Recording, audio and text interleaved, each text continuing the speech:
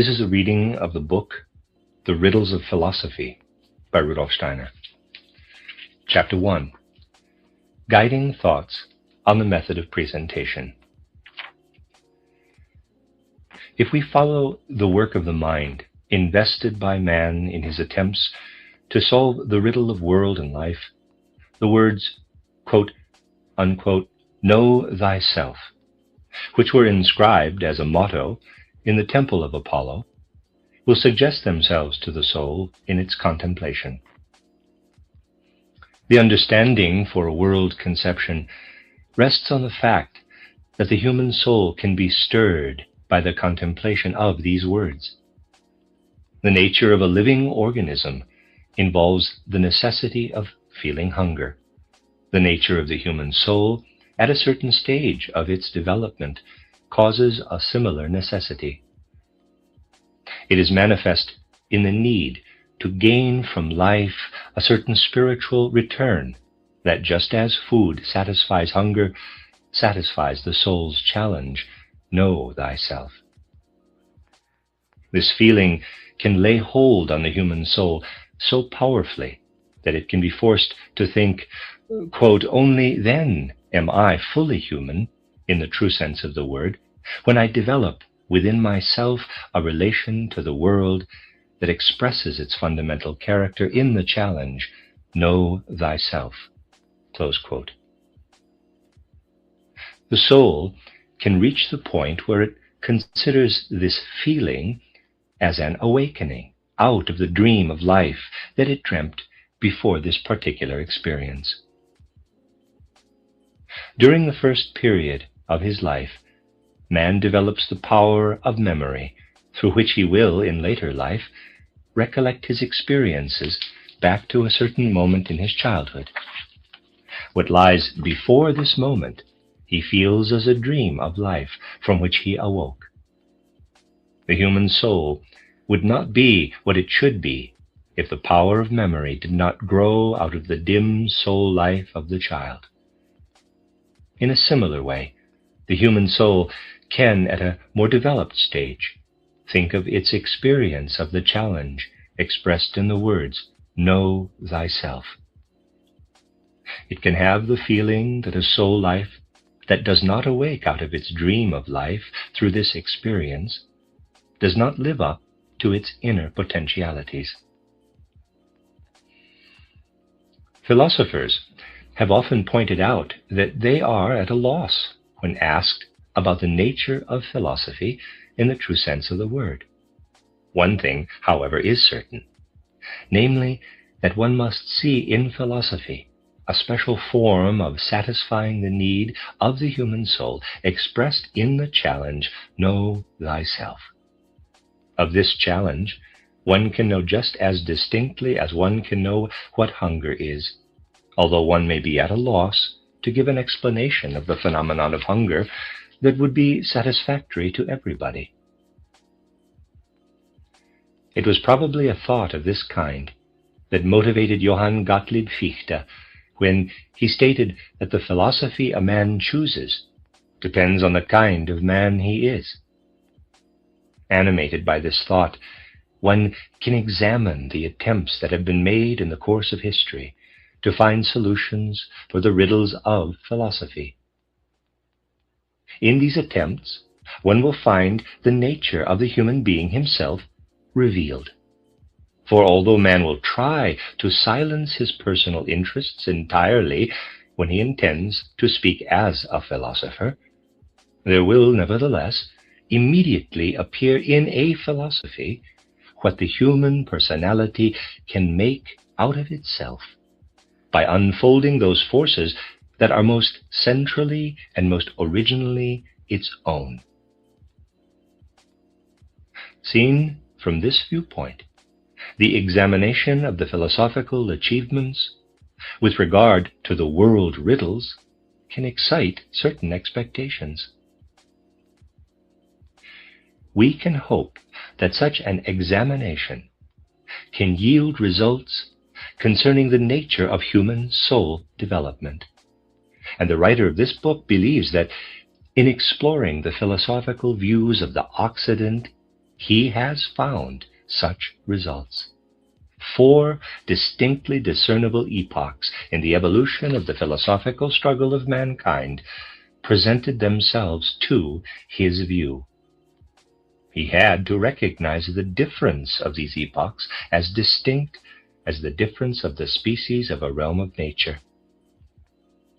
This observation led him to acknowledge, in the realm of the history of man's philosophical development, the existence of objective spiritual impulses following a definite law of evolution of their own, independent of the individual men in whom they are observed. The achievements of these men as philosophers thus appear as the manifestation of these impulses that direct the courses of events under the surface of external history. The conviction is then suggested that such results arise from the unprejudiced observation of the historical facts, much as a natural law rests on the observation of facts of nature. The author of this book believes that he has not been misled by preconceptions to present an arbitrary construction of the historical process, but that the facts force the acknowledgement of results of the kind indicated. It can be shown that in the evolutionary course of the philosophical struggle of mankind, periods are distinguishable, each of which lasts between 7 and 8 centuries. In each of these epochs, there is a distinctly different impulse at work, as if it were under the surface of external history, sending its rays into the human personalities, and thus causing the evolution of man's mode of philosophizing, while taking its own definite course of development. The way in which the facts support the distinction of these epochs is to be shown in the present book. Its author would like, as far as possible, to let the facts speak for themselves. At this point, he wants to offer a few guiding lines, from which, however, the thoughts expressed in this book did not take their departure. They are the results of this book. One can be of the opinion that these guiding lines correctly should have been placed at the end of the book, because their truth follows only from the content of the complete presentation. They are, however, to precede the subject matter as a preliminary statement, because they justify the inner structure of the book. For although they were the result of the author's research, they were naturally in his mind before he wrote the book, and had their effect on its form. For the reader, however, it can be important to learn not only at the end of the book why the author presents his subject in a certain way, but to form his judgment concerning this method of presentation already during the reading. But only so much is to be stated here as is necessary for the understanding of the book's arrangement. The first epoch of the development of philosophical views begins in Greek antiquity. It can be distinctly traced back as far as Pherecydes of Syros and Thales of Miletus, and it comes to a close in the age of beginning Christianity. The spiritual aspiration of mankind in this age shows an essentially different character from that of earlier times. It is the age of awakening thought life. Prior to this age, the human soul lived in imaginative (symbolic) thought pictures that expressed its relation to the world and existence. All attempts to find the philosophical thought life developed in pre-Greek times fail upon closer inspection. Genuine philosophy cannot be dated earlier than the Greek civilization. What may at first glance seem to resemble the element of thought in Oriental or Egyptian world contemplations proves on closer inspection to be not real thought, but parabolic, symbolic conception. It is in Greece that the aspiration is born to gain knowledge of the world and its laws by means of an element that can be acknowledged as thought, also in the present age. As long as the human soul conceives world phenomena through pictures, it feels itself intimately bound up with them. The soul feels itself in this phase to be a member of the world organism. It does not think of itself as an independent entity separated from this organism. As the pure, pictureless thought awakens in the human soul, the soul begins to feel its separation from the world. Thought becomes the soul's educator for independence. But the ancient Greek did not experience thought as modern man does. This is a fact that can be easily overlooked. A genuine insight into the ancient Greeks' thought life will reveal the essential difference. The ancient Greeks' experience of thought is comparable to our experience of a perception, to our experience of red or yellow. Just as we today attribute a color or tone percept to a thing, so the ancient Greek perceives thought in the world of things and as adhering to them. It is for this reason that thought at that time still is the connecting link between soul and world. The process of separation between soul and world is just beginning. It has not yet been completed. To be sure, the soul feels the thought within itself, but it must be of the opinion to have received it from the world, and it can, therefore, expect the solution of the world riddles from its thought experience. It is in this type of thought experience that the philosophical development proceeds that begins with Pherecydes and Thales, culminates in Plato and Aristotle, and then recedes until it ends at the time of the beginning of Christianity. From the undercurrents of the spiritual evolution, thought life streams into the souls of man and produces in these souls philosophies that educate them to feel themselves in their self-dependence, independent of the outer world. A new period begins with the dawn of the Christian era. The human soul can now no longer experience thought as a perception from the outer world. It now feels thought as the product of its own inner being. An impulse much more powerful than the stream of thought life now radiates into the soul from the deeper currents of the spiritual creative process. It is only now that self-consciousness awakes in mankind in a form adequate to the true nature of this self-consciousness. What men had experienced in this respect before that time had really only been harbingers and anticipatory phenomena of what one should, in its deepest meaning, call inwardly experienced self-consciousness. It is to be hoped that a future history of spiritual evolution will call this time the, quote, age of awakening self-consciousness, unquote. Only now does man become, in the true sense of the word, aware of the whole scope of his soul life as ego. The full weight of this fact is more instinctively felt than distinctly known by the philosophical spirits of that time. All philosophical aspirations of that epoch retain this general character up to the time of Scotus Erigena. The philosophers of this period are completely submerged in religious conceptions with their philosophical thinking. Through this type of thought formation, the human soul, finding itself in an awakened self-consciousness, entirely left to its own resources, strives to gain the consciousness of its submergence in the life of the world organism. Thought becomes a mere means to express the conviction regarding the relation of man's soul to the world that one has gained from religious sources.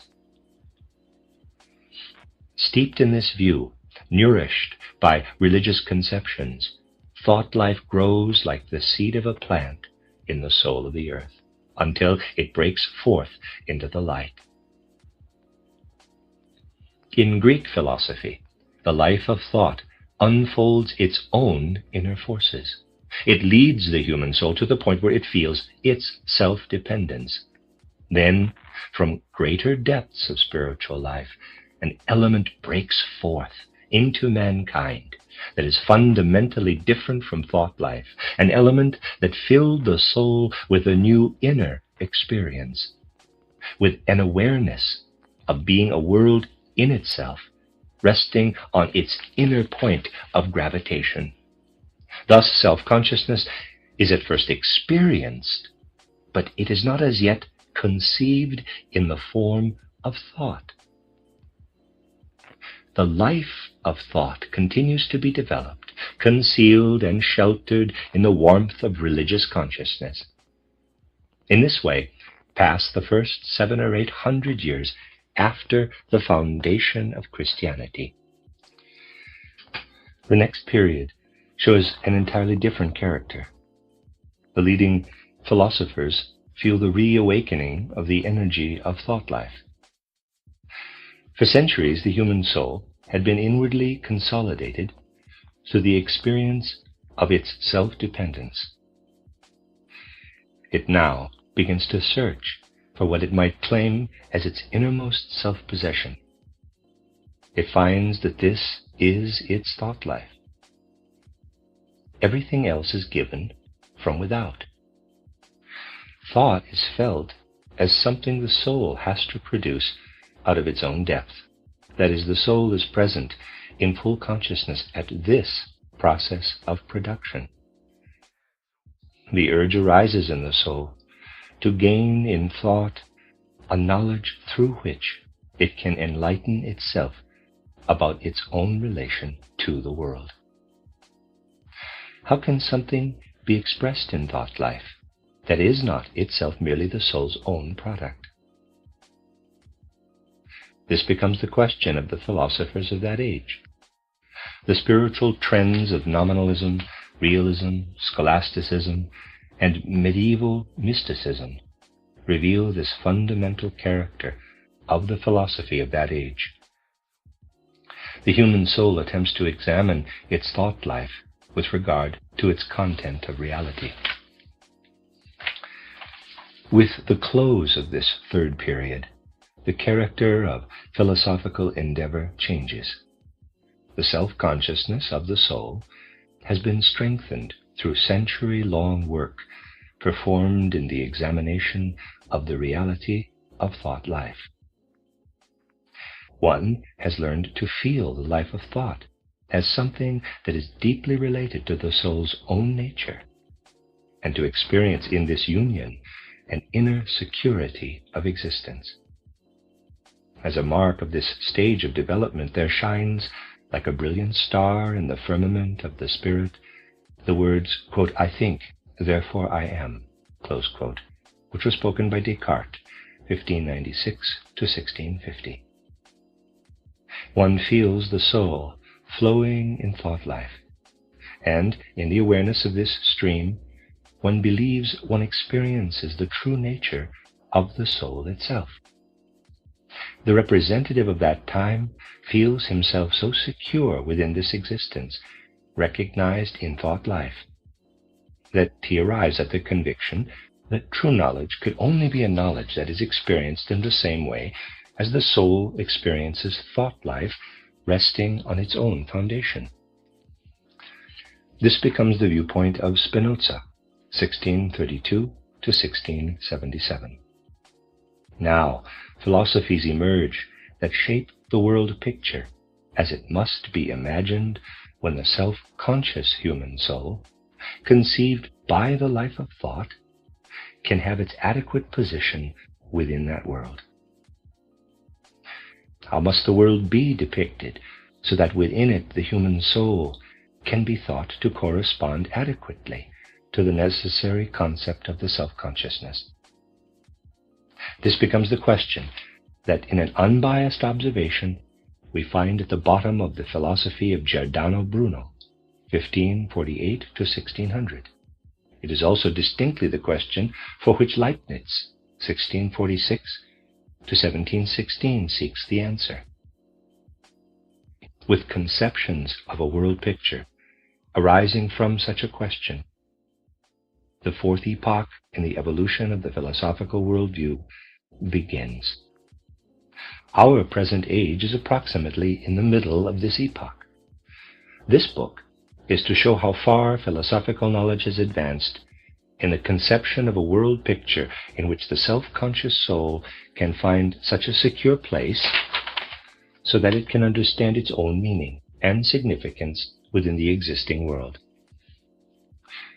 When, in the first epoch of philosophical search, philosophy derived its powers from the awakening thought life, the human soul was spurred by the hope of gaining a knowledge of a world to which it belongs with its true nature, which is not limited to the life manifested through the body of the senses.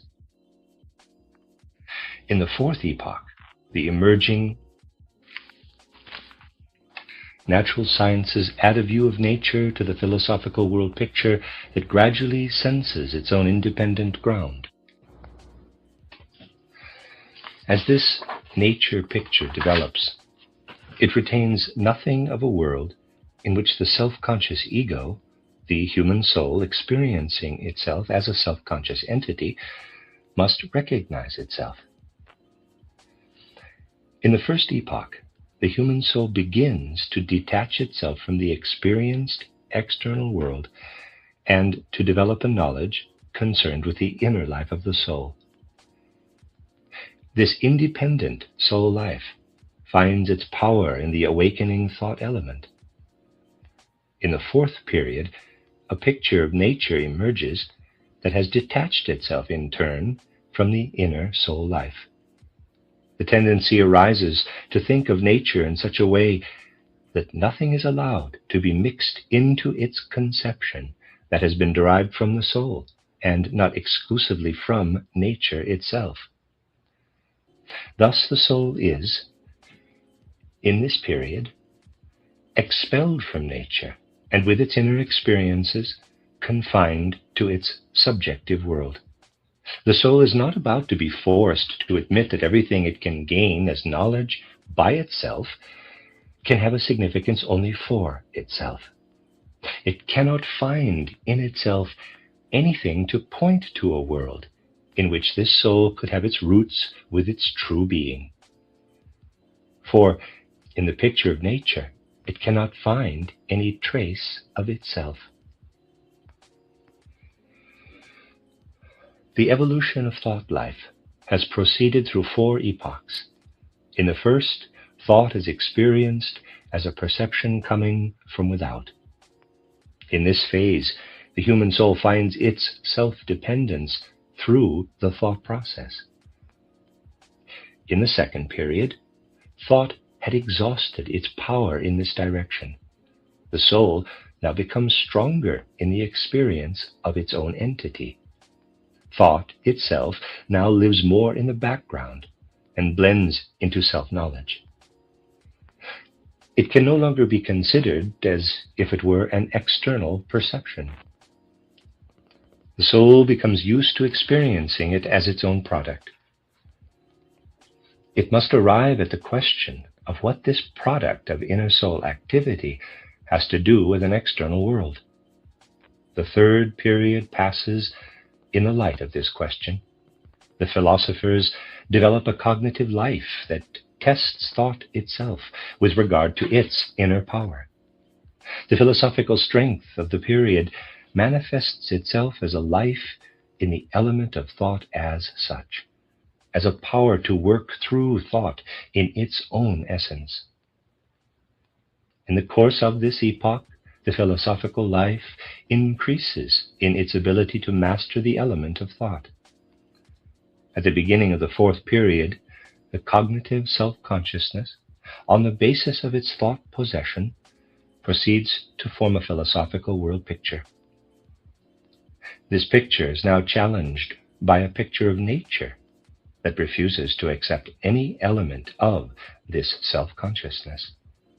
The self-conscious soul, confronted with this nature picture, feels as its fundamental question, quote, how do I gain a world picture in which both the inner world with its true essence and the external nature are securely rooted at the same time, close quote.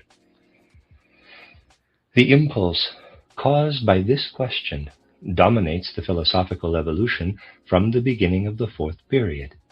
The philosophers themselves may be more or less aware of that fact. This is also the most important impulse of the philosophical life of the present age.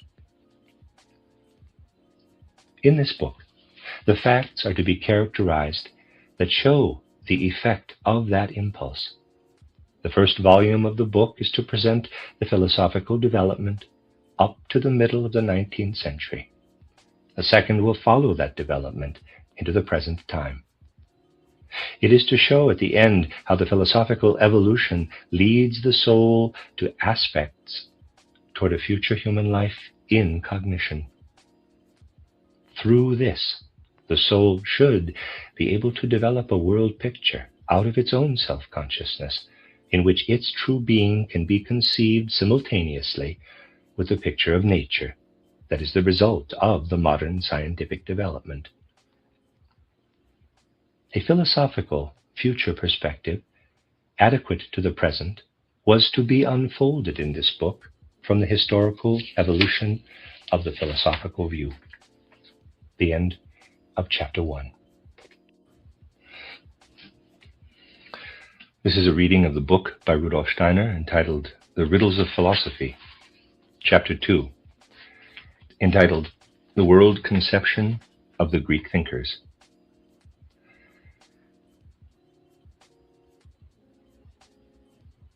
With Pherecydes of Syros, who lived in the 6th century BC, a personality appears in the Greek intellectual spiritual life in whom one can observe the birth of what will be called in the following presentation, quote, a world and life conception, close quote.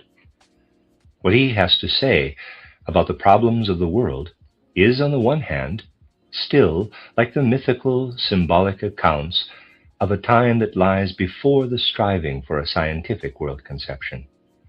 On the other hand, his imagination penetrates through the picture, through the myth, to a form of reflection that wants to pierce the problems of man's existence and of his position in the world by means of thoughts. He still imagines the earth in the picture of a winged oak around which Zeus wraps the surface land, oceans, rivers, etc., like a woven texture. He thinks of the world as permeated by spiritual beings of which Greek mythology speaks.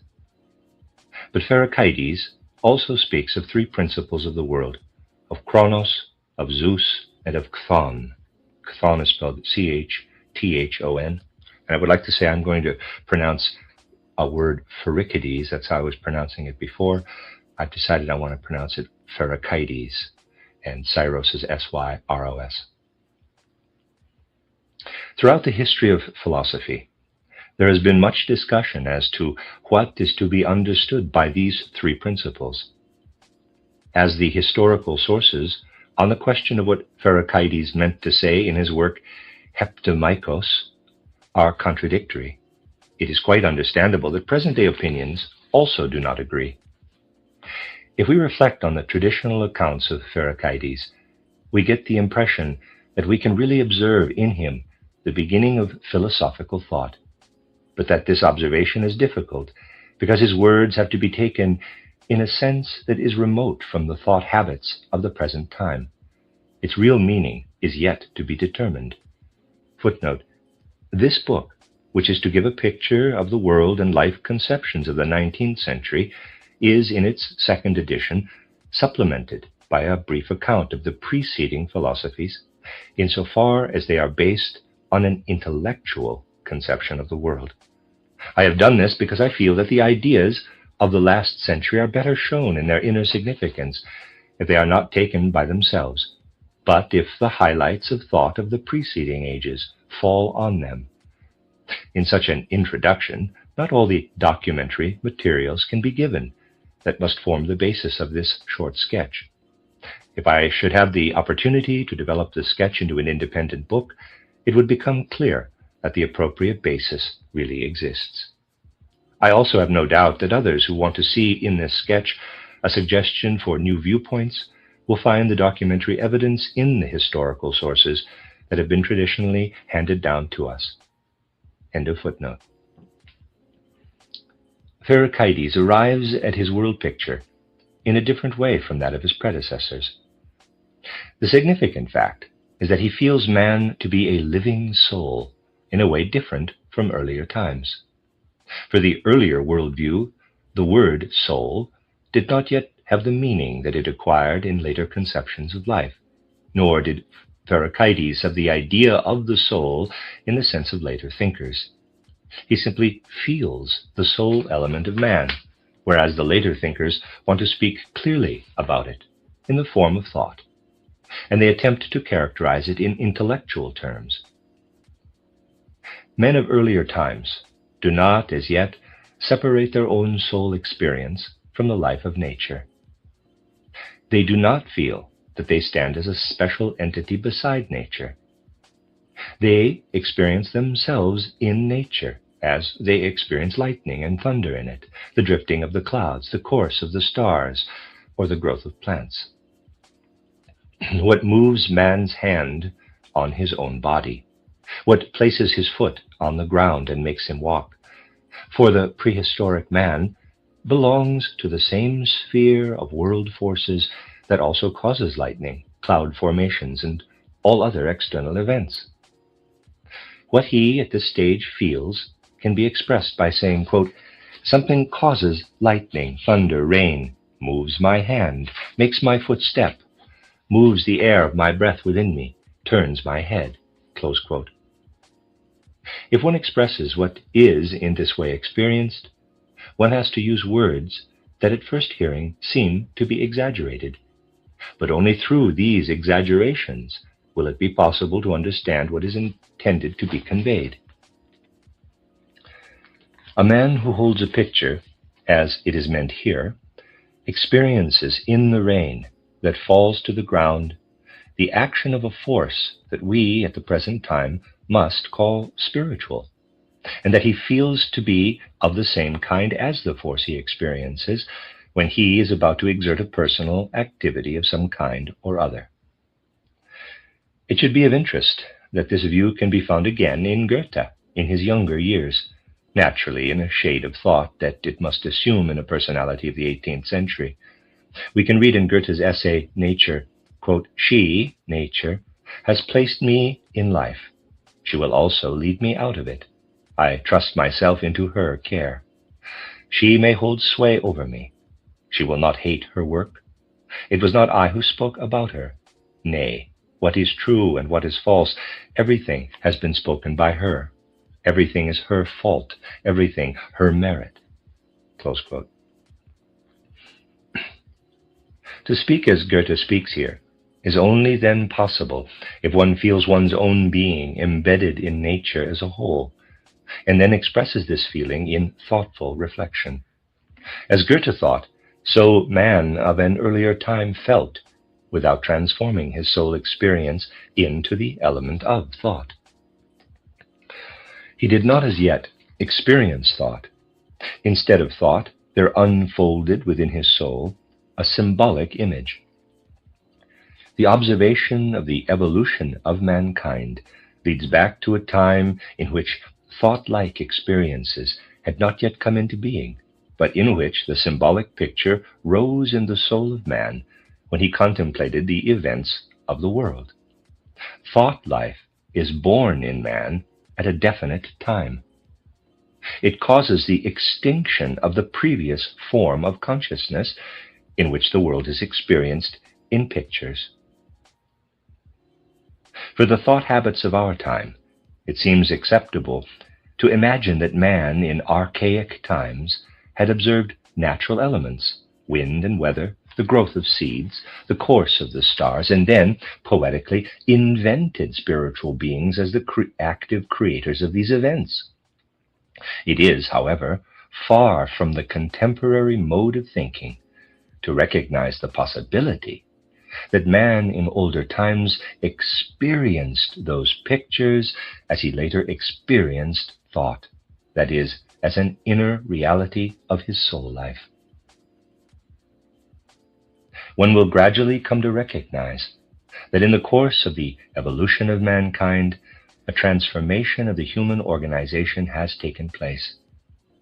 There was a time when the subtle organs of human nature, which make possible the development of an independent thought life, had not yet been formed. In this time, man had instead organs that represented for him what he experienced in the world of pictures. As this gradually comes to be understood, a new light will fall on the significance of mythology, on the one hand, and that of poetic production and thought life on the other. When the independent inner thought experience began, it brought the picture consciousness to extinction. Thought emerged as the tool of truth.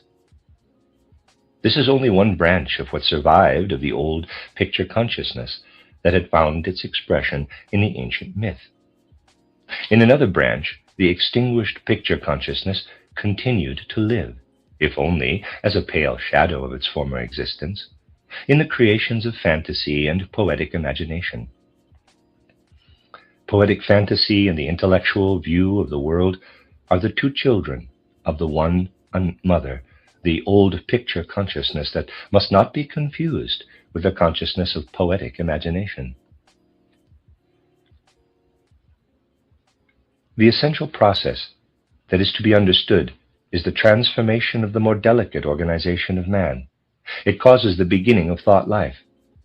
In art and poetry, thought as such naturally does not have an effect. Here, the picture continues to exert its influence, but it has now a different relation to the human soul from the one it had when it also served in a cognitive function.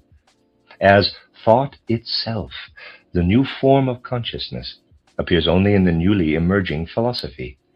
The other branches of human life are correspondingly transformed in a different way when thought begins to rule in the field of human knowledge.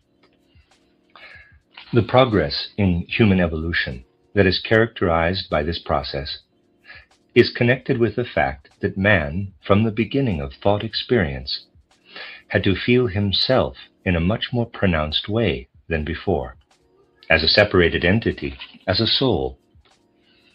In myth, the picture was experienced in such a way that one felt it to be in the external world as a reality. One experienced this reality at the same time, and one was united with it. With thought, as well as with the poetic picture, man felt himself separated from nature. Engaged in thought experience, man felt himself as an entity that could not experience nature with the same intimacy as he felt when at one with thought. More and more, the definite feeling of the contrast of nature and soul came into being.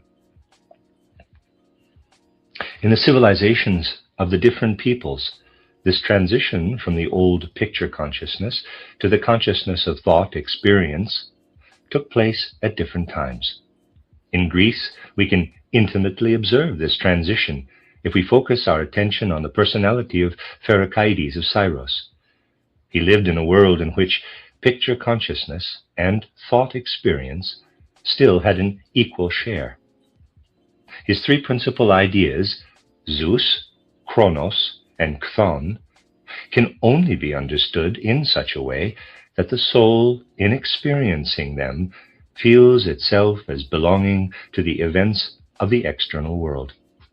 We are dealing here with three inwardly experienced pictures, and we find access to them only when we do not allow ourselves to be distracted by anything that the thought habits of our time are likely to imagine as their meaning. Chronos is not time as we think of it today. Chronos is a being that in contemporary language can be called spiritual, if one keeps in mind that one does not thereby exhaust its meaning.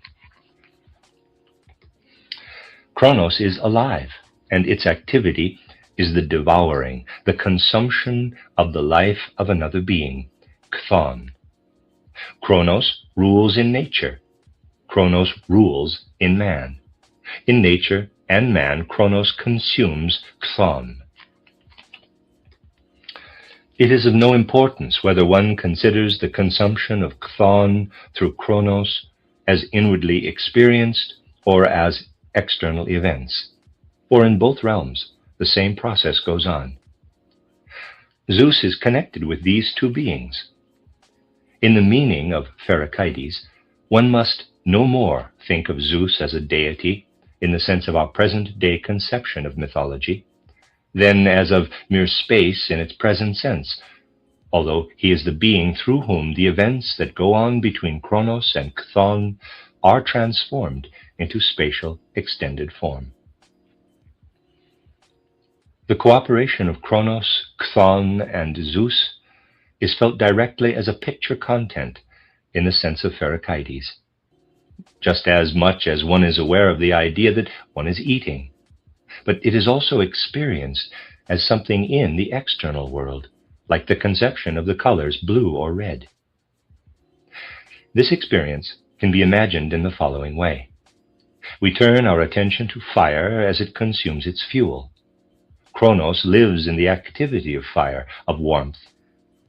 Whoever regards fire in its activity and keeps himself under the effect, not of independent thought, but of image content, looks at Chronos. In the activity of fire, not in the sensually perceived fire, he experiences time simultaneously. Another conception of time does not exist before the birth of thought.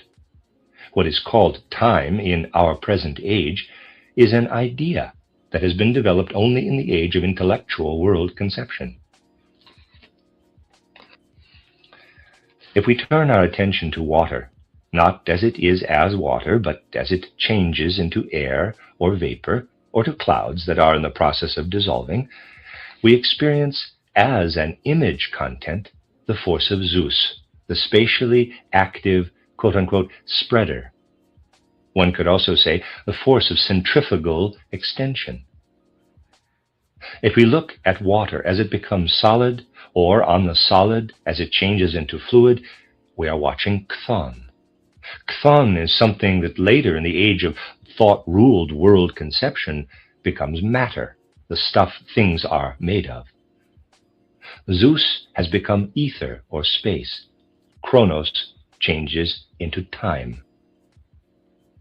In the view of Pherecydes, the world is constituted through the cooperation of these three principles. Through the combination of their action, the material world of sense perception, fire, air, water, and earth, come into being on the one hand, and on the other a certain number of invisible, supersensible spirit beings who animate the four material worlds. Zeus, Chronos, and Chthon could be referred to as spirit, soul, and matter, but their significance is only approximated by these terms.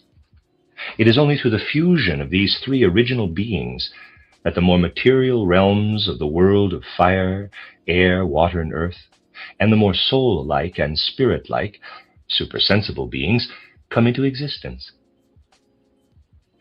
Using expressions of later world conceptions, one can call Zeus space ether, Chronos time creator, Chthon matter producer, the three, quote, mothers of the world's origin, close quote.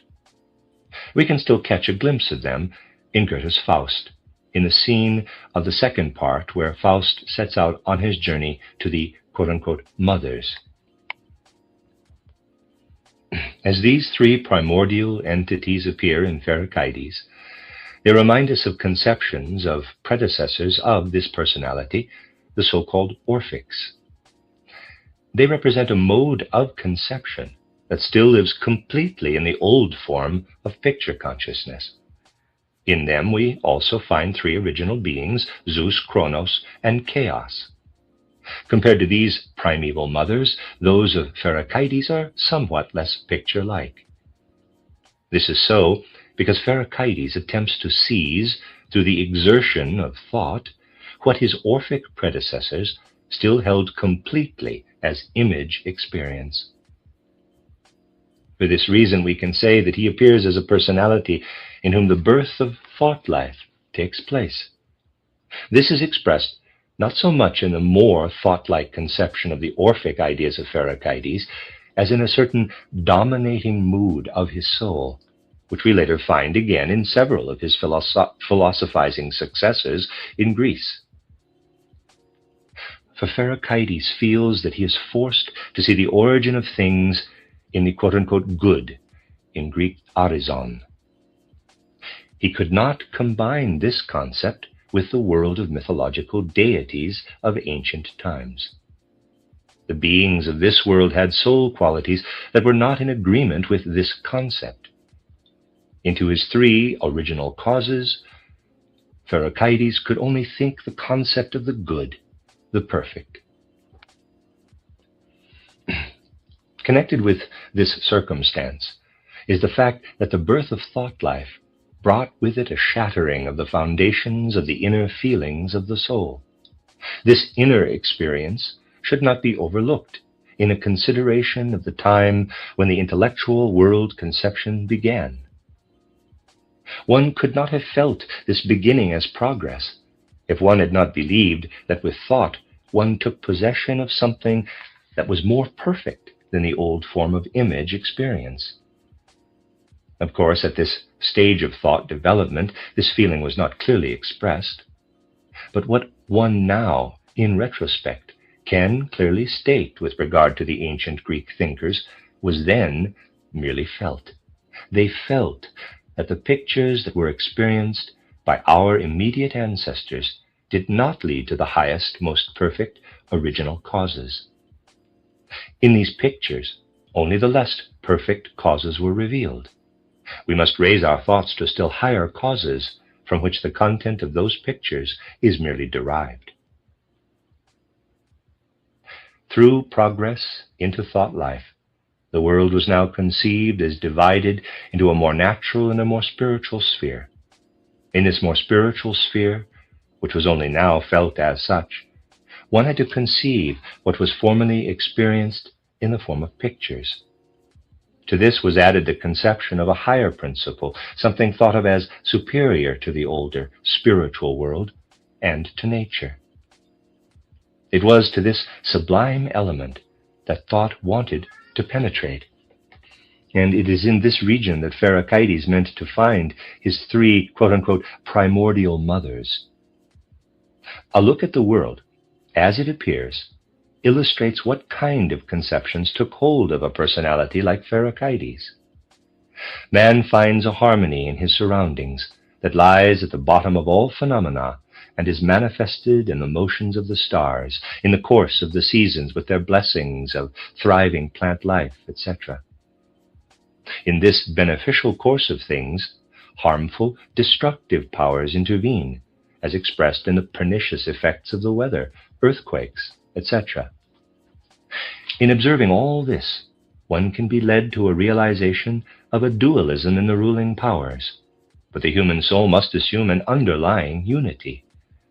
It naturally feels that in the last analysis, the ravaging hail, the destructive earthquake, must spring from the same source as the beneficial cycle of the seasons. In this fashion, man looks through good and evil and sees behind it an original good. The same good force rules in the earthquake as in the blessed rain of spring. In the scorching, devastating heat of the sun, the same element is at work that ripens the seed. The, quote, good mothers of all origin, close quote, are then in the pernicious events also. When man experiences this feeling, a powerful world riddle emerges before his soul. To find the solution, Pherecydes turns toward his Ophionius. As Pherecydes leans on the old picture conception, Ophionius appears to him as a kind of world serpent. It is in reality a spirit being, which, like all other beings of the world, belongs to the children of Kronos, Zeus, and Chthon, but that has later so changed that its effects are directed against those of the, quote, good mother of origin, close quote. Thus the world is divided into three parts. The first part consists of the mothers, which are presented as good, as perfect. The second part contains the beneficial world events. The third part, the destructive or the only imperfect world processes that, as Ophionius, are intertwined in the beneficial effects. For Pherecydes, Ophionius is not merely a symbolic idea for the detrimental, destructive world forces. Pherecydes stands with his conceptive imagination at the borderline between picture and thought. He does not think that there are devastating powers that he conceives in the pictures of Ophionius, nor does such a thought process develop in him as an activity of fantasy. Rather, he looks on the detrimental forces, and immediately Ophionius stands before his soul as the red color stands before our souls when we look at a rose. Whoever sees the world only as it presents itself to image perception does not at first distinguish in his thought between the events of the good mothers and those of Ophionius. At the borderline of a thought-formed world conception, the necessity of this distinction is felt, for only at this stage of progress does the soul feel itself to be a separate, independent entity. It feels the necessity to ask what its origin is. It must find its origin in the depths of the world, where Kronos, Zeus, and Chthon had not as yet found their antagonists. But the soul also feels that it cannot know anything of its own origin at first, because it sees itself in the midst of a world in which the mothers work in conjunction with Ophionius. It feels itself in a world in which the perfect and the imperfect are joined together. Ophionius is twisted into the soul's own being.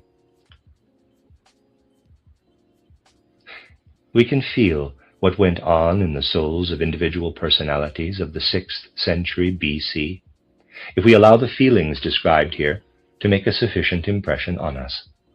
With the ancient mythical deities, such souls felt themselves woven into the imperfect world.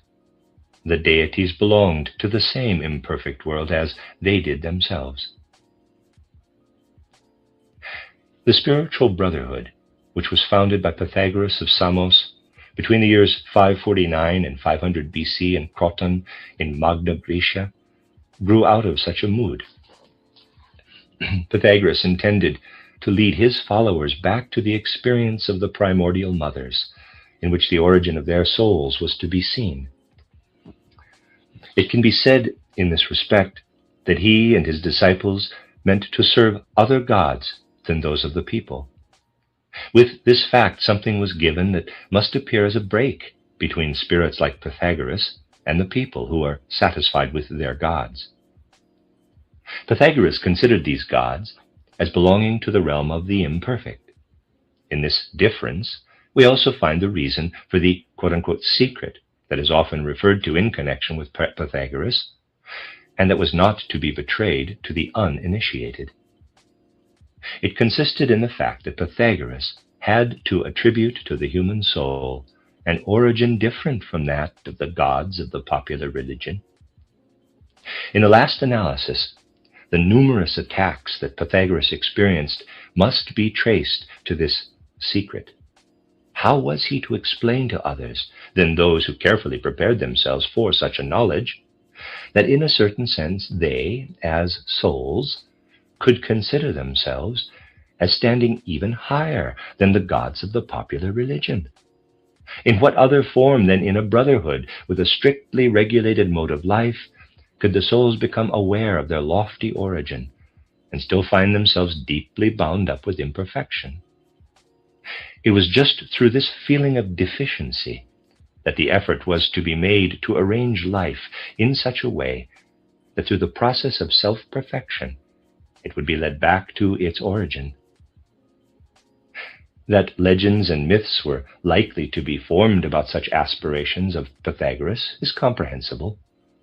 It is also understandable that scarcely anything has come down to us historically about the true significance of this personality. Whoever observes the legends and mythical traditions of antiquity about Pythagoras in an all-encompassing picture will nevertheless recognize in it the characterization that was just given.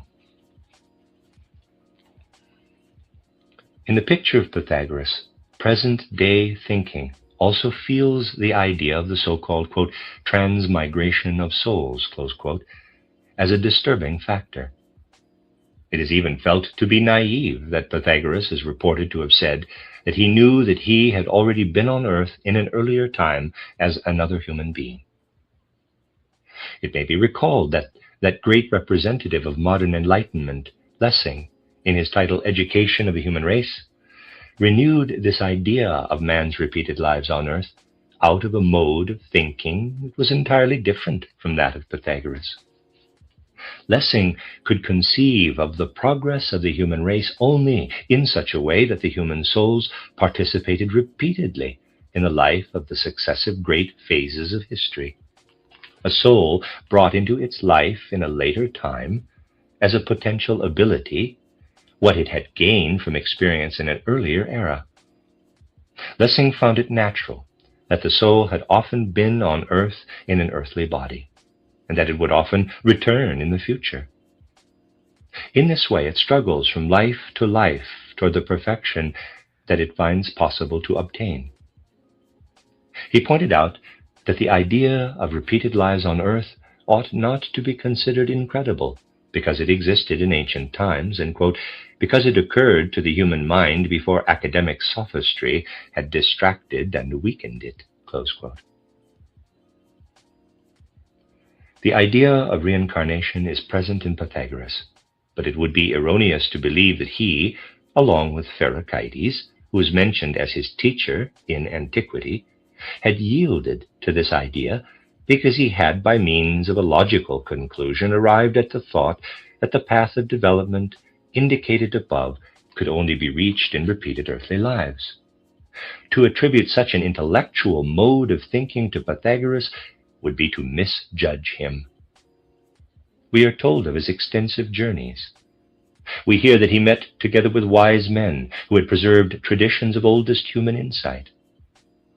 When we observe the oldest human conceptions that have come down to us through posterity, we arrive at the view that the idea of repeated lives on earth was widespread in remote antiquity. Pythagoras took up the thread from the oldest teachings of humanity. The mythical teachings, in picture form, appeared to him as deteriorated conceptions that had their origin in older and superior insights.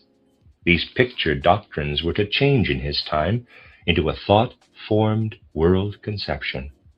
But this intellectual world conception appeared to him only as a part of the soul's life. This part had to be developed to greater depths. It could then lead the soul to its origins. By penetrating in this direction, however, the soul discovers in its inner experience the repeated lives on earth as a soul perception. It does not reach its origins unless it finds its way through the repeated terrestrial lives. As a wanderer walking to a distant place naturally passes through other places on his path, so the soul on its path to the mothers passes the preceding lives through which it has gone during its descent from its former existence in perfection to its present life in imperfection. If one considers everything that is pertinent in this problem, the influence is inescapable that the view of repeated earth lives is to be attributed to Pythagoras in this sense as his inner perception, not as something that was arrived at through a process of conceptual conclusion. Now, the view that is spoken of as especially characteristic of the followers of Pythagoras, is that all things are based on numbers. When this statement is made, one must consider that the school of Pythagoras was continued into later times after his death. Philoas, Archytas, and others are mentioned as later Pythagoreans. It was about them, especially, that one in antiquity knew they, quote, considered things as numbers, close quote. I can't quite pronounce those. Let me spell those out. Philoas, Philoaos, and Archytas, maybe, Archytas. Okay, and at the side, continue. We can assume that this view goes back to Pythagoras, even if historical documentation does not appear possible. We shall, however, have to suppose that this view is deeply and organically rooted in his whole mode of conception, and that it took on a more superficial form with his successors.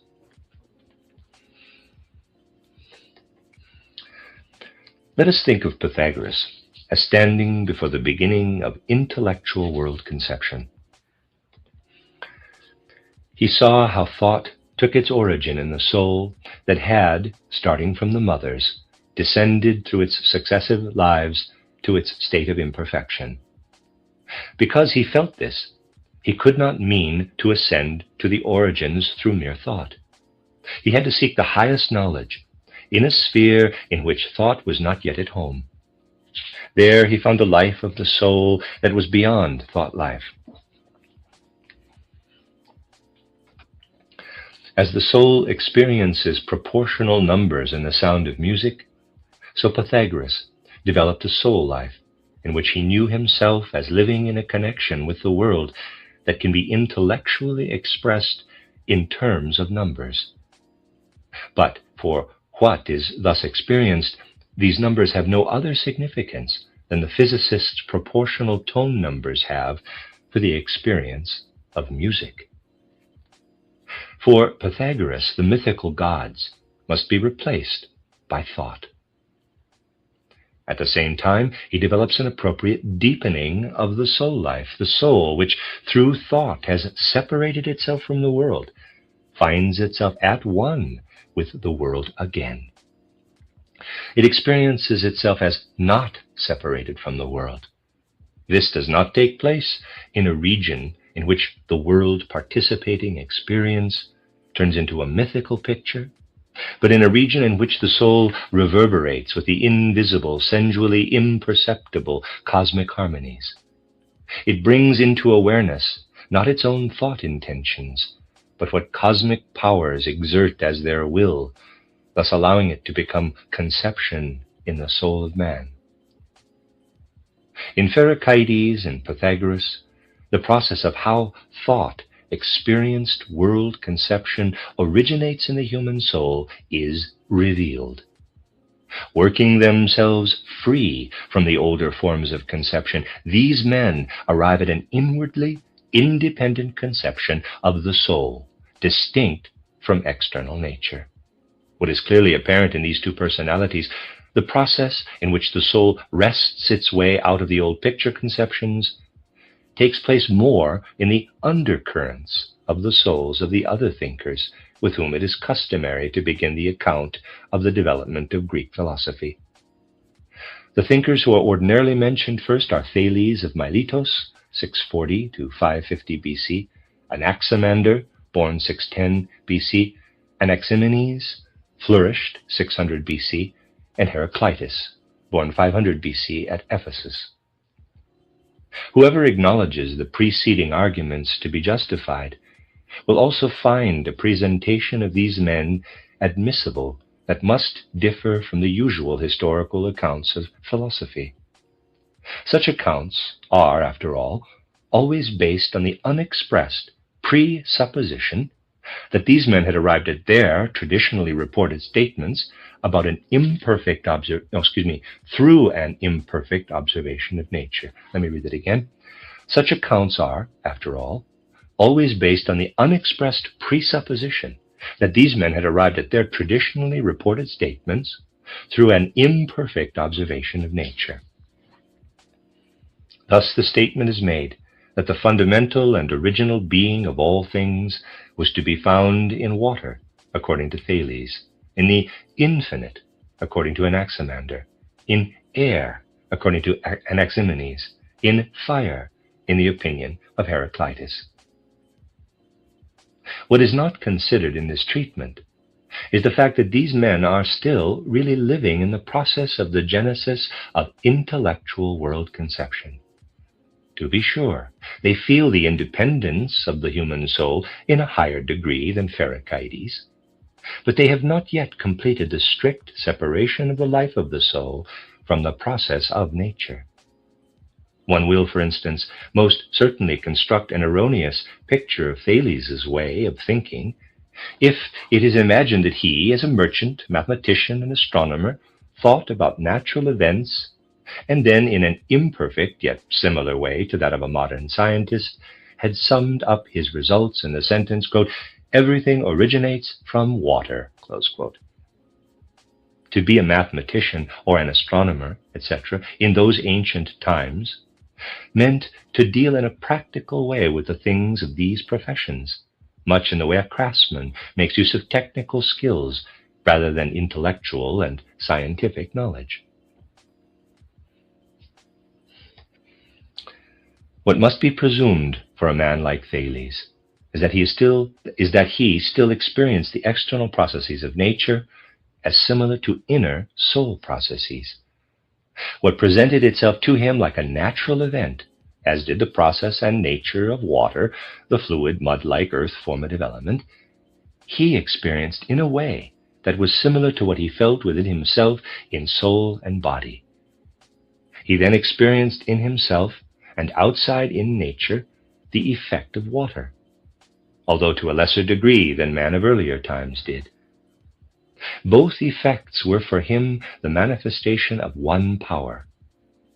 It may be pointed out that at a still later age, the external effects in nature were thought of as being akin to the inner processes in a way that did not provide for a soul in the present sense as distinct from the body.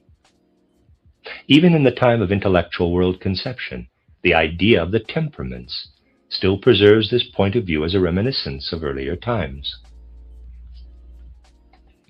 One called the melancholic temperament the earthy, the phlegmatic the watery, the sanguinic the airy, the choleric the fiery.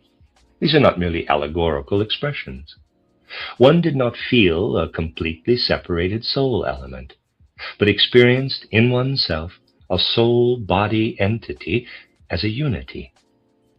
In this unity was felt the stream of forces that go, for instance, through a phlegmatic soul, to be like the forces in external nature that are experienced in the effects of water.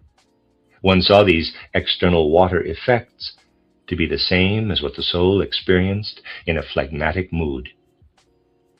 The thought habits of today must attempt an empathy with the old modes of conception if they want to penetrate into the soul life of earlier times. In this way, one will find in the world conception of Thales an expression of what his soul life, which was akin to the phlegmatic temperament, caused him to experience inwardly. He experienced in himself what appeared to him to be the world mystery of water.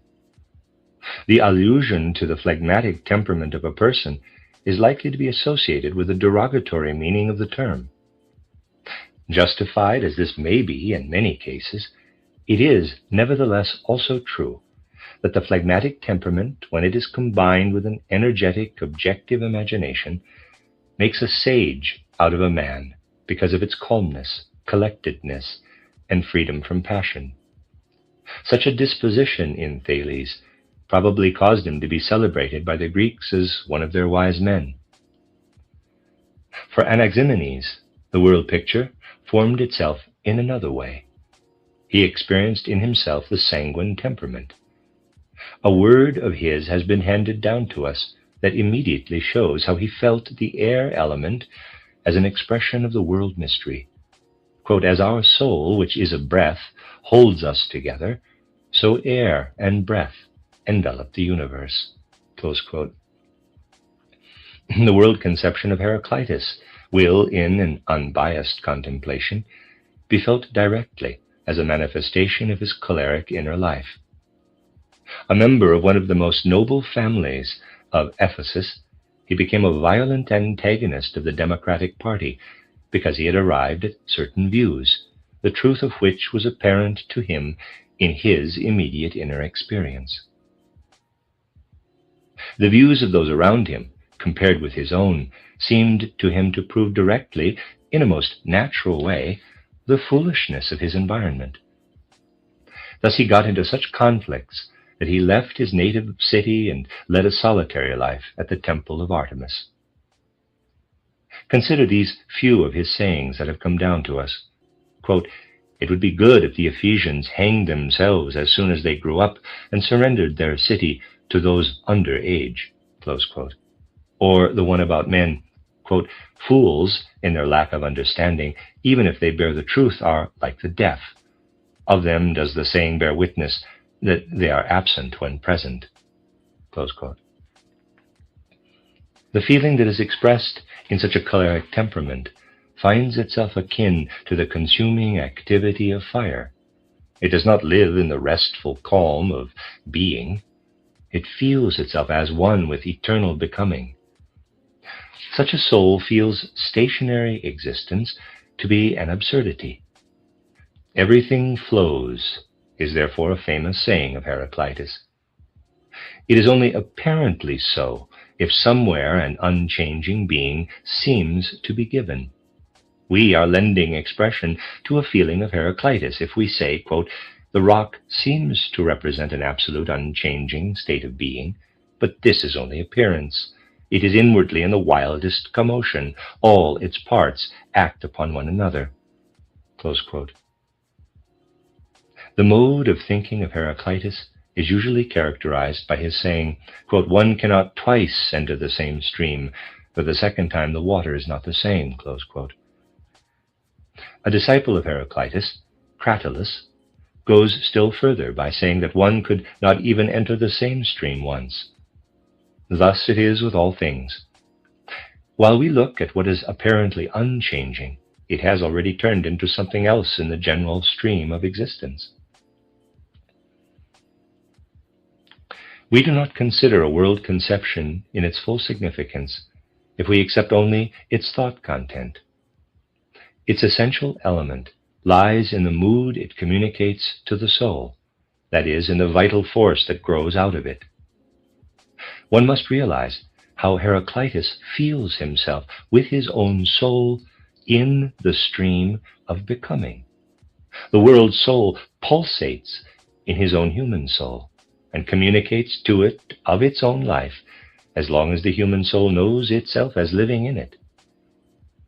Out of such a feeling of union with the world soul, the thought originates in Heraclitus, quote, "Whatever lives has death in itself through the stream of becoming that is running through everything. But death, again, has life in itself. Life and death are in our living and dying. Everything has everything else in itself. Only thus can eternal becoming flow through everything." Close quote. Quote, "The ocean is the purest and impurest water, drinkable and wholesome to fishes, to men undrinkable and pernicious." Close quote. Quote, "Life and death are the same, waking and sleeping, young and old. The first changes into the second and again into the first." Close quote. Quote, "Good and evil are one." Close quote. Quote, "The straight path and the crooked are one." Close quote. Anaximander is freer from the inner life, more surrendered to the element of thought itself. He sees the origin of things in a kind of world ether, an indefinite, formless, basic entity that has no limits.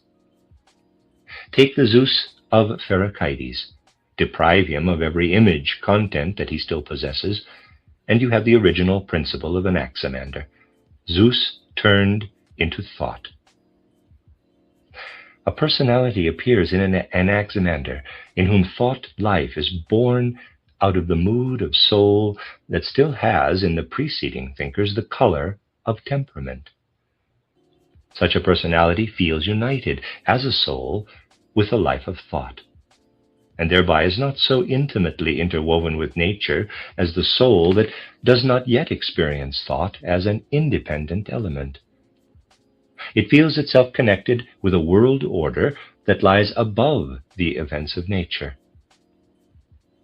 When Anaximander says that men lived first as fishes in a moist element and then developed through land animal forms, he means that the spirit germ, which man recognizes through thinking as his true being, has gone through the other forms only as through preliminary stages, with the aim of giving itself eventually the shape that has been appropriate for him from the beginning. The thinkers mentioned so far are succeeded historically by Xenophanes of Colophon, born 570 BC, Parmenides, 460 BC, living as a teacher in Athens, younger and inwardly related to Xenophanes, Zenon of Elea, who reached his peak around 500 BC, Melissos of Samos, about 450 BC.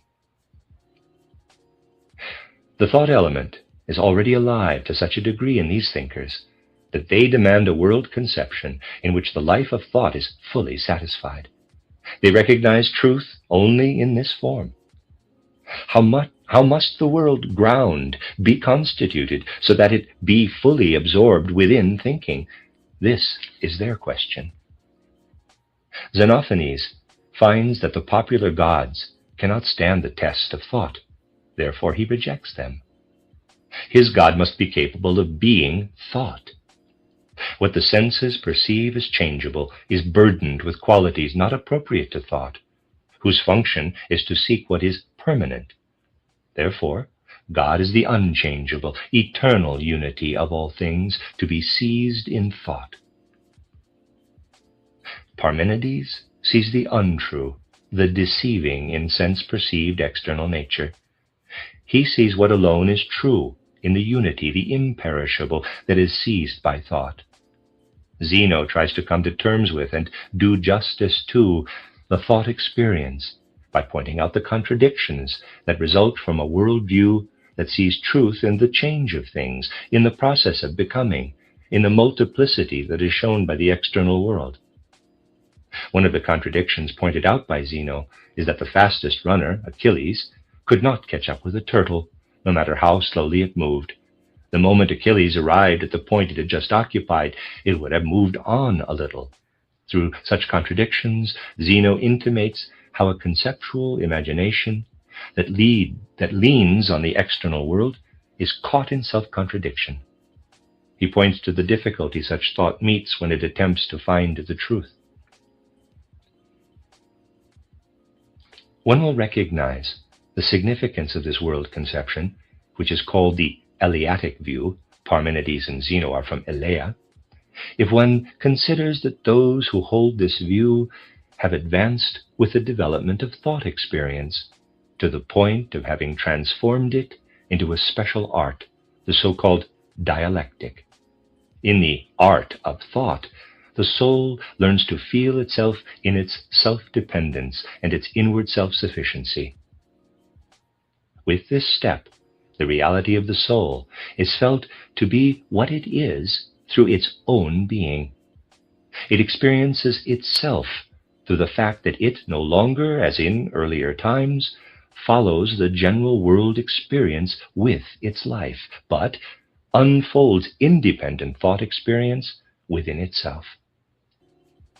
This experience is rooted in itself and through it. It can feel itself planted into a pure spiritual ground of the world.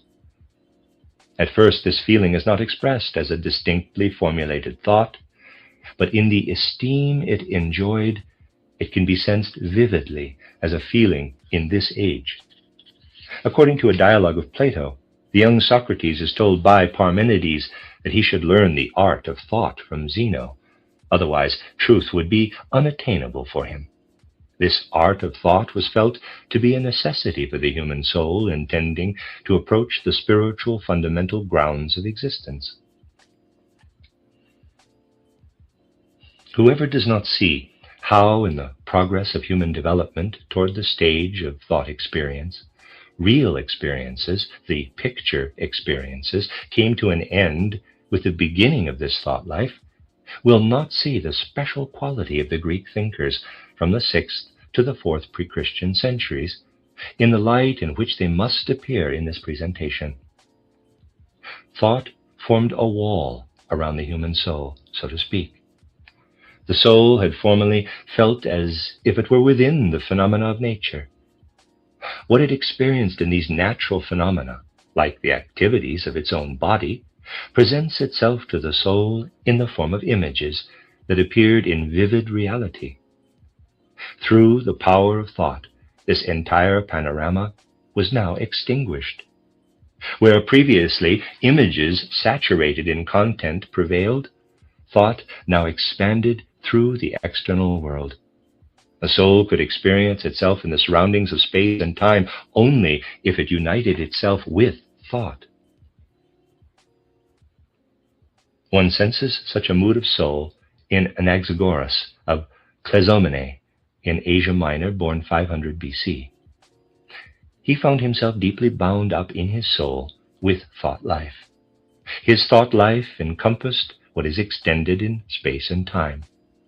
Expanded like this, it appeared as the nous, N-O-U-S, the world reason.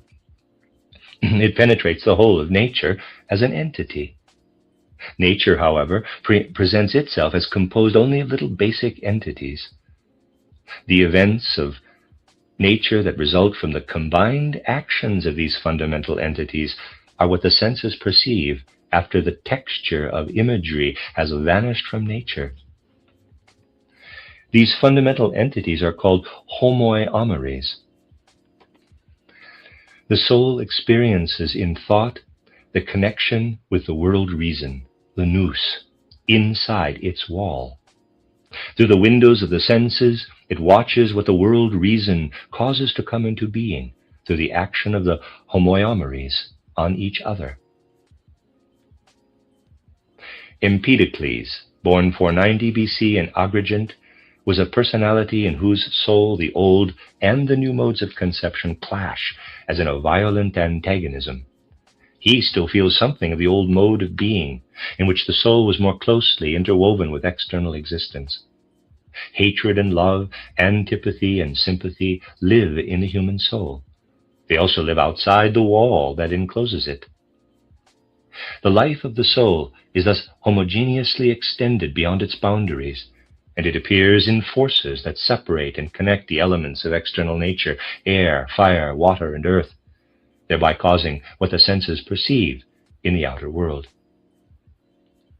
Empedocles is, as it were, confronted with nature, which appears to the senses to be deprived of life and soul, and he develops a soul mood that revolts against this extirpation of nature's animation.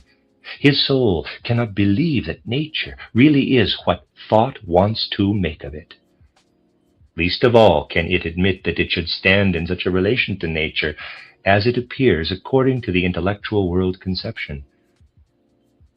We must imagine what goes on in a soul that senses such a discord in all its harshness, suffering from it. We shall then be capable of entering into the experience of how in this soul of Empedocles the old mode of conception is resurrected as the power of intimate feeling, but is unwilling to raise this fact into full consciousness. It thus seeks a form of existence in a shade of experience hovering between thought and picture that is re-echoed in the sayings of Empedocles.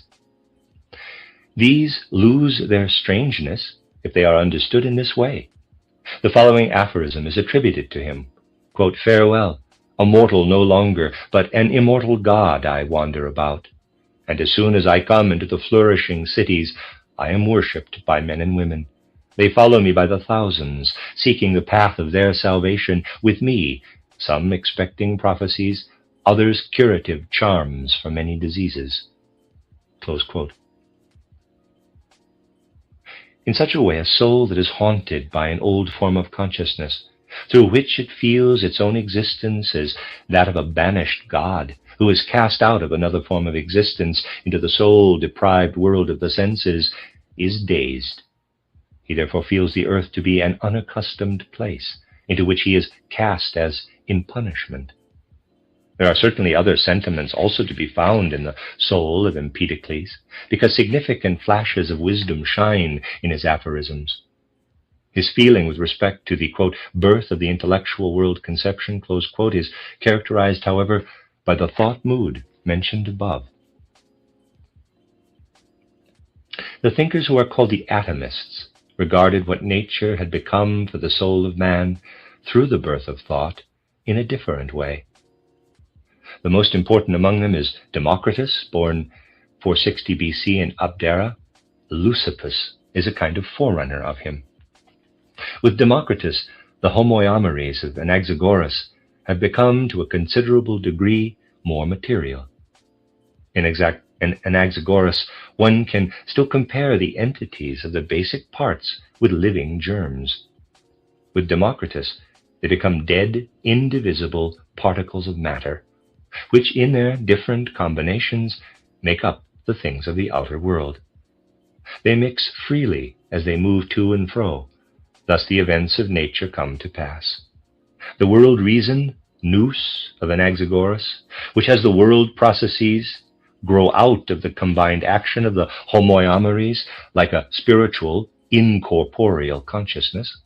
With Democritus turns into the unconscious law of nature, ananka. The soul is ready to recognize only what it can grasp as the result of simple thought combinations. Nature is now completely deprived of life and soul. Thought has paled as a soul experience into the inner shadow of inanimate nature. In this way, with Democritus, the intellectual prototype of all more or less materialistically colored world conceptions of later times has made its appearance. The atom world of Democritus represents an external world, a nature in which no trace of soul life can be found. The thought experiences in the soul, through which the soul has become aware of itself, are mere shadow experiences in Democritus. Thus, a part of the fate of thought experiences is characterized. They bring the human soul to the consciousness of its own being, but they fill it at the same time with uncertainty about itself. The soul experiences itself in itself through thought, but it can at the same time feel that it lost its anchorage in the independent spiritual world power that used to lend it security and inner stability. This emancipation of the soul was felt by the group of men in Greek intellectual life known as sophists. The most important among them is Protagoras of Abdera, 480 to 410 BC. I'm going to pronounce that Protagoras of Abdera, 480 to 410 BC. Also to be noted besides him are Georgius, Critias, Hippias, Thrasymachus, and Prodicus. The sophists are often presented as men who superficially played with their thinking. Much has been contributed to this opinion by the manner in which Aristophanes, the playwright of comedies, treated them. But there are many things that can lead to a better appreciation of the sophists. It is noteworthy that even Socrates, who to a certain limited extent thought of himself as a pupil of Prodicus, is said to have described him as a man who had done much for the refinement of the speech and thinking of his disciples. Protagoras' view is expressed in the famous statement, quote, "Man is the measure of all things. Of those that are, that they are. Of those that are not, that they are not." Close quote. In the sentiment underlying this statement, the thought experience feels itself sovereign. It does not sense any connection with an objective world power. If Parmenides is of the opinion that the senses supply man with a world of deception, one could go further and add, quote, "Why should not thinking, although one experiences it, also deceive?" Close quote.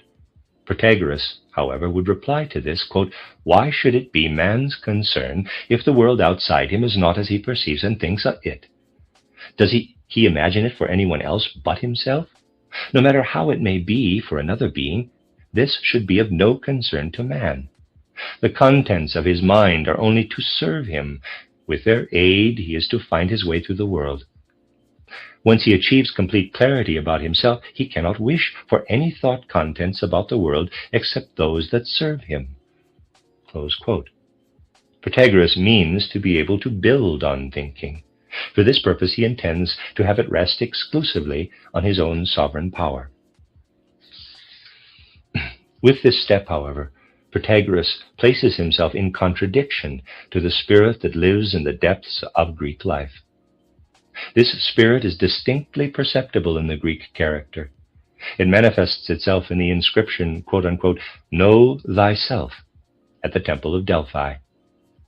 This ancient oracle wisdom speaks as if it contained the challenge for the progress of world conceptions that advances from the conception in images to the form of consciousness in which the secrets of the world are seized through thought. Through this challenge, man is directed to his own soul. He is told that he can hear the language in his soul through which the world expresses its essence. He is thereby also directed toward something that produces uncertainties and insecurities for itself in its experience. The leading spirits of Greek civilization were to conquer the dangers of this self-supporting soul life. Thus they were to develop thought in the soul into a world conception. In the course of this development, the sophists navigated in dangerous straits. In them, the Greek spirit places itself at an abyss. It means to produce the strength of equilibrium through its own power. One should, as has been pointed out, consider the gravity and boldness of this attempt, rather than lightly condemn it, even though condemnation is certainly justified for many of the sophists. This attempt of the sophists takes place at a natural turning point of Greek life. Protagoras lived from 480 to 410 BC. The Peloponnesian War, which occurred at this turning point of Greek civilization, lasted from 431 to 404 BC. Before this war, the individual member of Greek society had been firmly enclosed by his social connections. Commonwealth and tradition provided the measuring stick for his actions and thinking. The individual person had value and significance only as a member of the total structure. Under such circumstances, the question, quote, "What is the value of the individual human being?" close quote, could not be asked. The sophists, however, do ask this question, and in so doing introduce the era of Greek enlightenment. Fundamentally, it is the question of how man arranges his life after he has become aware of his awakened thought life. From Pherecydes or Thales to the sophists, one can observe how emaciated thought in Greece, which had already been born before these men, gradually finds its place in the stream of philosophical development. The effect thought has when it is placed in the service of world conception becomes apparent in them. The birth of thought, however, is to be observed in the entire Greek life. One could show much the same kind of development in the fields of art, poetry, public life, the various crafts and trades, and one would see everywhere how human activity changes under the influence of the form of human organization that introduces thought into the world conception. It is not correct to say philosophy discovers thought. It comes into existence through the fact that the newly born thought life is used for the construction of a world picture that formerly had been formed out of experiences of a different kind. This is a reading of the book The Riddles of Philosophy by Rudolf Steiner, the 1971 edition. I'm on page 35 of chapter 2, and this is at the asterisks. While the sophists led the spirit of Greece, expressed in the motto, "Know thyself," to the edge of a dangerous cliff, Socrates, who was born in Athens about 470 and was condemned to death through poison in 399 BC, expressed this spirit with a high degree of perfection. Historically, The picture of Socrates has come down to us through two channels of tradition. In one, we have the figure that his great disciple, Plato, 427 to 347 BC, has drawn of him. Plato presents his philosophy in dialogue form, and Socrates appears in these dialogues as a teacher. He is shown as the sage who leads the persons around him through intellectual guidance to high stages of insight.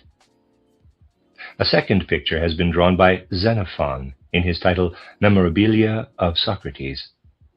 At first sight, it seems as if Plato had idealized the character of Socrates, and as if Xenophon had portrayed him more directly, as he had been.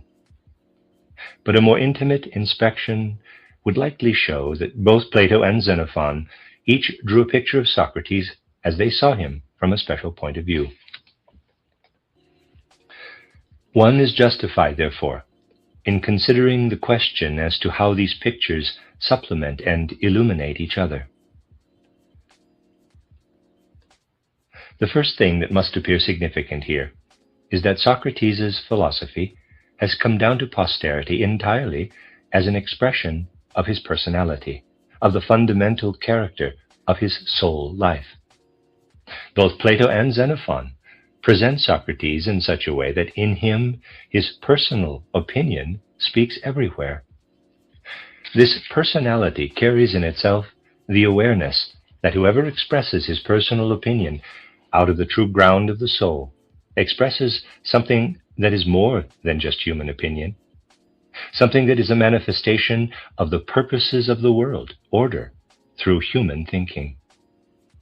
By those who think they know him, Socrates is taken as the living proof for the conviction that truth is revealed in the human soul through thinking, if, as was the case with Socrates, this soul is grounded in its own substance. Looking on Socrates, Plato does not teach a doctrine that is asserted by contemplative thought, but the thought has a rightly developed human being speak, who then observes what he produces as truth. Thus, the manner in which Plato behaves toward Socrates becomes an expression for what man is in his relation to the world. What Plato has advanced about Socrates is significant, and also the way in which he, in his activity as a writer, has placed Socrates in the world of Greek spiritual life. With the birth of thought, man was directed toward his soul. The question now arises as to what this soul says when it begins to speak, expressing what the world forces have laid into it. Through the attitude Plato takes with respect to Socrates, the resulting answer is that in the human soul, the reason of the world speaks what it intends to reveal to man. The foundation is laid with this step for the confidence expressed in the revelations of the human soul, insofar as it develops thought in itself. The figure of Socrates appears in the sign of this confidence. In ancient times, the Greek consulted the oracles in the most important questions of life. He asked for prophecy, the revelation of the will and the opinion of the spiritual powers. Such an arrangement is in accord with the soul experience in images. Through the image, man feels himself bound to the powers holding sway over the world. The oracle, then, is the institution by means of which somebody who is especially gifted in that direction finds his way to the spiritual powers better than other people. As long as one did not experience one's soul as separated from the outer world, the feeling was natural that this external world was able to express more through a special institution than through everyday experience. The picture spoke from without. Why should the outer world not be capable of speaking distinctly at a special place? Thought speaks to the inner soul. With thought, therefore, the soul is left to its own resources. It cannot feel united with another soul, as with the revelations of a priestly oracle. To thought, one had to lend one's own soul. One felt of thought that it was a common possession of all men. World reason shines into thought life without especially established institutions. Socrates felt that the force lives in the thinking soul that used to be sought in the oracles. He experienced the daimonion in himself, the spiritual force that leads the soul. Thought has brought the soul to the consciousness of itself.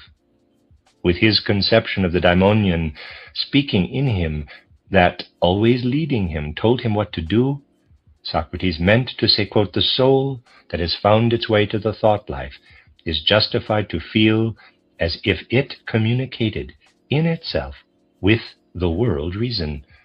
It is an expression of the high valuation of what the soul possesses in its thought experience," close quote. Virtue under the influence of this virtue under the influence of this view is placed in a special light.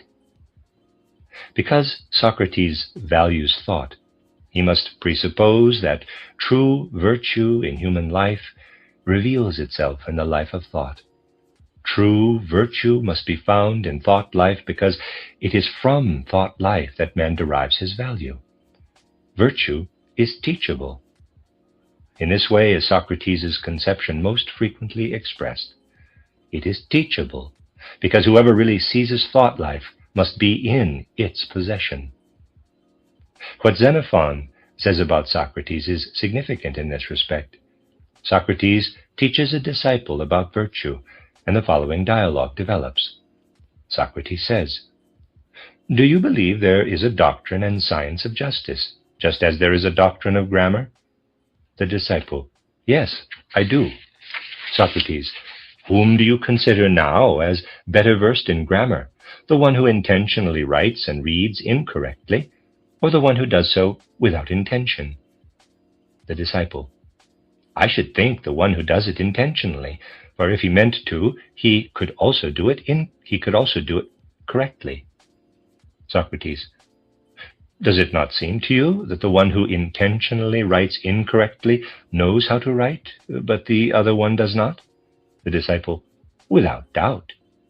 Socrates, "Who now understands more of justice? He who intentionally lies or cheats, or he who does so inadvertently?" Socrates attempts to make clear to the disciple that what matters is to have the right thoughts about virtue. So also what Socrates says about virtue aims at the establishment of confidence in a soul that knows itself through thought experience. The right thoughts about virtue are to be trusted more than all other motivations. Virtue makes man more valuable when he experiences it in thought. Thus, what the pre-Socratic age strove for becomes manifest in Socrates, that the appreciation of what humanity has been given through the awakened thought life. Socrates' method of teaching is under the influence of this conception. He approaches man with the presupposition that thought in life is in him. It only needs to be awakened. It is for this reason that he arranges his questions in such a way that the questioned person is stimulated to awaken his own thought life. This is the substance of the Socratic method. Plato, who was born in Athens in 427 BC, felt, as a disciple of Socrates, that his master had helped him to consolidate his confidence in the life of thought. What the entire previous development tended to bring into appearance reaches a climax in Plato.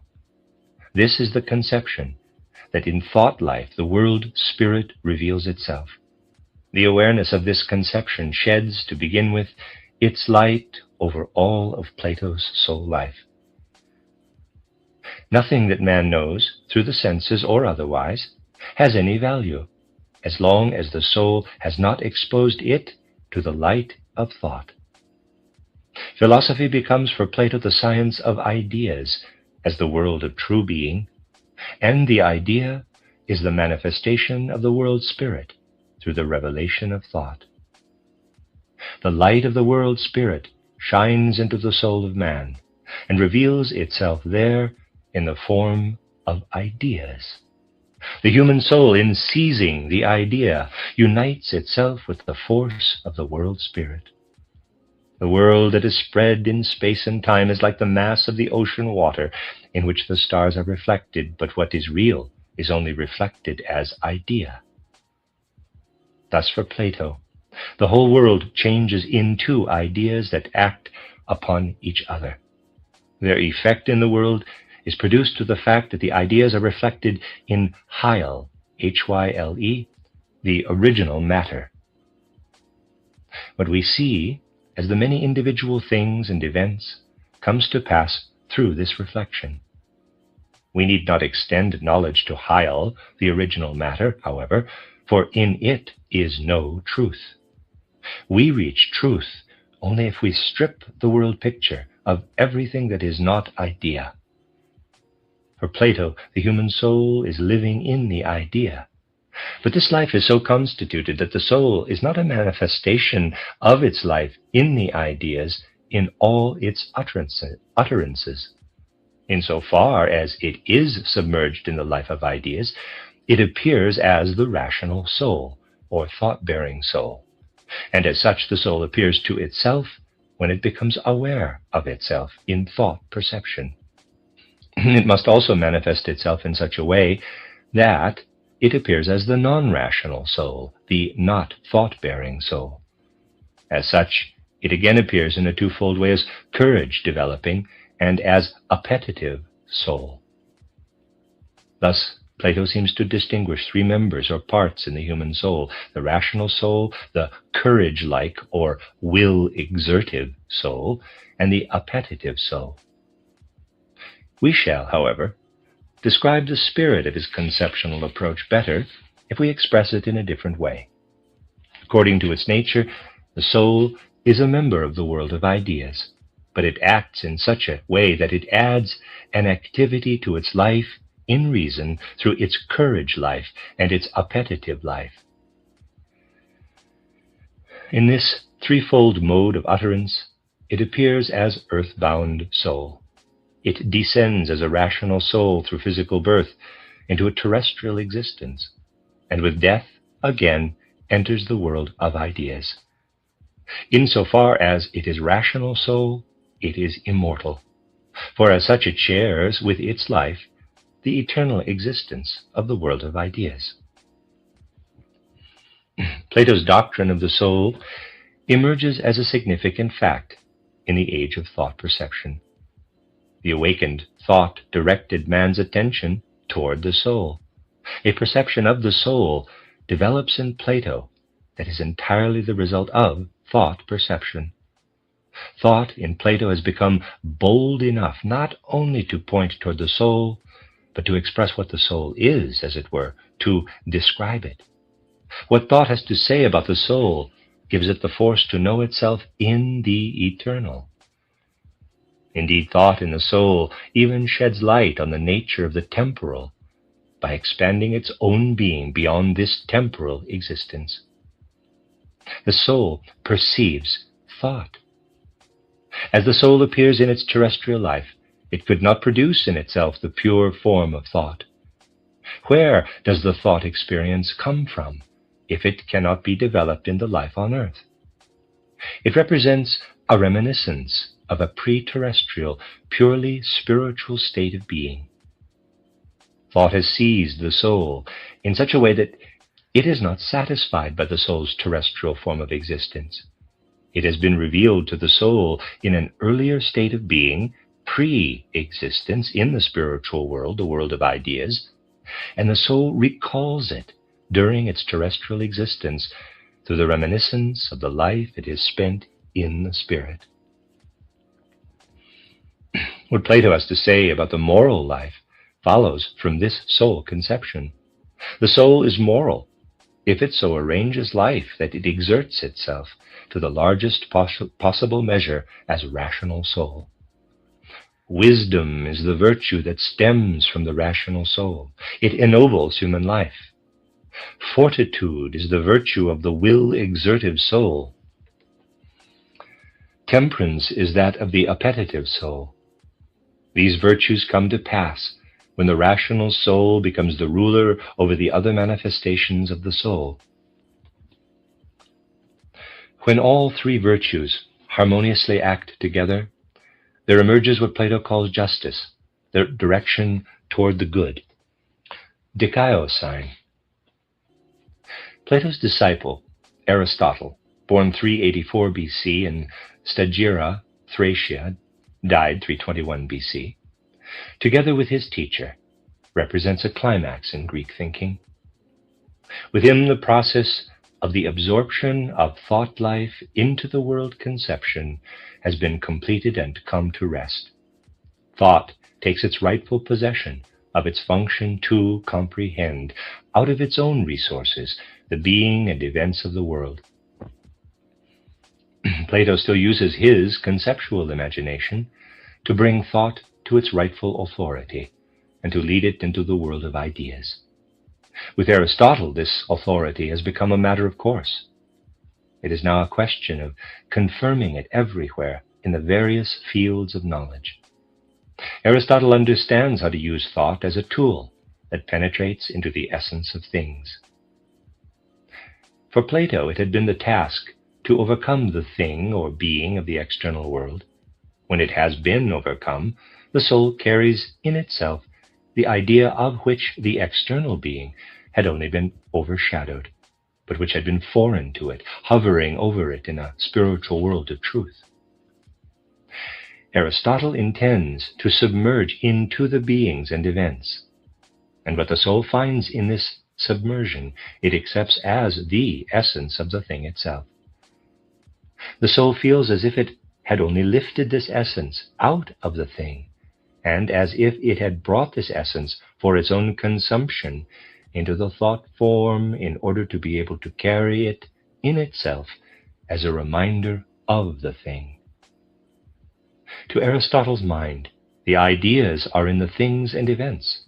They are the side of the things through which these things have a foundation of their own in the underlying material matter, Heil. Plato, like Aristotle, lets his conception of the soul shed its light on his entire world conception.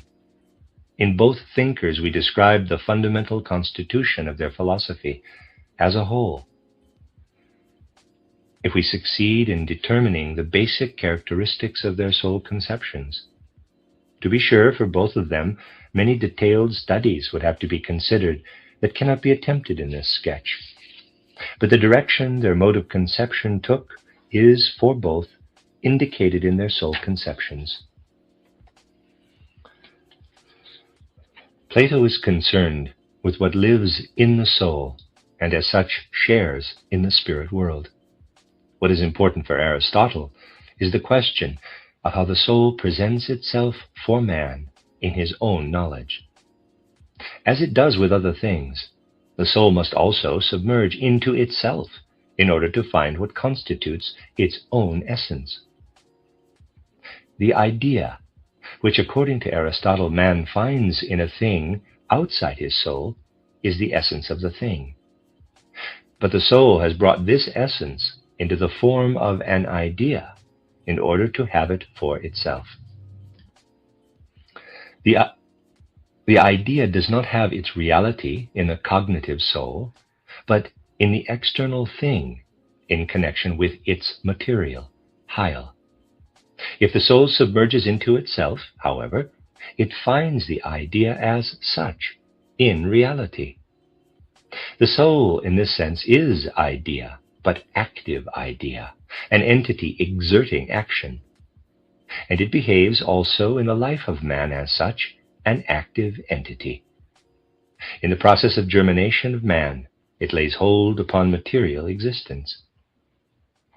While idea and matter constitute an inseparable unity in an external thing, This is not the case with the human soul and its body. Here the independent human soul seizes upon the corporeal part, renders the idea ineffective that has been active in the body before, and inserts itself in its place. In Aristotle's view, a soul-like principle is active already in the bodily element with which the human soul unites itself, for he sees also in the bodies of the plants and of animals soul-like entities of a subordinate kind at work. A body that carries in itself the soul elements of the plant and animal is, as it were, fructified by the human soul. Thus, for the terrestrial man, a body-soul entity is linked up with a spirit-soul entity. The spirit-soul entity suppresses the independent activity of the body-soul element during the earth life of man, and uses the body-soul entity as an instrument. 5 soul manifestations come into being through this process. These, in Aristotle, appear as 5 members of the soul: the plant-like soul, or threpticon; the sentient soul, aestheticon; the desire-developing soul, orecticon; the will-exerting soul, kineticon, and the spirit soul, dianeticon. Man is spiritual soul through what belongs to the spiritual world, and what, in the process of germination, links itself up with the body-soul entity. The other members of the soul come into being as the spiritual soul unfolds itself in the body, and thereby leads its earth life.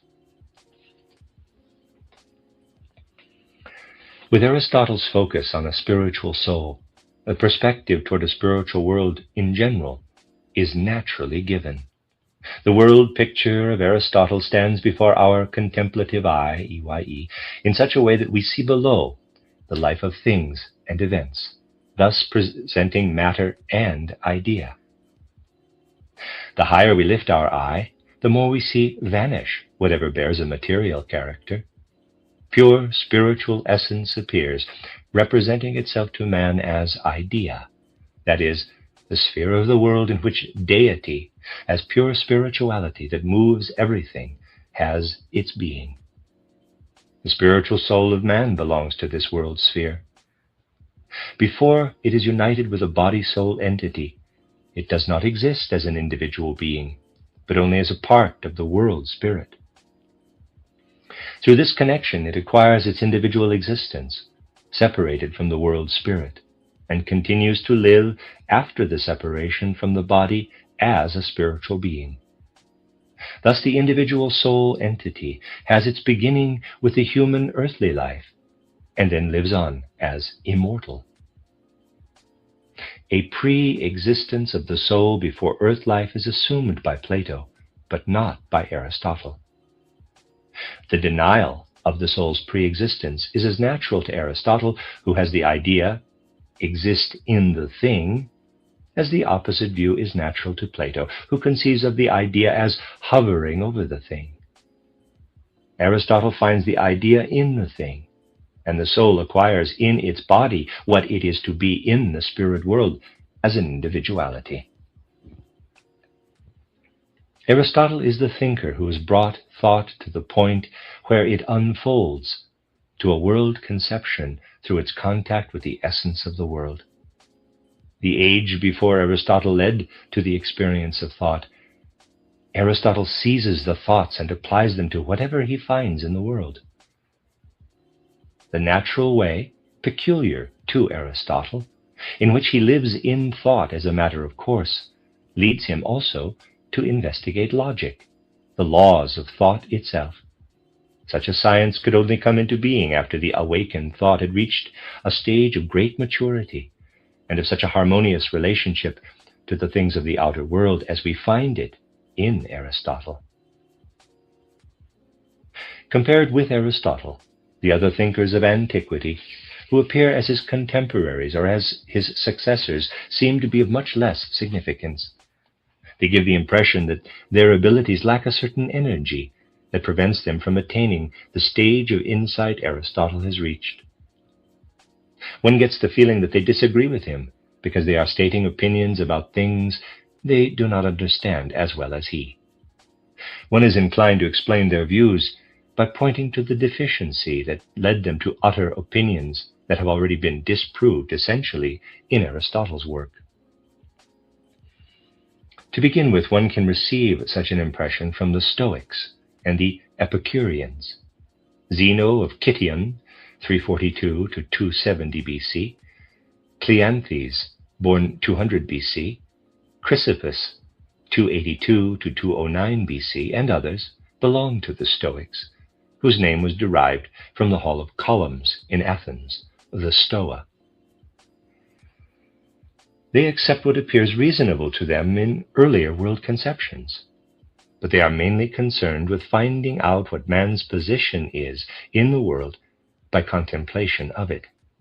They want to base on this their decision as to how to arrange life in such a way that it is in agreement with the world order, and also in such a way that man can unfold his life in this world order according to his own nature. According to them, man dulls his natural being through desire, passion, and covetousness. Through equanimity and freedom from desire, he feels best what he is meant to be and what he can be.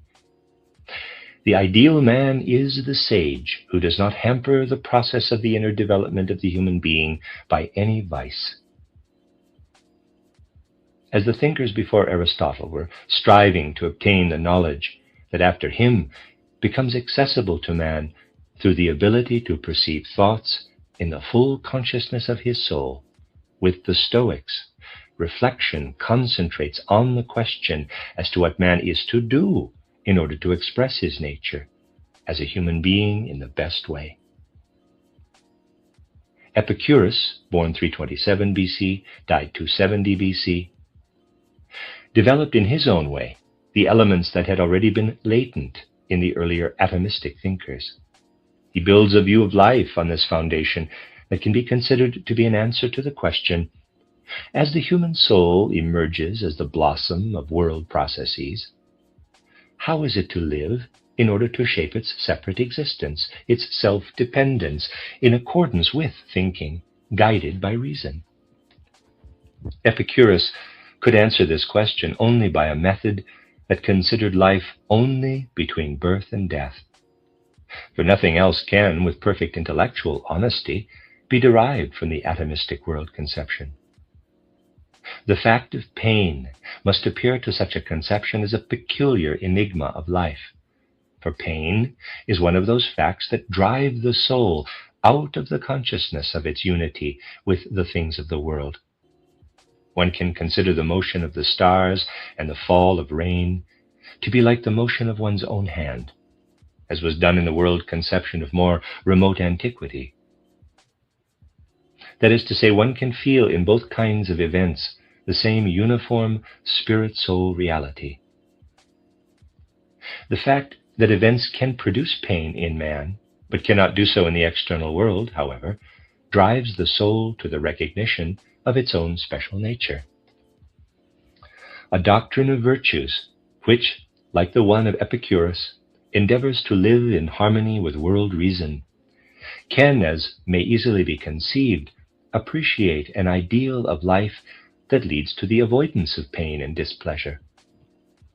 Thus, everything that does away with displeasure becomes the highest Epicurean life value. This view of life found numerous followers in later antiquity, especially among Roman gentlemen of cultural aspiration. The Roman poet T. Lucretius Carus, 95 to 52 BC, has expressed it in perfect artistic form in his poem titled De Rerum Natura. The process of perceiving thoughts leads the soul to the recognition of its own being. But it can also occur that the soul feels powerless to deepen its thought experience sufficiently to find a connection with the grounds of the world through this experience. The soul then finds itself torn loose from these grounds through its own thinking, It feels that thinking contains its own being, but it does not find a way to recognize in its thought life anything but its own statement. The soul can then only surrender to a complete renunciation of any kind of true knowledge. Pyrrho, 360 to 270 BC, and his followers, whose philosophical belief is called skepticism, were in such a situation. Skepticism, the philosophy of doubt, attributes no other power to the thought experience than the formation of human opinions about the world. Whether or not these opinions have any significance for the world outside man is a question about which it is unwilling to make a decision. In a certain sense, one can see a well-rounded picture in the series of Greek thinkers. One will have to admit, of course, that such an attempt to connect the views of the individual thinkers only too easily brings out irrelevant aspects of secondary significance. What remains most important is still the contemplation of the individual personalities and the impressions one can gain concerning the fact of how, in these personalities, the general human element is brought to manifestation in special cases. One can observe a process in this line of Greek thinkers that can be called the birth, growth, and life of thought. In the pre-Socratic thinkers, the prelude. In Socrates, Plato, and Aristotle, the culmination. After them, a decline and a kind of dissolution of thought life. Whoever contemplates this development can arrive at the question as to whether thought life really has the power to give everything to the soul toward which it has led it by bringing it to the complete consciousness of itself. For the unbiased observer, Greek thought life has an element that makes it appear perfect, in the best sense of the word. It is as if the energy of thought in the Greek thinkers had worked out everything that it contains in itself. Whoever judges differently will notice on closer inspection that somewhere in his judgment an error is involved. Later world conceptions have produced accomplishments through other forces of the soul. Of the later thoughts as such, it can always be shown that with respect to their real thought content, they can already be found in some earlier Greek thinker. What can be thought and how one can doubt about thinking and knowledge all enters the field of consciousness in Greek civilization. And in the manifestation of thought, the soul takes possession of its own being. Has Greek thought life, however, shown the soul that it has the power to supply it with everything that it has stimulated in it? The philosophical current called Neoplatonism, which in a way forms an aftermath of Greek thought life, was confronted with this question. Plotinus, 205 to 270 AD, was its chief representative. Philo, who lived in the beginning of the Christian era in Alexandria, could be considered a forerunner of this movement. He does not base his effort to construct a world conception on the creative energy of thought. Rather, he applies thought in order to understand the revelation of the Old Testament. He interprets what is told in this document as fact in an intellectual, allegorical manner. For him, the accounts of the Old Testament turn into symbols for soul events to which he attempts to gain access intellectually.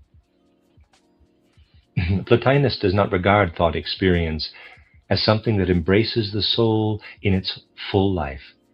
Behind thought life, another life of the soul must lie, a soul life that would be concealed rather than revealed by the action of thought.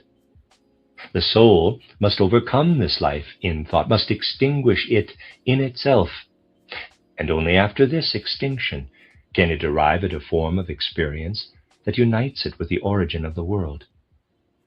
Thought leads the soul to itself. Now it must seize something in itself that will again lead it out of the realm into which thought has brought it. What Plotinus strives for is an illumination that begins in the soul after it has left the realm to which it has been carried by thought. In this way, he expects to rise up to a world being that does not enter into thought life.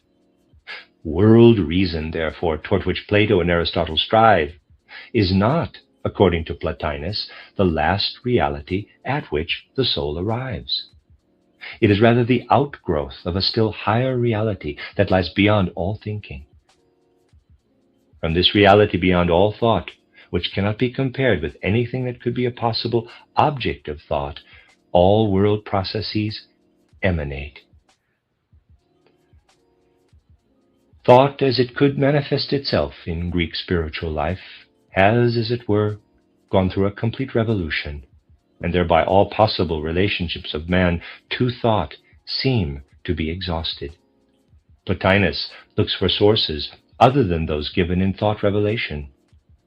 He leaves the continuing evolution of thought life and enters the realm of mysticism.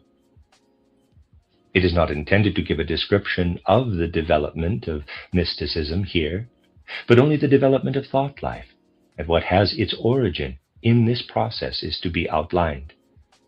There are, however, at various points in the spiritual development of mankind, connections between intellectual world conceptions and mysticism. We find such a point of contact in Plotinus. His soul life is not ruled only by thinking. He has a mystical experience that presents an inner awareness without the presence of thoughts in his soul. In this experience, he finds his soul united with the world foundation. His way of presenting the connection of the world with its ground, however, is to be expressed in thoughts. The reality beyond thought is the most perfect. What proceeds from it is less perfect. In this way, the process continues down into the visible world, the most imperfect. Man finds himself in this world of imperfection. Through the act of perfecting his soul, he is to cast off what the world in which he finds himself can give him, and is thus to find a path of development through which he becomes a being that is of one accord with the perfect origin. We see a personality in Plotinus who feels the impossibility to continue Greek thought life. He cannot find anything that would grow as a further branch of world conception out of thought itself. If one looks for the sense in which the evolution of philosophy proceeds, one is justified in saying that the formation of picture conception has turned into that of thought conceptions. In a similar way, the production of thought conception must change again into something else. But the evolution of the world conception is not ready for this in the age of Plotinus. He therefore abandons thought and searches outside thought experience. Greek thoughts, however, fructified by his mystical experiences, develop into the evolutionary ideas that present the world process as a sequence of stages proceeding in a descending order from a highest, most perfect being to imperfect beings. In the thinking of Plotinus, Greek thoughts continue to have their effect. They do not develop as an organic growth of the original forces, however, but are taken over into the mystical consciousness. They do not undergo a transformation through their own energies, but through non-intellectual forces. Ammonius Saccas, 175 to 242 AD, Porphyrius, 232 to 304 AD, Iamblichus, who lived in the 4th century AD, Proclus, 410 to 485 AD, and others are followers and expounders of this philosophy. In a way similar to that of Plotinus and his successors, Greek thinking in its more Platonic shade continued under the influence of a non-intellectual element. Greek thought in its Pythagorean nuance is treated by Nigidius Figulus, Apollonius of Tyana, Moderatus of Gades, and others. The end of chapter 2. This is a reading of the book by Rudolf Steiner entitled The Riddles of Philosophy. This is chapter 3, entitled Thought Life from the Beginning of the Christian Era to John Scotus Origina. In the age that follows the flowering of the Greek world conceptions, philosophy submerges into religious life. The philosophical trends vanish, so to speak, into the religious currents and emerge only later. It is not meant to imply by this statement that these religious movements have no connection with the development of the philosophical life. On the contrary, this connection exists in the most extensive measure. Here, however, no statement about the evolution of religious life is intended, but rather a characterization of the development of the world conceptions insofar as it results from thought experience as such. After the exhaustion of Greek thought life, an age begins in the spiritual life of mankind, in which the religious impulses become the driving forces of the intellectual world conceptions as well. For Plotinus, his own mystical experience was the source of inspirations, For Plotinus, his own mystical experience was the source of inspiration of his ideas. A similar role for the spiritual development of mankind in its general life is played by the religious impulses in an age that begins with the exhaustion of Greek philosophy and lasts approximately until John Scotus Erigena died 885 AD. The development of thought does not completely cease in this age. We even witness the unfolding of magnificent and comprehensive thought structures. The thought energies, however, do not have their source within themselves, but are derived from religious impulses. The religious mode of conception in this period flows through the developing human souls, and the resulting world pictures are derived from this stimulation. The thoughts that occur in this process are Greek thoughts that are still exerting their influence. They are adopted and transformed, but are not brought to new growth out of themselves. The world conceptions emerge out of the background of the religious life. What is alive in them is not self-unfolding thought, but the religious impulses that are striving to manifest themselves in the previously conquered thought forms. We can study this development in several significant phenomena. We can see Platonic and older philosophies engaged on European soil in the endeavor to comprehend or to contradict what the religions spread as their doctrines. Important thinkers attempt to present the revelations of religion as fully justified before the forum of the old world conceptions. What is historically known as Gnosticism develops in this way in a more Christian or a more pagan coloring. Personalities of significance of this movement are Valentinus, Basilides, and Marcion. Their thought creation is a comprehensive conception of world evolution. Cognition, gnosis, when it rises from the intellectual to the trans-intellectual realm, leads into the conception of a higher world creative entity. This being is infinitely superior to everything seen as the world by man, and so are the other lofty beings it produces out of itself, the eons. They form a descending series of generations, in such a way that a less perfect eon always proceeds from a more perfect one.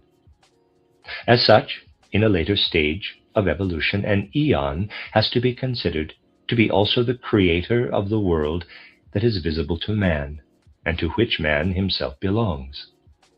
Into this world, an eon of the highest degree of perfection now can join. It is an eon that has remained in a purely spiritual, perfect world, and has there continued its development in the best possible way, while other eons produced the imperfect and eventually the sensual world, including man.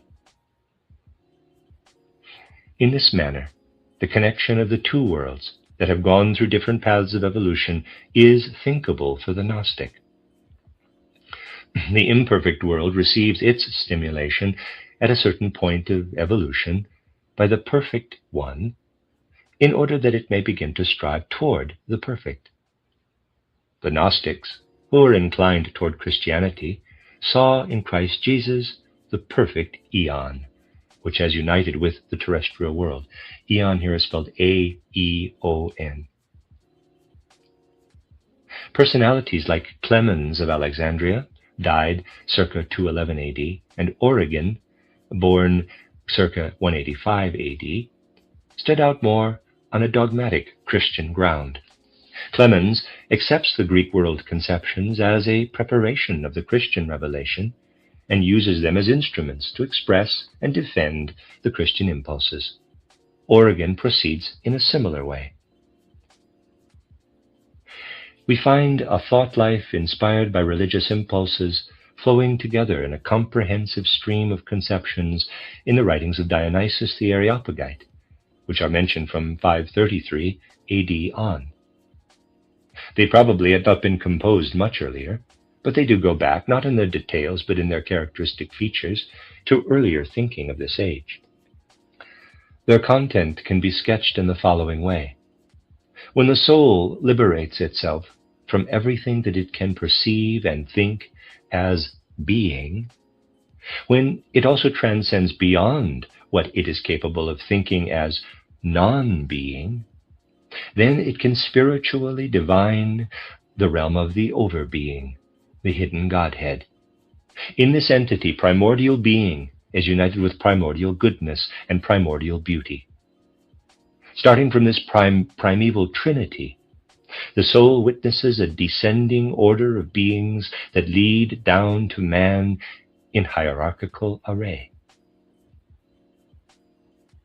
In the 9th century, Scotus Erigena adopts this conception of the world and develops it in his own way. The world for him presents itself as an evolution in 4 forms of nature. The first of these is the creating and not created nature. In it is contained the purely spiritual, primordial cause of the world, out of which evolves the creating and created nature. This is a sum of purely spiritual entities and energies, which through their activity produce the created and not creating nature, to which the sensual world and man belong. They develop in such a way that they are received into the not created and not creating nature, in which the facts of salvation, the religious means of grace, etc., unfold their effect. In the world conceptions of the Gnostics, Dionysius, and Scotus Erigena, the human soul feels its roots in a world ground on which it does not base its support through the forces of thought, but from which it wants to receive the world of thought as a gift. The soul does not feel secure in the native strength of thought. It strives, however, to experience its relation to the world ground in the form of thought. The soul has thought itself enlivened by another energy that derives from religious impulses, whereas in the Greek thinkers it lived out of its own strength. Thought in this age existed, so to speak, in a form in which its own energy was dormant. In the same way, we may also think of the energy of picture conception in the centuries that preceded the birth of thought. There must have been an ancient time when consciousness in the form of picture conception flourished, the same as did the later thought consciousness in Greece. It then drew its energy out of other impulses, and only when it had gone through this intermediate state did it transform into thought experience. It is an intermediate state in the process of thought development that we witness in the first centuries of the Christian era. In those parts of Asia where the conceptions of Aristotle had been spread, the tendency now arose to lend expression to the Semitic religious impulses in the ideas of the Greek thinker.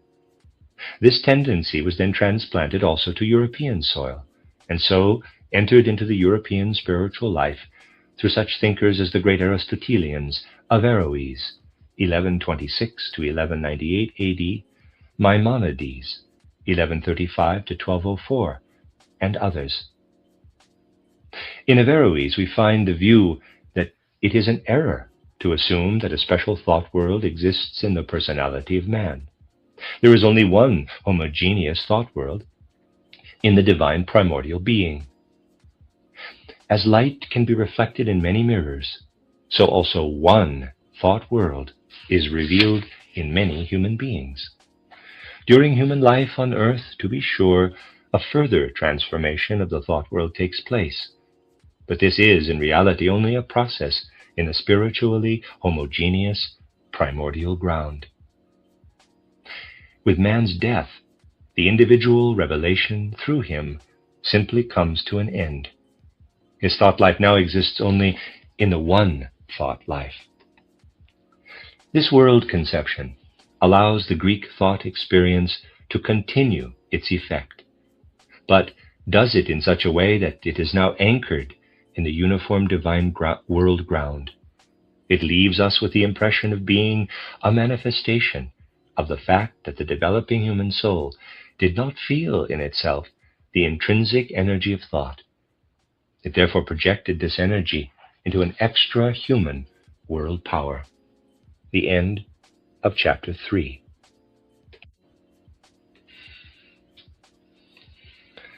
This is a reading of the book by Rudolf Steiner entitled The Riddles of Philosophy.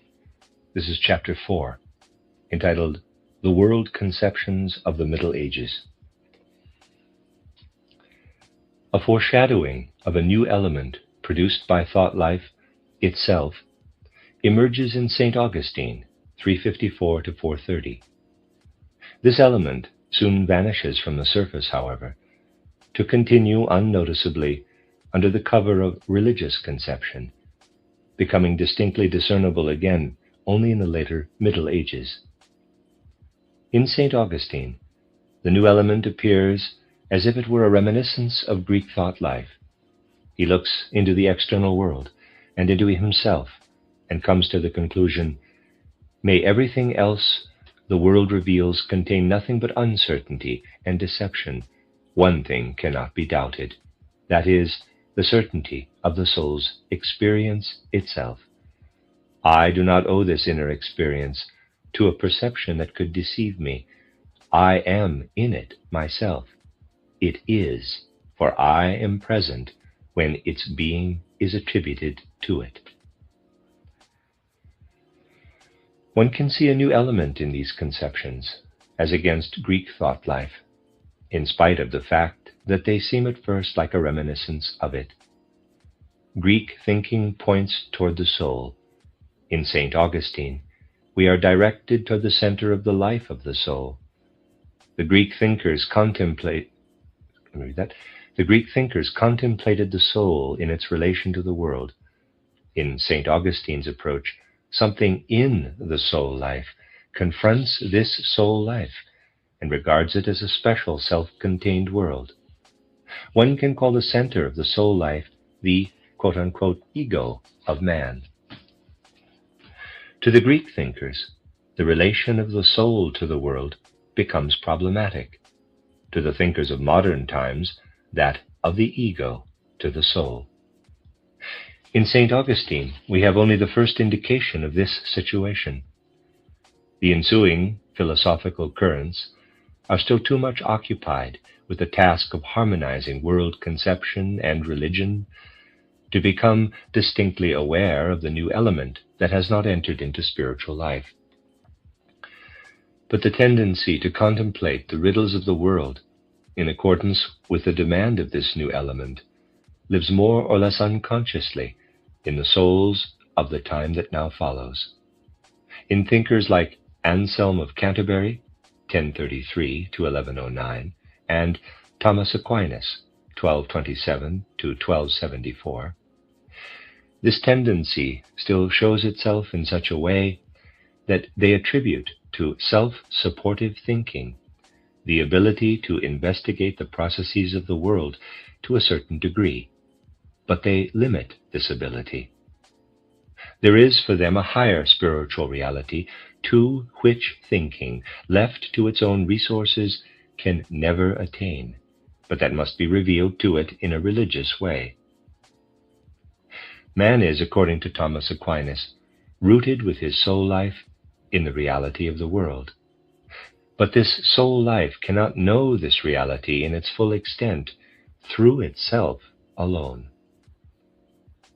Man could not know how his own being stands in the course of the world if the spirit being to which his knowledge does not penetrate did not deign to reveal to him what must remain concealed to a knowledge relying on its own power alone.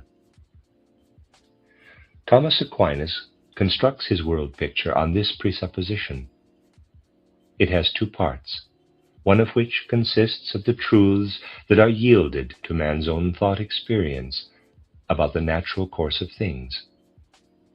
This leads to a second part that contains what has come to the soul of man through the Bible and religious revelation, something that the soul cannot reach by itself. If it is to feel itself in its full essence, must therefore penetrate into the soul. Let me read that again. Something that the soul cannot reach by itself, if it is to feel itself in its full essence, must therefore penetrate into the soul. Thomas Aquinas made himself thoroughly familiar with the world conception of Aristotle, who becomes, as it were, his master in the life of thought. In this respect, Aquinas is, to be sure, the most prominent, but nevertheless only one of the numerous personalities of the Middle Ages who erect their own thought structure entirely on that of Aristotle. For centuries he is el maestro di coloro che sanno, the master of those who know, as Dante expresses the veneration for Aristotle in the Middle Ages. Thomas Aquinas strives to comprehend what is humanly comprehensible in Aristotelian method. In this way, Aristotle's world conception becomes the guide to the limit to which the soul life can advance through its own power for him. Beyond these boundaries lies the realm that the Greek world conception, according to Thomas, could not reach. Therefore, human thinking for Thomas Aquinas is in need of another light by which it must be illuminated. He finds this light in revelation. Whatever was to be the attitude of the ensuing thinkers with respect to this revelation, they could no longer accept the life of thought in the manner of the Greeks. It is not sufficient to them that thinking comprehends the world. They make the presupposition that it should be possible to find a basic support for thinking itself. The tendency arises to fathom man's relation to his soul life. Thus man considers himself a being who exists in his soul life. If one calls this entity the ego, one can say that in modern times the consciousness of the ego is stirred up in man's soul life in a way similar to that in which thought was born in the philosophical life of the Greeks. Whatever different forms the philosophical currents in this age assume, they all hinge on the search for the ego entity. This fact, however, is not always brought clearly to the consciousness of the thinkers themselves. They mostly believe they are concerned with questions of a different nature. One could say that the riddle of the ego appears in a great variety of masks. At times it lives in the philosophy of the thinkers in such a concealed way that the statement that this riddle is at the bottom of some view or other might appear as an arbitrary or forced opinion. In the 19th century, this struggle over the riddle of the ego comes to its most intensive manifestation, and the world conceptions of the present time are still profoundly engaged in this struggle. This world riddle already lived in the conflict between the nominalists and the realists in the Middle Ages. One can call Anselm of Canterbury a representative of realism.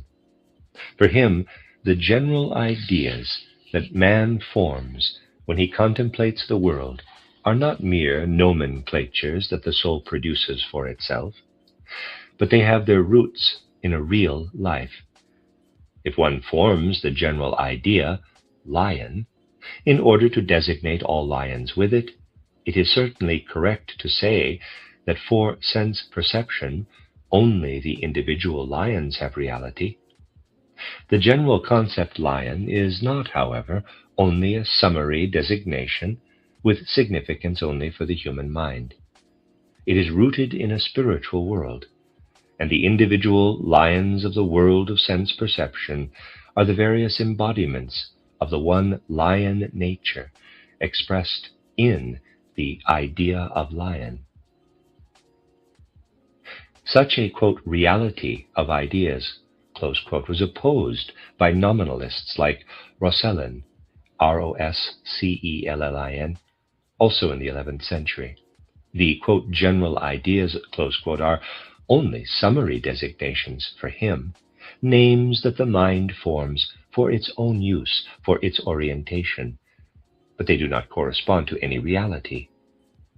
According to this view, only the individual things are real. The quarrel is characteristic of the specific mentality of its participants. Both sides feel the necessity to search for the validity, the significance of the thoughts that the soul must produce. Their attitude to thoughts as such is different from what the attitudes of Plato and Aristotle were toward them. This is so because something has happened between the end of the development of Greek philosophy and the beginning of modern thought. Something has gone on under the surface of historical evolution that can, however, be observed in the attitude that the individual thinkers take with respect to their thought life.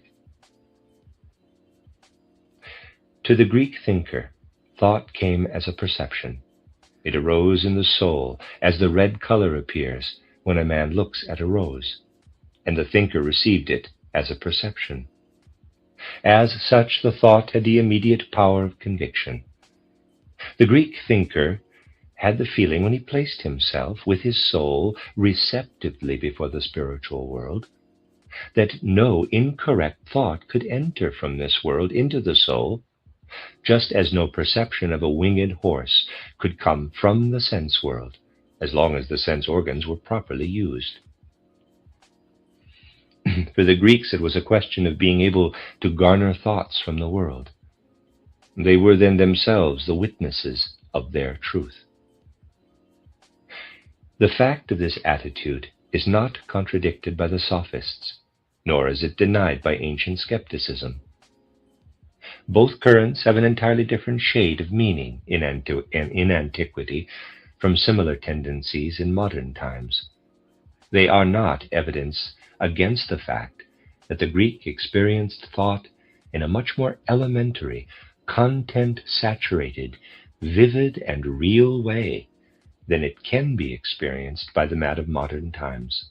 This vividness, which in ancient Greece gave the character of perception to thought, is no longer to be found in the Middle Ages. What has happened is this. As in Greek times, thought entered into the human soul, extinguishing the formerly prevalent picture consciousness. So, in a similar way, during the Middle Ages, the consciousness of the ego penetrated the human soul, and this dampened the vividness of thought. The advent of the ego consciousness deprived thought of the strength through which it had appeared as perception. We can only understand how the philosophical life advances when we realize how for Plato and Aristotle the thought, the idea, was something entirely different from what it was for the personalities of the Middle Ages and modern times. The thinker of antiquity had the feeling that thought was given to him. The thinker of the later time had the impression that he was producing thought. Thus the question arises in him as to what significance what has been produced in the soul can have for reality. The Greek felt himself to be a soul separated from the world. He attempted to unite with the spiritual world in thought. The later thinker feels himself to be alone with his thought life. Thus the inquiry into the nature of the, quote, general ideas, close quote, begins. The thinker asks himself the question, what is it that I have really produced with them? Are they only rooted in me, or do they point toward a reality? In the period between the ancient current of philosophical life and that of modern philosophy, the source of Greek thought life is gradually exhausted. Under the surface, however, the human soul experiences the approaching ego consciousness as a fact. Since the end of the first half of the Middle Ages, man is confronted with this process as an accomplished fact. And under the influence of this confrontation, new riddles of life emerge. Realism and nominalism are symptoms of the fact that man realizes the situation. The manner in which both realists and nominalists speak about thought shows that compared to its existence in the Greek soul, it has faded out, has been dampened as much as had been the old picture consciousness in the soul of the Greek thinker. This points to the dominating element that lives in the modern world conceptions. An energy is active in them that strives beyond thought toward a new factor of reality. This tendency of modern times cannot be felt as the same that drove beyond thought in ancient times in Pythagoras and later in Plotinus. These thinkers also strove beyond thought, but according to their conception, the soul in its development, its perfection, would have to conquer the region that lies beyond thought. In modern times, it is presupposed that the factor of reality lying beyond thought must approach the soul, must be given to it from without. In the centuries that follow the age of nominalism and realism, philosophical evolution turns into a search for the new reality factor. One path among those discernible to the student of this search is the one the medieval mystics, Meister Eckhart, died 1327, Johannes Tauler, died 1361, Heinrich Suso, died 1366, have chosen for themselves. We receive the clearest idea of this path if we inspect the so-called German theology, Theologia Deutsch, written by an author historically unknown. The mystics want to receive something into the ego consciousness. They intend to fill it with something. They therefore strive for an inner life that is completely composed, surrendered in tranquility, and that thus patiently waits to experience the soul to be filled with the divine ego. In a later time, a similar soul mood, with a greater spiritual momentum, can be observed in Angelus Silesius, 1624 to 1677. A different path is chosen by Nicholas Cusanus. Nicholas Cripps, born at Cues on the Moselle, 1401, died 1464. He strives beyond intellectually attainable knowledge to a state of soul in which knowledge ceases, and in which the soul meets its God in knowing ignorance, in docta ignorantia. Examined superficially, this aspiration is similar to that of Plotinus, but the soul constitution of these two personalities is different. Plotinus is convinced that the human soul contains more than the world of thoughts. When it develops the energy that it possesses beyond the power of thought, the soul becomes conscious of the state in which it exists and about which it is ignorant in ordinary life. Paracelsus, 1493 to 1541, already has the feeling with respect to nature which becomes more and more pronounced in the modern world conception, that is an effect of the soul's feeling of desolation in its ego consciousness. He turns his attention toward the processes of nature. As they present themselves, they cannot be accepted by the soul, but neither can thought, which in Aristotle unfolded in peaceful communication with the events of nature, now be accepted as it appears in the soul. It is not perceived, it is formed in the soul. Let me try to read those sentences again. Paracelsus, 1493 to 1541, already has the feeling, with respect to nature, which becomes more and more pronounced in the modern world conception, that is an effect of the soul's feeling of desolation in its ego consciousness. He turns his attention toward the processes of nature. As they present themselves, they cannot be accepted by the soul, but neither can thought, which in Aristotle unfolded in peaceful communication with the events of nature, now be accepted as it appears in the soul. It is not perceived, it is formed in the soul. Paracelsus felt that one must not let thought itself speak. One must presuppose that something is behind the phenomena of nature that will reveal itself if one finds the right relationship to these phenomena. One must be capable of receiving something from nature that one does not create oneself as thought during the act of observation. One must be connected with one's ego by means of a factor of reality other than thought. A higher nature behind nature is what Paracelsus is looking for. His mood of soul is so constituted that he does not want to experience something in himself alone, but he means to penetrate nature's processes with his ego in order to have revealed to him the spirit of these processes that are under the surface of the world of the senses. The mystics of antiquity meant to delve into the depths of the soul. Paracelsus set out to take steps that would lead to a contact with the roots of nature in the external world.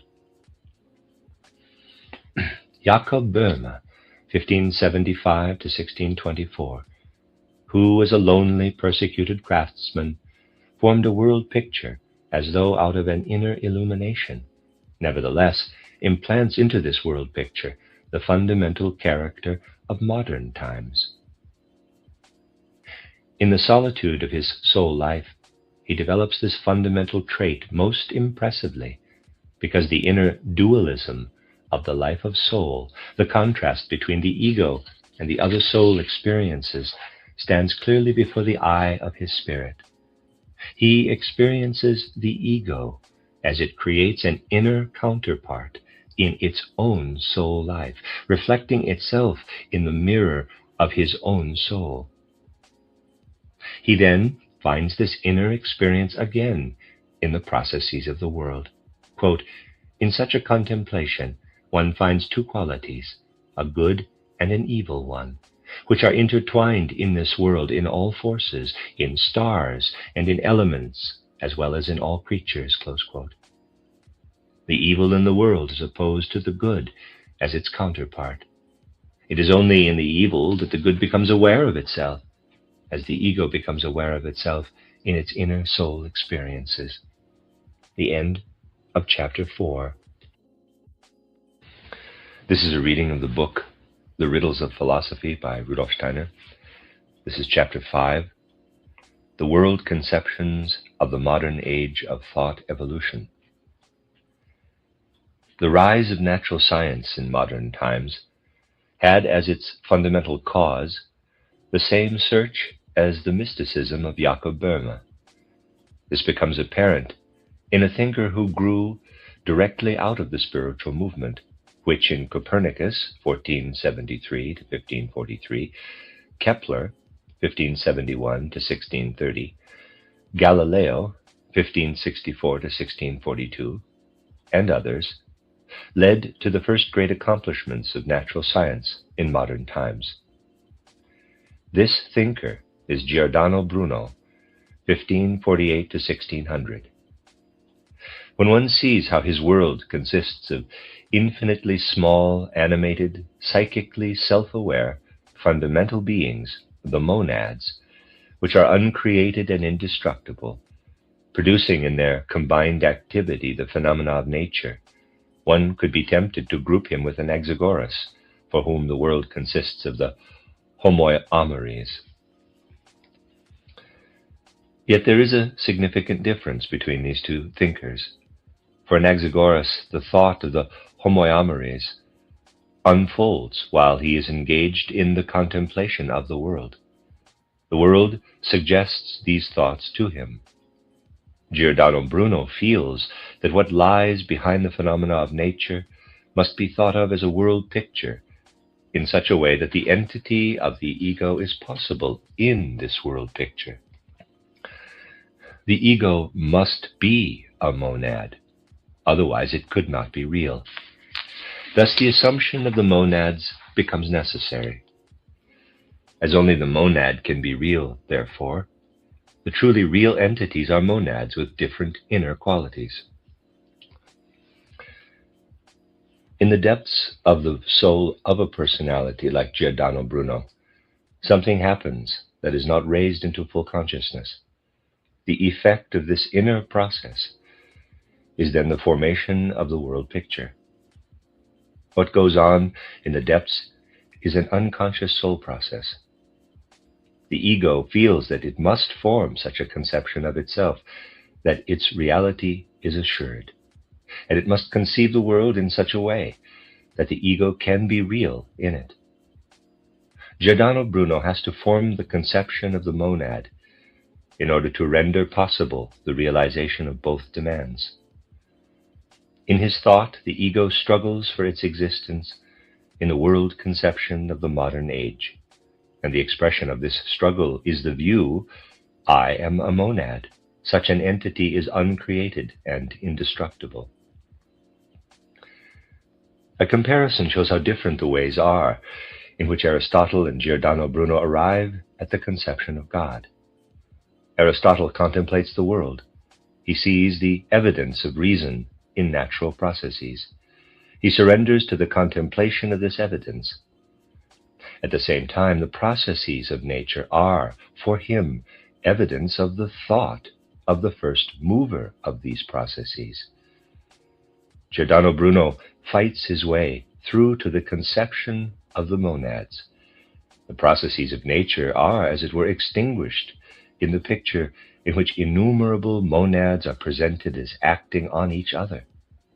God becomes the power entity that lives actively in all monads behind the processes of the perceptible world. In Giordano Bruno's passionate antagonism against Aristotle, the contrast between the thinker of ancient Greece and of the philosopher of modern times becomes manifest. It becomes apparent in the modern philosophical development, in a great variety of ways, how the ego searches for means to experience its own reality in itself. What Francis Bacon of Verulam, 1561 to 1626, represents in his writings has the same general character, even if this does not at first sight become apparent in his endeavors in the field of philosophy. Bacon of Verulam demands that the investigation of world phenomena should begin with unbiased observation. One should then try to separate the essential from the non-essential in a phenomenon in order to arrive at a conception of whatever lies at the bottom of a thing or event. He is of the opinion that up to his time the fundamental thoughts, which were to explain the world phenomena, had been conceived first, and only thereafter were the description of the individual things and events arranged to fit these thoughts.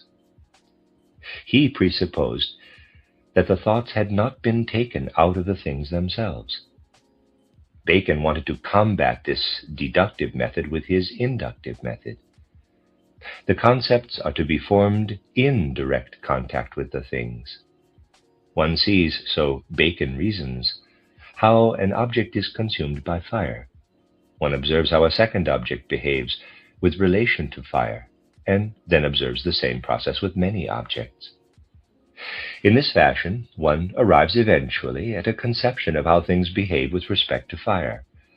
The fact that the investigation in former times had not proceeded in this way had, according to Bacon's opinion, caused human conception to be dominated by so many idols instead of the true ideas about the things. Goethe gives a significant description of this method of thought of Bacon of Verulam. Quote, Bacon is like a man who is well aware of the irregularity, insufficiency, and dilapidated condition of an old building, and knows how to make this clear to the inhabitants. He advises them to abandon it, to give up the land, the materials, and all appurtenances, to look for another plot and to erect a new building. He is an excellent and persuasive speaker. He shakes a few walls. They break down, and some of the inhabitants are forced to move out. He points out new building grounds. People begin to level it off, and yet it is everywhere too narrow. He submits new plans. They are not clear, not inviting. Mainly he speaks of new unknown materials, and now the world seems to be well served. The crowd disperses in all directions and brings back an infinite variety of single items, while at home new plans, new activities and settlements occupy the citizens and absorb their attention. Close quote. Goethe says this in his history of the theory of color, where he speaks about Bacon. In a later part of the book, dealing with Galileo, he says, quote, If, through Verulam's method of dispersion, natural science seemed to be forever broken up into fragments, it was soon brought to unity again by Galileo. He led natural philosophy back into the human being. When he developed the law of the pendulum and of falling bodies, from the observation of swinging church lamps, he showed even in his early youth that for the genius, one case stands for 1,000 cases. In science, everything depends on what is called an aperçu, that is, on the ability of becoming aware of what is really fundamental in the world of phenomena. The development of such an awareness is infinitely fruitful. Close quote. With these words, Goethe indicated distinctly the point that is characteristic of Bacon. Bacon wants to find a secure path for science, because he hopes that in this way man will find a dependable relationship to the world. The approach of Aristotle, so Bacon feels, can no longer be used in the modern age. He does not know that in different ages, different energies of the soul are predominantly active in man. He is only aware of the fact that he must reject Aristotle. This he does passionately. He does it in such a way that Goethe is led to say, quote, How can one listen to him with equanimity when he compares the works of Aristotle and of Plato with weightless tablets, which, just because they did not consist of a good solid substance, could so easily float down to us on the stream of time. Close quote.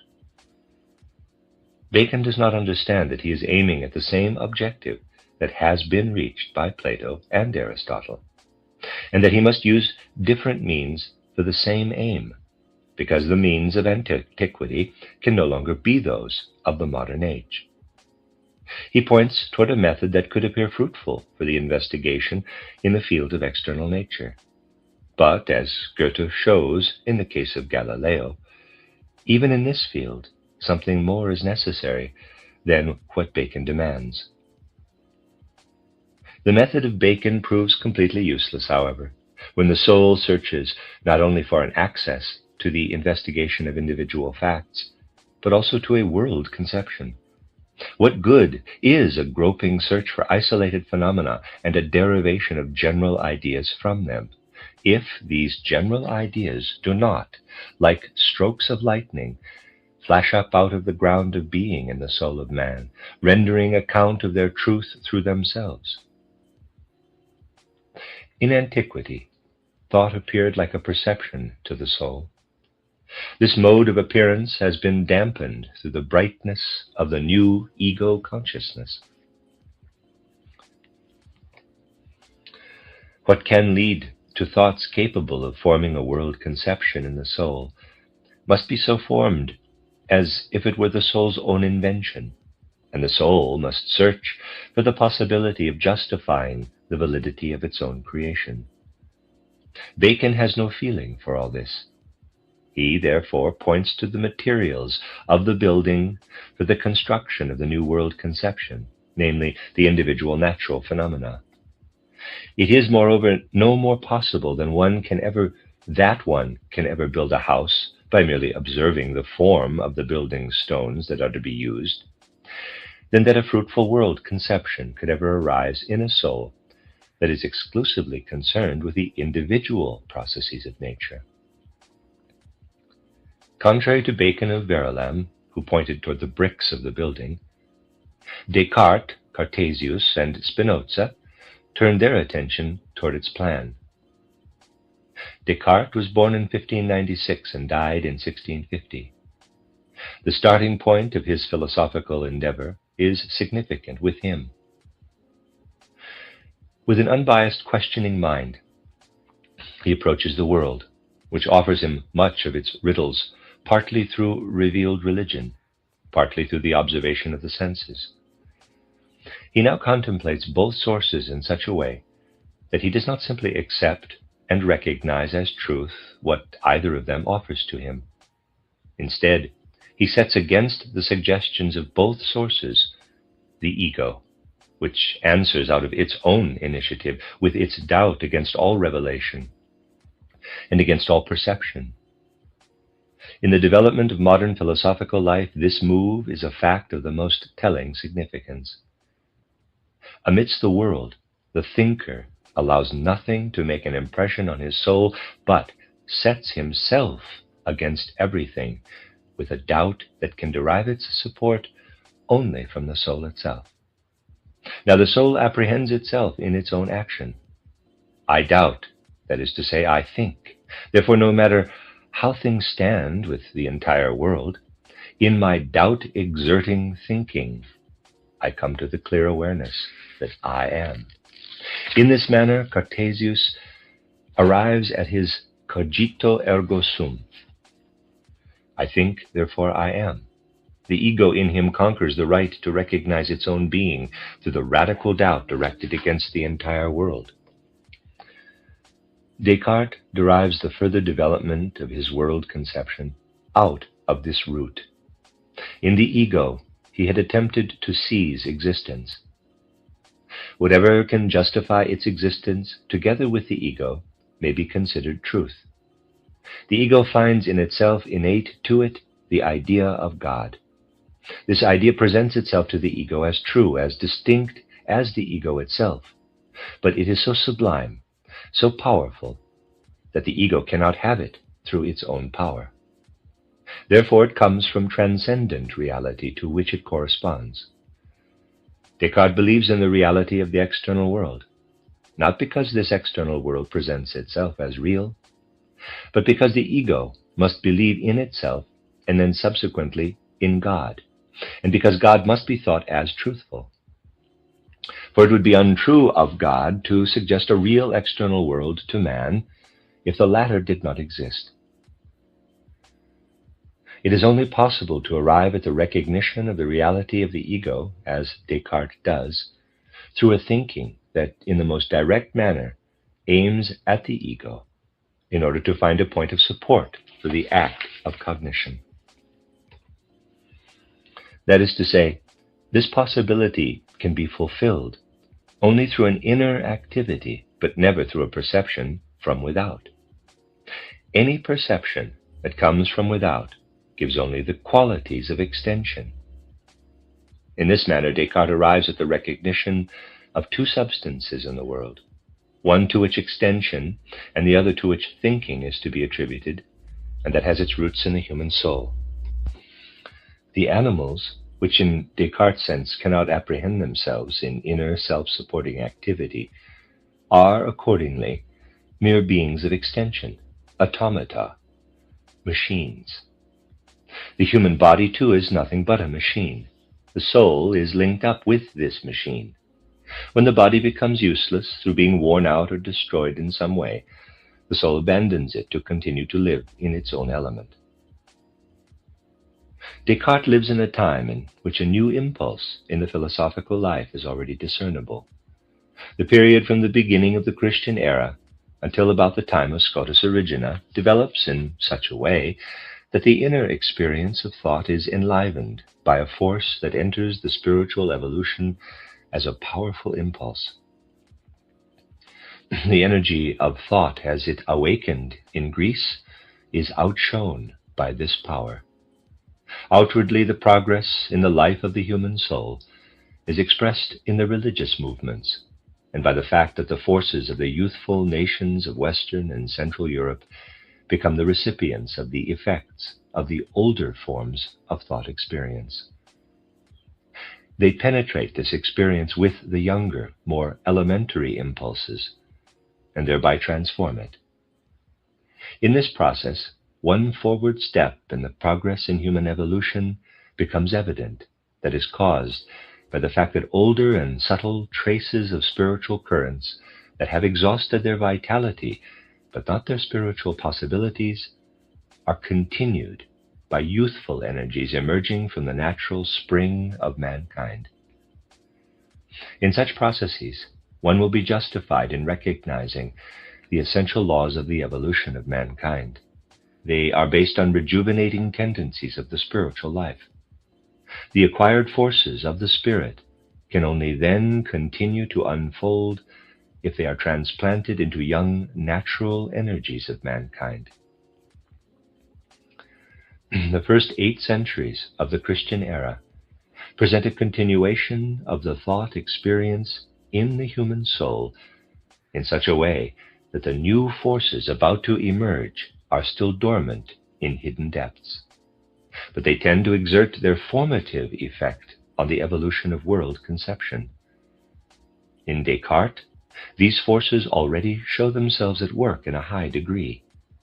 In the age between Scotus Erigena and approximately the 15th century, thought, which in the preceding period did not openly unfold, comes again to the fore in its own force.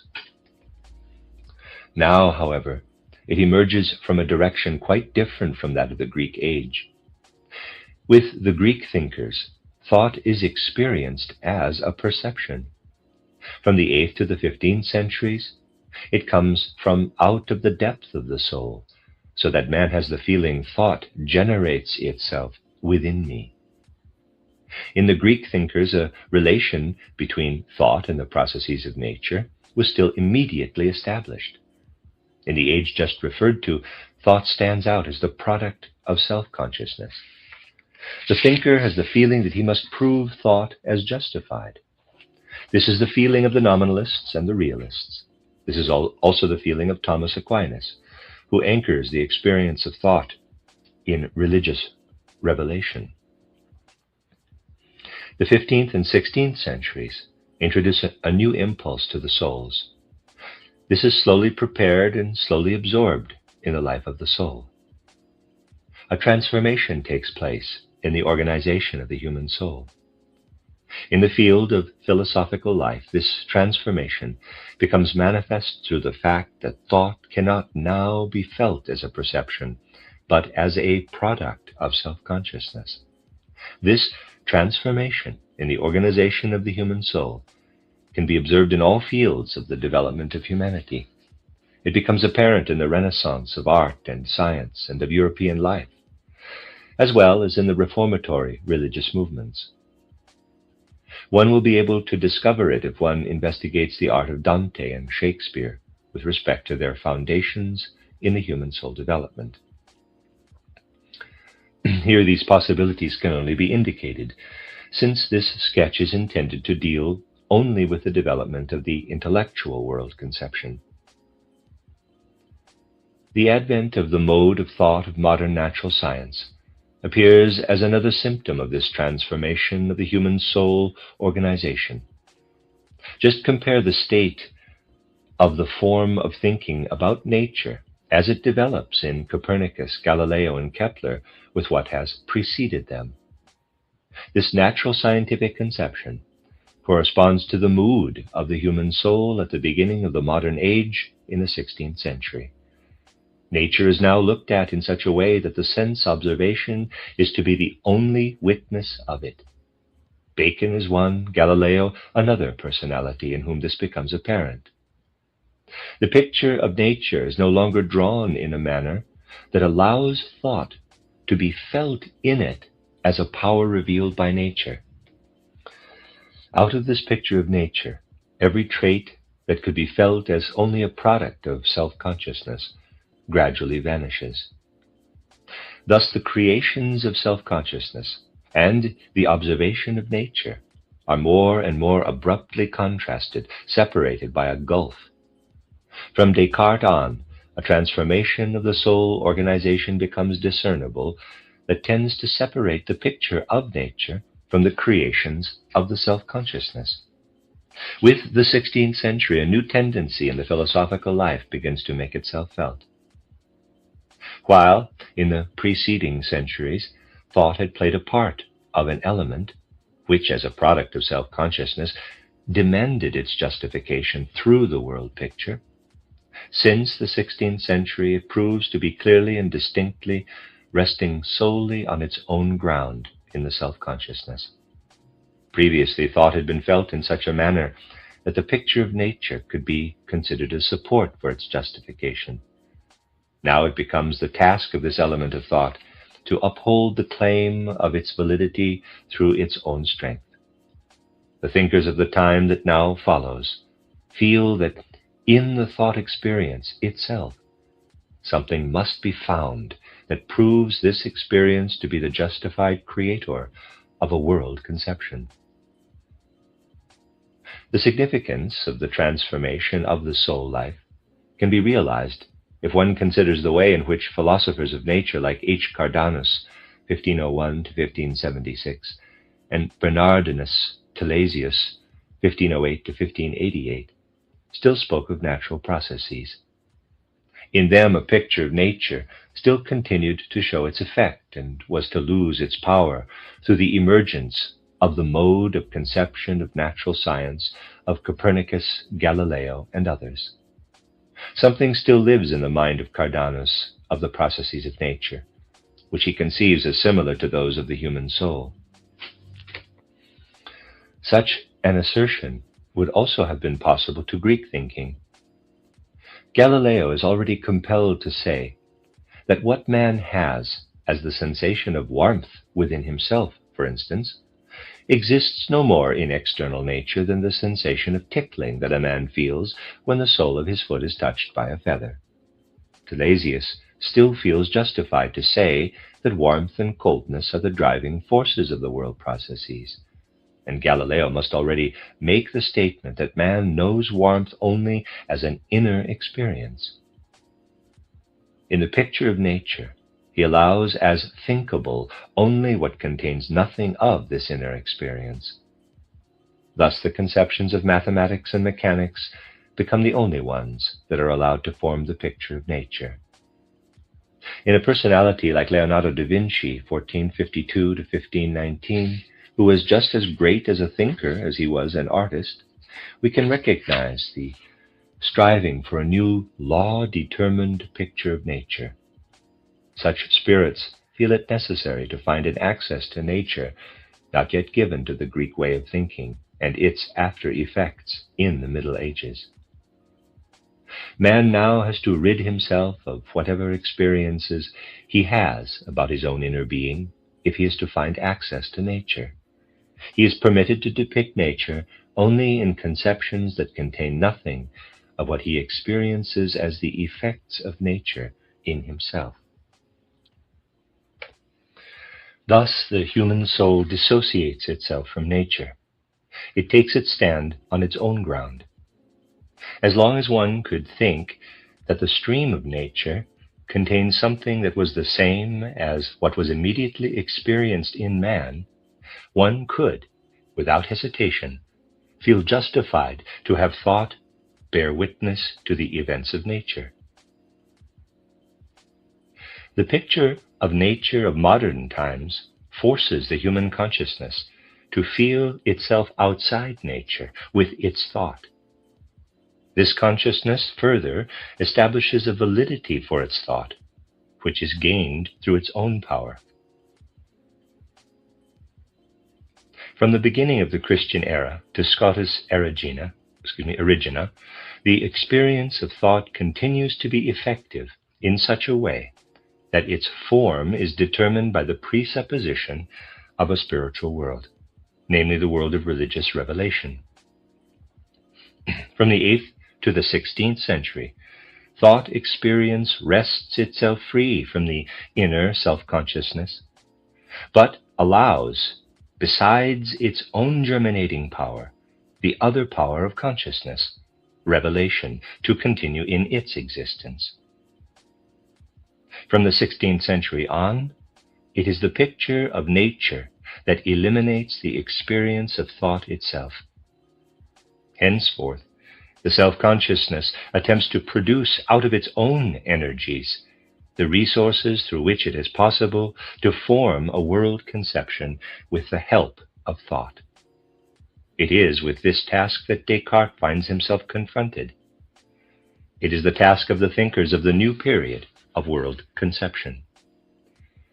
Benedict Spinoza, 1632 to 1677, asks himself, quote, "What must be assumed as a starting point from which the creation of a true world picture may proceed?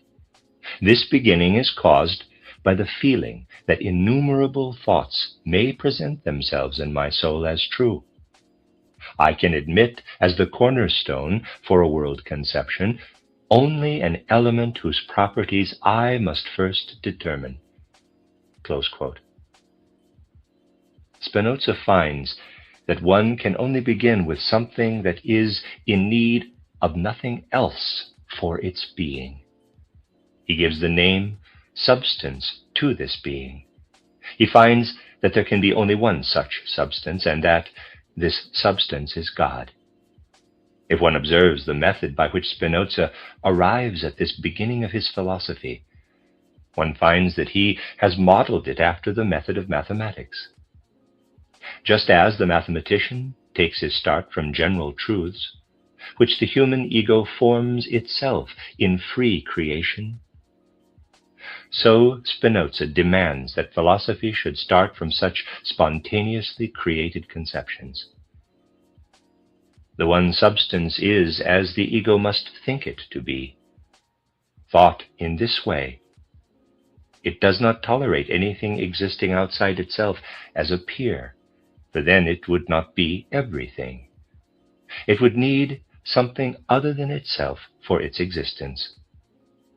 Everything else is, therefore, only of the substance, as one of its attributes, as Spinoza says. Two such attributes are recognizable to man.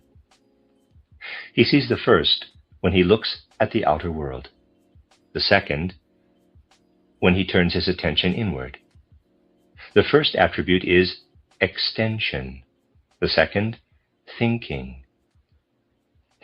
Man contains both attributes in his being. In his body, he has extension. In his soul, thinking.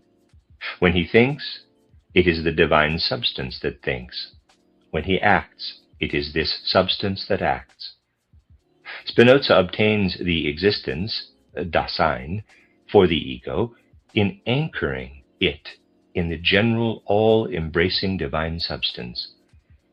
Under such circumstances, there can be no question of an absolute freedom of man, for man is no more to be credited with the initiative of his actions and thought than a stone with that of its motion. The agent in everything is the one substance.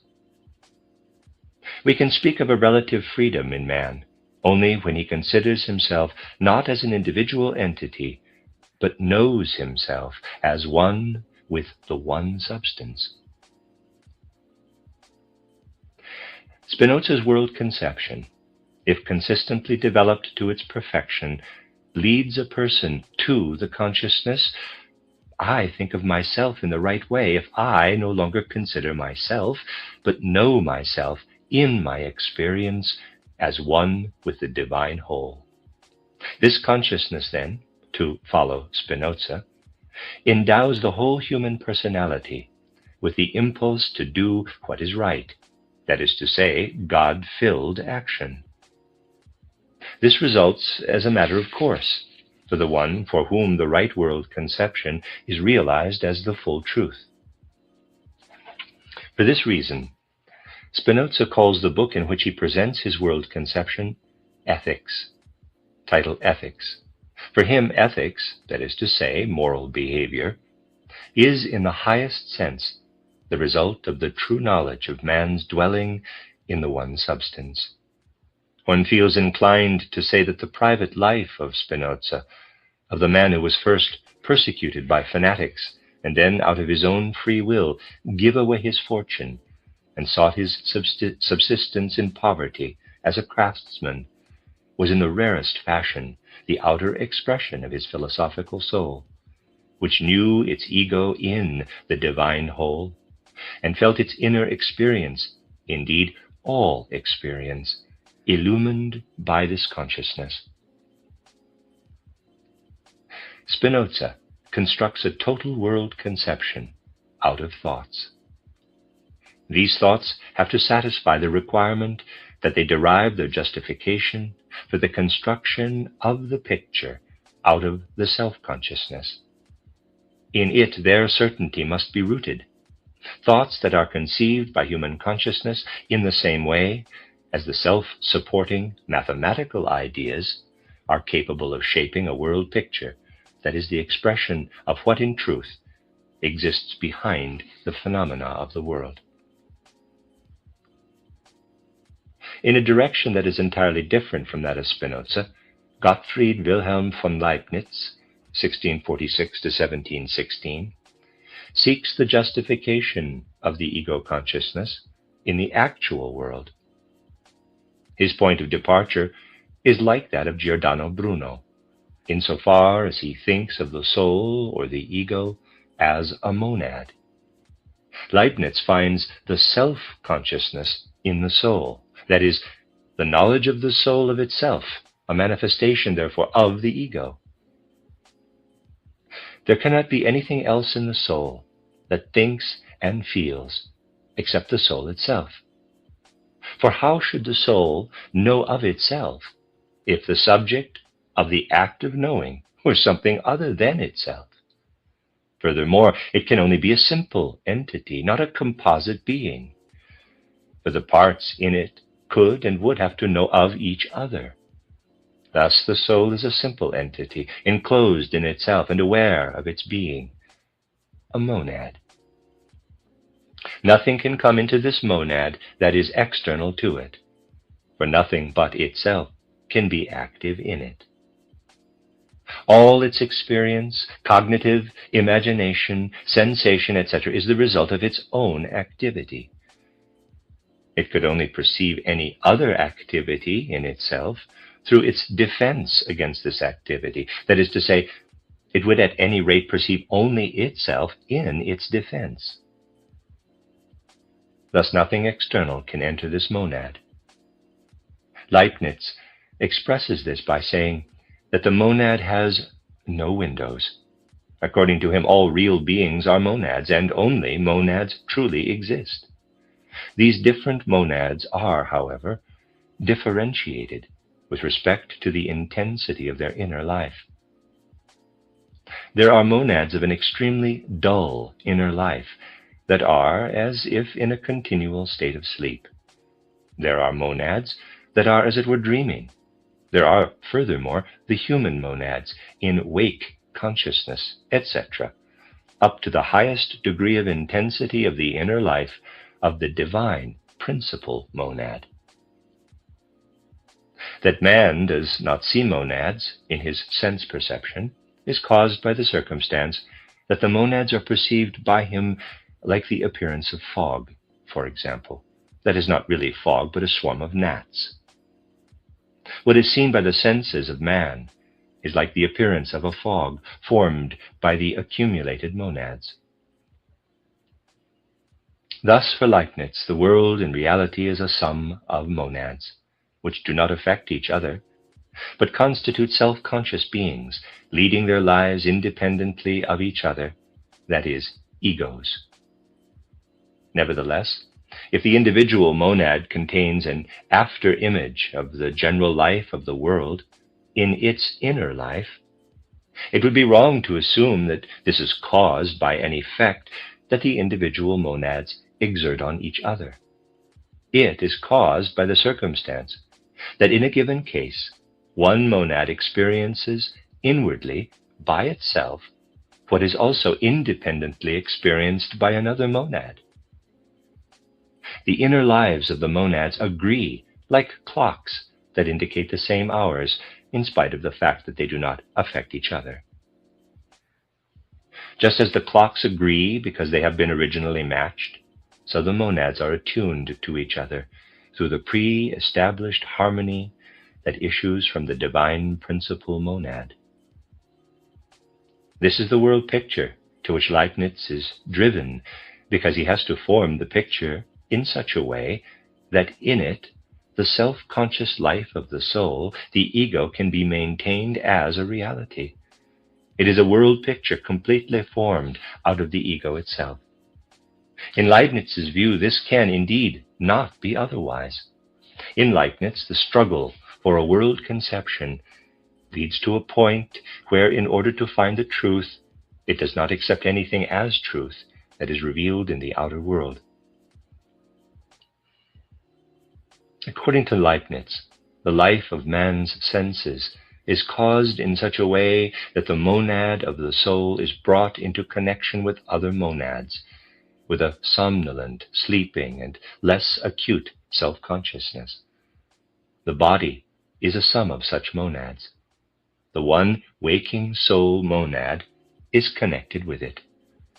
This central monad parts from the others in death and continues its existence by itself. Just as the world picture of Leibniz is one that is wholly formed out of the inner energy of the self-conscious soul, so the world picture of his contemporary, John Locke, 1632 to 1704, rests entirely on the feeling that such a productive construction out of the soul is not admissible. Locke recognizes only those parts of a world conception as justified that can be observed, experienced, and what can, on the basis of the observation, be thought about the observed objects. The soul for him is not a being that develops real experiences out of itself, but an empty slate on which the outer world writes its entries. Thus, for Locke, the human self-consciousness is a result of the experience. It is not an ego that is the cause of an experience.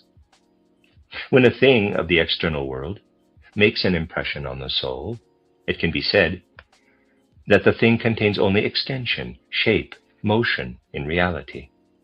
Through the contact with the senses, sounds, colors, warmth, etc. are produced. What thus comes into being through contact with the senses is only there as long as the senses are in touch with the things. Outside the perception, there are only substances that are differently shaped and in different states of motion. Locke feels compelled to assume that except shape and motion, nothing of what the senses perceive has anything to do with things themselves. With this assumption, he makes the beginnings of a current of world conception that is unwilling to recognize the impressions of the external world, experienced inwardly by man in his act of cognition, as belonging to the world, quote, in itself, close quote. It is a strange spectacle that Locke presents to the contemplative soul. Man is supposed to be capable of cognition only through the fact that he perceives, and that he thinks about the content of the perception. But what he perceives has only the least part to do with the properties pertaining to the world itself. Leibniz withdraws from what the world reveals and creates a world picture from within the soul. Locke insists on a world picture that is created by the soul in conjunction with the world, but no real picture of a world is accomplished through such a creation. As Locke cannot, like Leibniz, consider the ego itself as the fulcrum of a world conception, he arrives at conceptions that appear to be inappropriate to support a world conception, because they do not allow the possession of the human ego to be counted as belonging to the center of existence. A worldview like that of Locke loses the connection with every realm in which the ego, the self-conscious soul, could be rooted, because it rejects from the outset any approaches to the world ground, except those that disappear in the darkness of the senses. In Locke, the evolution of philosophy produces a form of world conception in which the self-conscious soul struggles for its existence in the world picture, but loses this fight because it believes that it gains its experiences exclusively in the intercourse with the external world represented in the picture of nature. The self-conscious soul must therefore renounce all knowledge concerning anything that could belong to the nature of the soul, apart from this intercourse with the outside world. Stimulated by Locke, George Berkeley, 1685 to 1753, arrived at results that were entirely different from his. Berkeley finds that the impressions that the things and events of the world appear to produce on the human soul take place in reality within this soul itself. When I see red, I must bring this redness into being within myself. When I feel warm, the warmth lives within me. Thus it is with all things that I apparently receive from without. Except for those elements I produce within myself, I know nothing whatsoever about the external things. Thus it is senseless to speak about things that consist of material substance, for I know only what appears in my mind as something spiritual. What I call a rose, for example, is wholly spiritual. That is to say, a conception, an idea, experienced by my mind. There is therefore, according to Berkeley, nothing to be perceived except what is spiritual. And when I notice that something is effected in me from without, then this effect can only be caused by spiritual entities, for obviously bodies cannot cause spiritual effects, and my perceptions are entirely spiritual. There are, therefore, only spirits in the world that influence each other. This is Berkeley's view. It turns the conceptions of Locke into their contrary, by construing everything as spiritual reality that had been considered as impression of the material things. Thus, Berkeley believes he recognizes himself with his self-consciousness immediately in a spiritual world. Others have been led to different results by the thoughts of Locke. Condillac, 1715 to 1780, is an example. He believes, like Locke, that all knowledge of the world must and indeed can only depend on the observation of the senses and on thinking. He develops this view to the extreme conclusion that thinking has in itself no self-dependent reality. It is nothing but a sublimated, transformed external sensation. Thus only sense perceptions must be accepted in a world picture that is to correspond to the truth. His explanation in this direction is indeed telling. Imagine a human body that is still completely unawakened mentally, and then suppose one sense after another to be opened. What more do we have in the sentient body than we had before in the insensate organism? A body on which the surrounding world has made impressions. These impressions made by the environment have by no means produced what believes itself to be an ego. This world conception does not arrive at the possibility of conceiving the ego as self-conscious soul, and it does not accomplish a world picture in which this ego could occur. It is the world conception that tries to deliver itself of the task of dealing with the self-conscious soul by proving its non-existence. Charles Bonnet, 1720 to 1793, Claude Adrien Helvetius, 1715 to 1771, Julien de la Mettrie, 1709 to 1751, and The System of Nature, titled Systema de la Nature, of Holbach, that appeared in 1770, follow similar paths. In Holbach's work, all traces of spiritual reality have been driven out of the world picture. Only matter and its forces operate in the world. And for this spirit-deprived picture of nature, Holbach finds the words, quote, "O nature, mistress of all being, and you, her daughters, virtue, reason, and truth, may you be forever our only divinities," close quote. In de la Mettrie's title, Man, a Machine, a world picture appears that is so overwhelmed by the picture of nature that it can admit only nature as valid.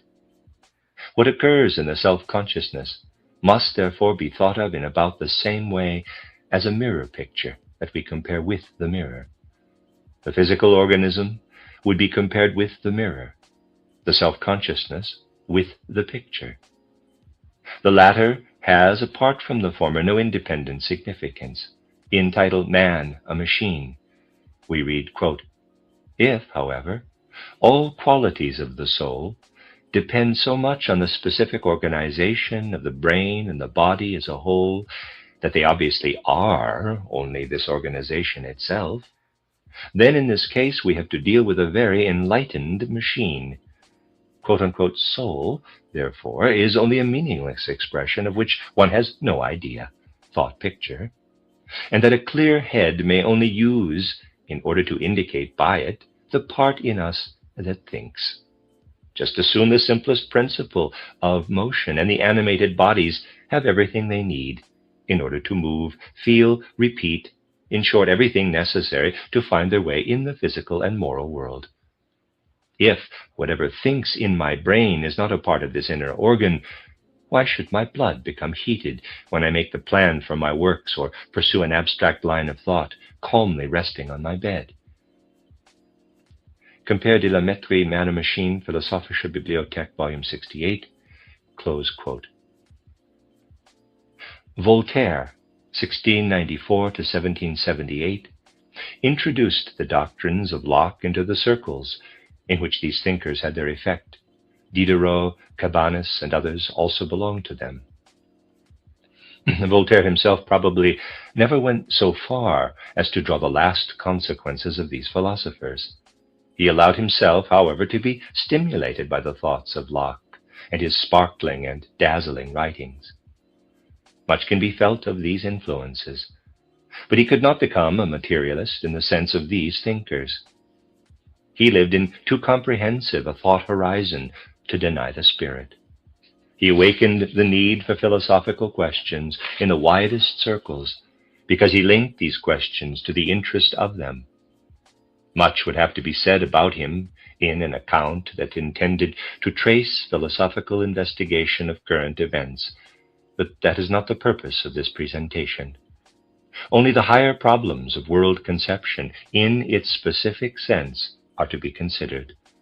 For this reason, Voltaire, as well as Rousseau, the antagonist of the school of enlightenment, are not to be dealt with here.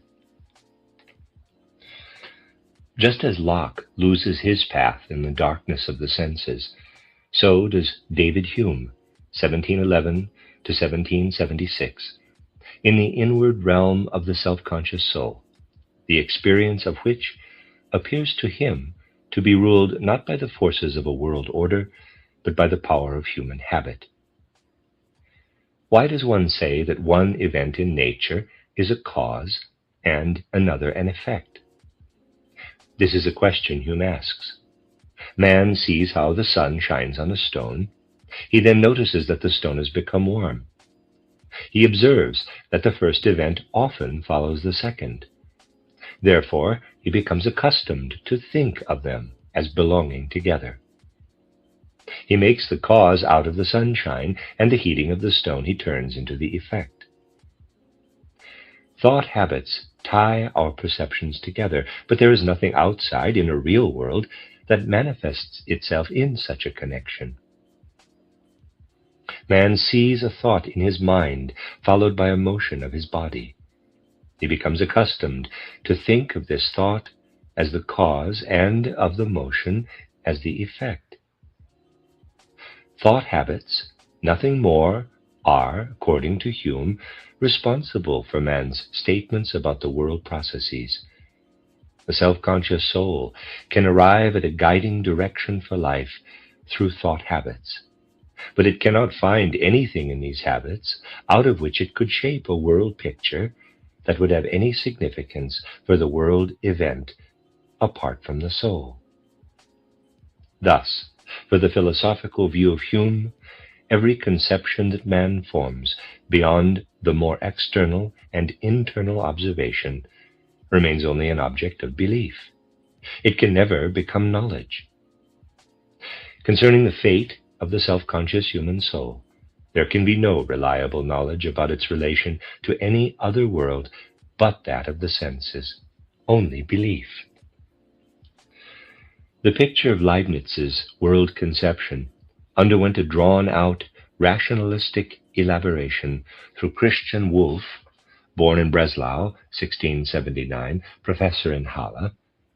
Wolff is of the opinion that a science could be founded that obtains a knowledge of what is possible through pure thinking, a knowledge of what has the potentiality for existence, because it appears free from contradiction to our thinking and can be proven in this way. Thus Wolff becomes the founder of a science of the world, the soul, and God. This world conception rests on the presupposition that the self-conscious soul can produce thoughts in itself that are valid for what lies entirely and completely outside its own realm. This is the riddle with which Kant later feels himself confronted. How is knowledge that is produced in the soul and, nevertheless, supposed to have validity for world entities lying outside the soul possible? In the philosophical development since the 15th and 16th centuries, the tendency becomes manifest to rest the self-conscious soul on itself, so that it feels justified to form valid conceptions about the riddles of the world. In the consciousness of the second half of the 18th century, Lessing, 1729 to 1781, feels this tendency as the deepest impulse of human longing. As we listen to him, we hear many individuals who reveal the fundamental character of that age in this aspiration. Lessing strives for the transformation of the religious truths of revelation into truths of reason. This aim is distinctly discernible in the various turns and aspects that his thinking has to take. Lessing feels himself with his self-conscious ego in a period of the evolution of mankind that is destined to acquire through the power of self-consciousness what it had previously received from without through revelation. What had preceded this phase of history becomes for Lessing a process of preparation for the moment in which man's self-consciousness becomes autonomous. Thus, for Lessing, history becomes an, quote, education of the human race, close quote. This is also the title of his essay, written at the height of his life, in which he refuses to restrict the human soul to a single terrestrial life, but assumes repeated earth lives for it.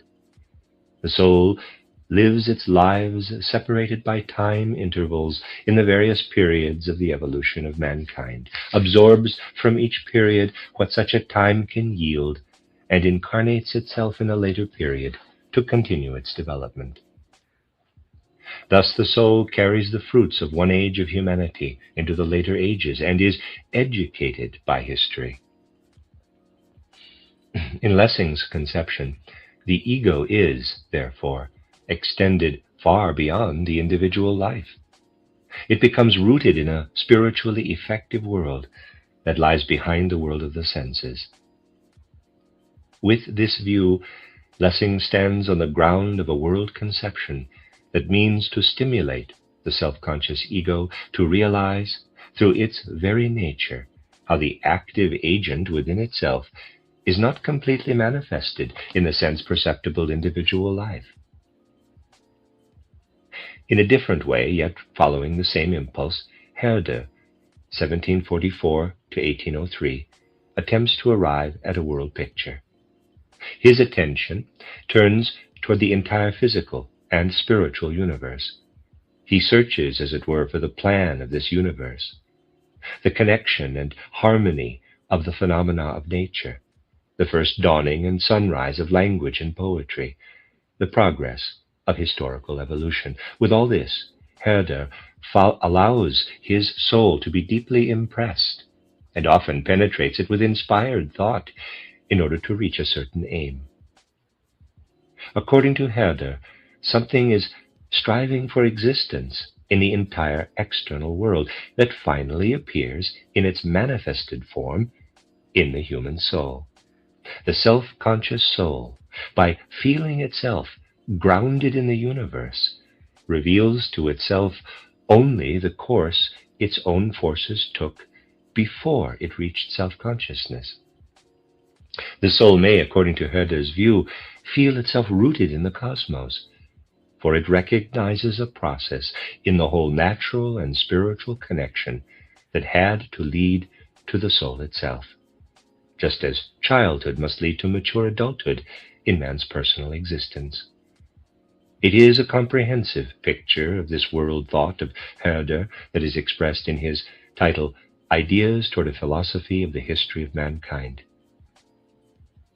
It represents an attempt to think the picture of nature in harmony with that of the spirit, in such a way that there is in this nature picture a place also for the self-conscious human soul. We must not forget that Herder's world conception reflects his struggle to come to terms simultaneously with the conceptions of modern natural science and the needs of the self-conscious soul. Herder was confronted with the demands of modern world conception, as was Aristotle with those of the Greek age. Their conceptions receive their characteristic coloring from the different way in which both thinkers had to take into account the pictures of nature provided by the respective ages. Herder's attitude toward Spinoza, contrary to that of other contemporary thinkers, casts a light on his position in the evolution of world conception. This position becomes particularly distinct if one compares it to the attitude of Friedrich Heinrich Jacobi, 1743 to 1819. Jacobi finds in Spinoza's world picture the elements that the human understanding must arrive at if it follows the paths predestined for it by its own forces. This picture of the world marks the limit of what man can know about the world. This knowledge, however, cannot decide anything about the nature of the soul, about the divine ground of the world, or about the connection of the soul with the latter for this knowledge. These realms are disclosed to man only if he surrenders to an insight of belief that depends on a special ability of the soul. Knowledge in itself must, therefore, according to Jacobi, necessarily be atheistic. It can adhere strictly to logical order, but it cannot contain within itself divine world order.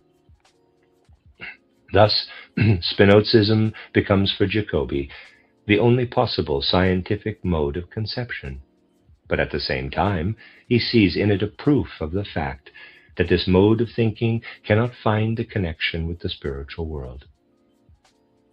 In 1787, Herder defends Spinoza against the accusation of atheism. He is in a position to do so, for he is not afraid to feel, in his own way, but similar to that of Spinoza, man's experience with the divine being. Spinoza erects a pure thought picture, Spinoza erects a pure thought structure. Herder tries to gain a world conception, not merely through thinking, but through the whole of the human soul life. For him, no abrupt contrast exists between belief and knowledge if the soul becomes clearly aware of the manner in which it experiences itself. We express Herder's intention if we describe the experience of the soul in the following way.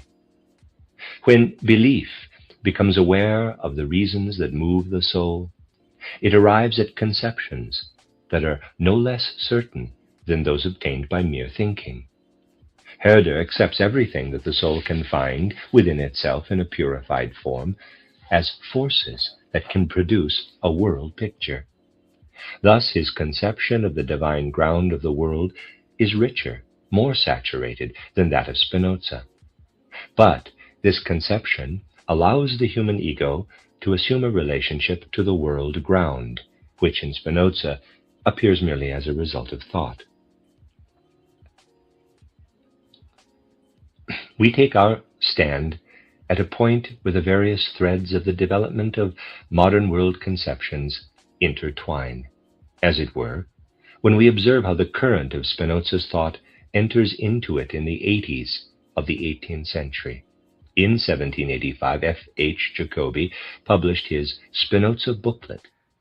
In it, he relates a conversation between himself and Lessing that took place shortly before Lessing's death. According to this conversation, Lessing had confessed his adherence to Spinozism.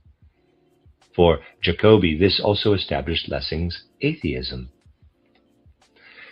If one recognizes the conversation with Jacobi as decisive for the intimate thoughts of Lessing, one must regard him as a person who acknowledges that man can only acquire a world conception adequate to his nature if he takes as his point of support the firm conviction with which the soul endows the thought living through its own strength. With such an idea, Lessing appears as a person whose feeling prophetically anticipates the impulses of the world conceptions of the 19th century.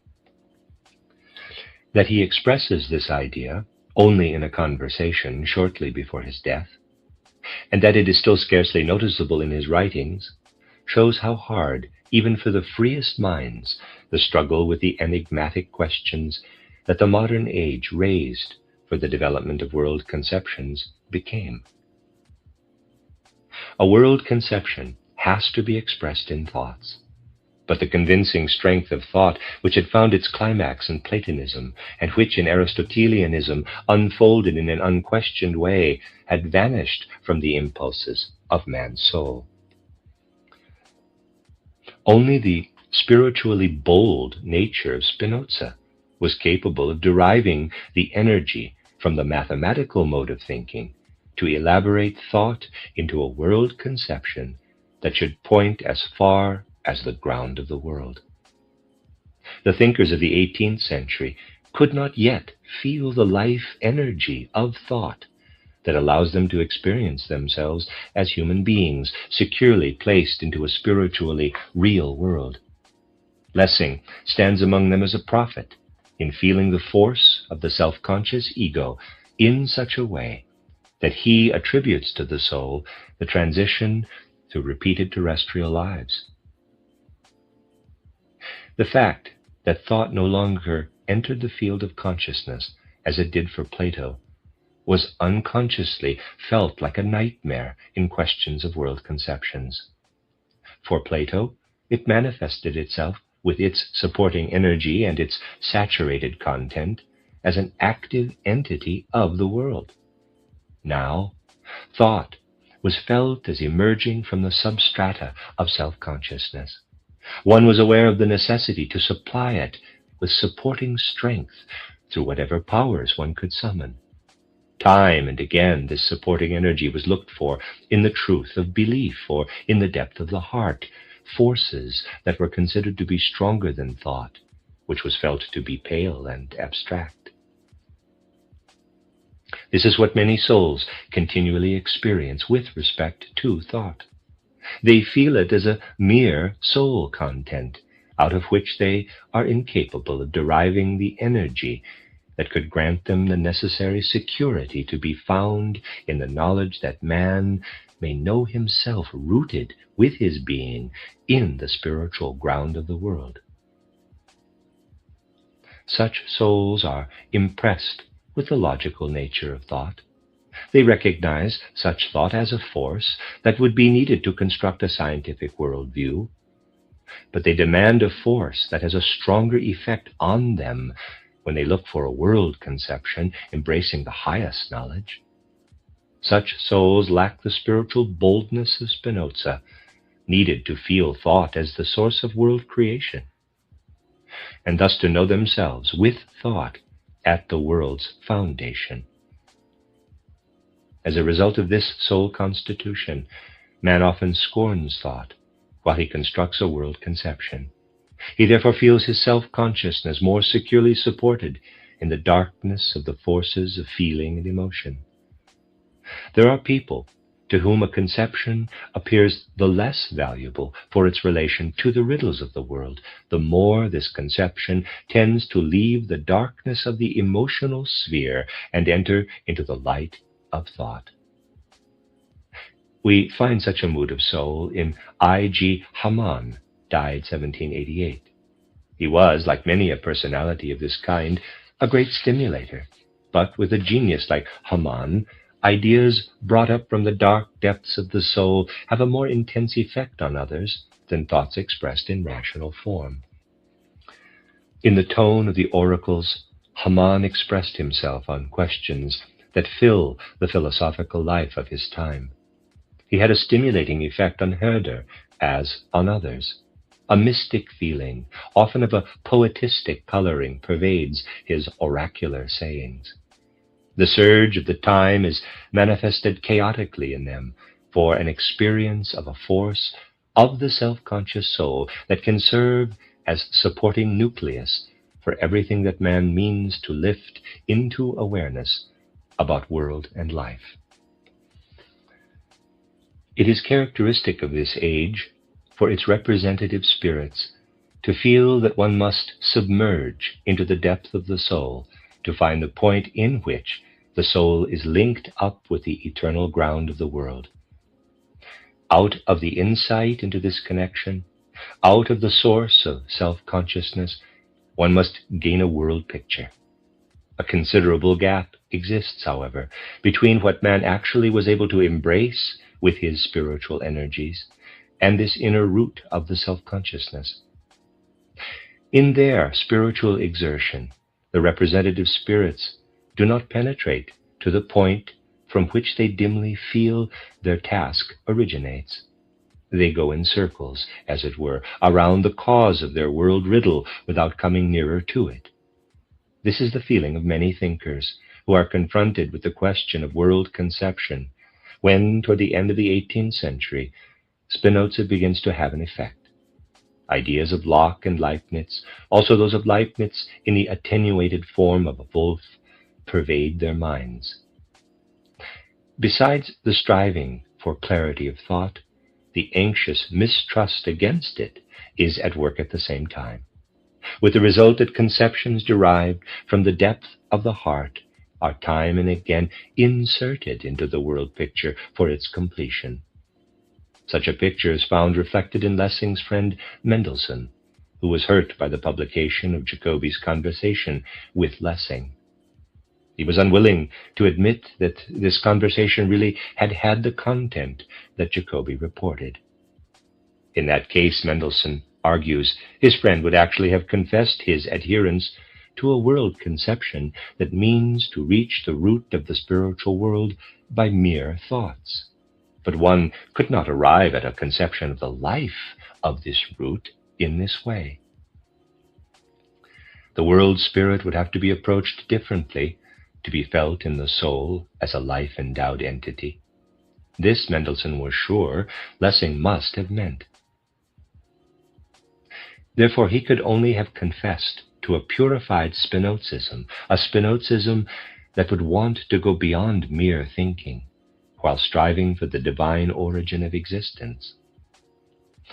To feel the link with this origin in the manner it was made possible by Spinozism was a step Mendelssohn was reluctant to take.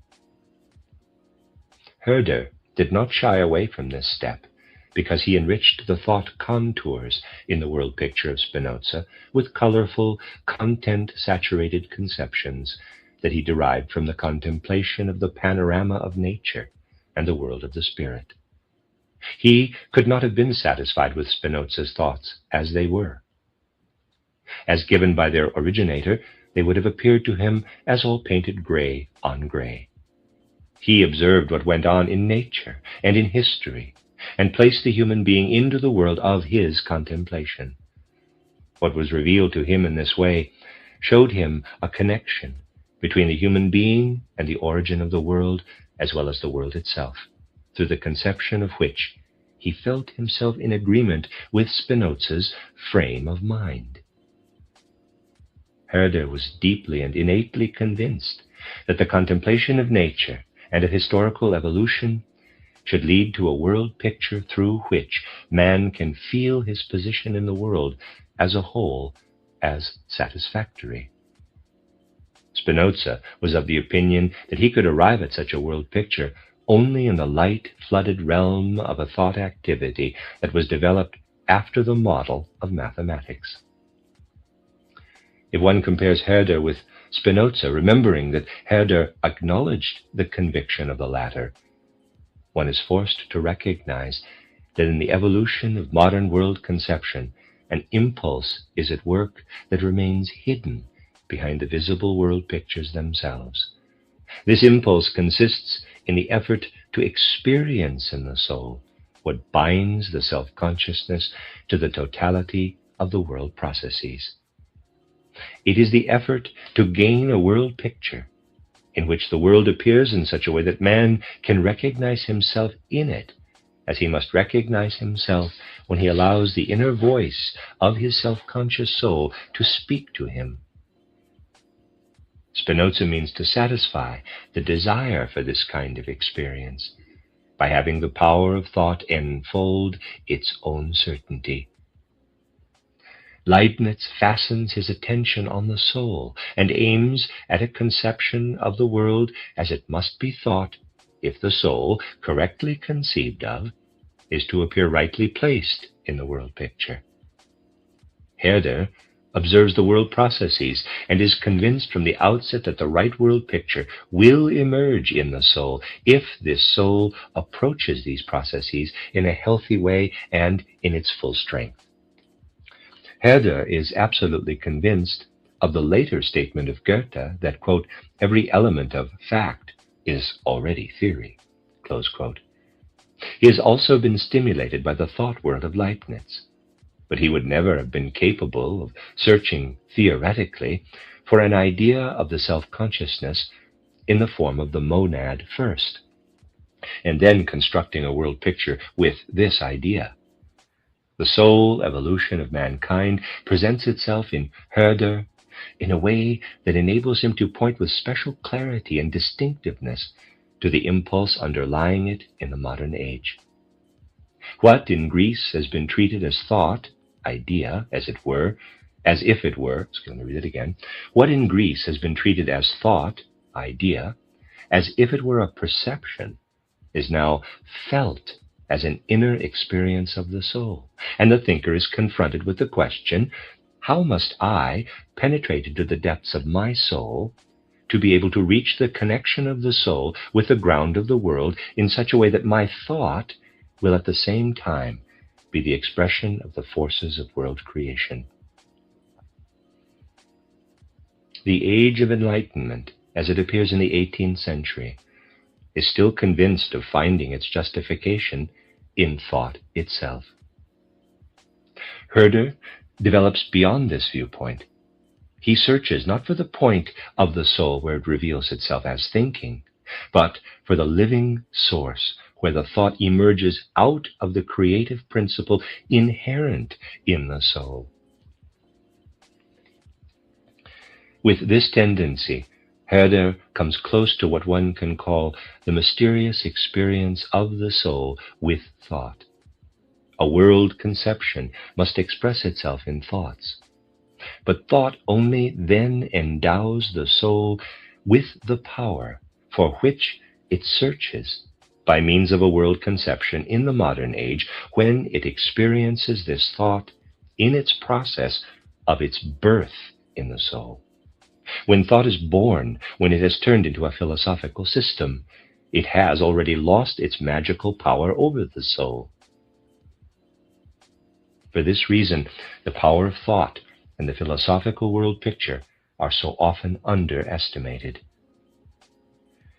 This is done by all those who know only the thought that is suggested to them from without, a thought that they are supposed to believe, to which they are supposed to pledge allegiance. The real power of thought is known only to one who experiences it in the process of its formation. How this impulse lives in souls in the modern age becomes prominently apparent in a most significant figure in the history of philosophy, Shaftesbury, 1671 to 1713. According to him, an inner sense lives in the soul. Through this inner sense, ideas enter into man that become the content of a world conception, just as the external perceptions enter through the outer senses.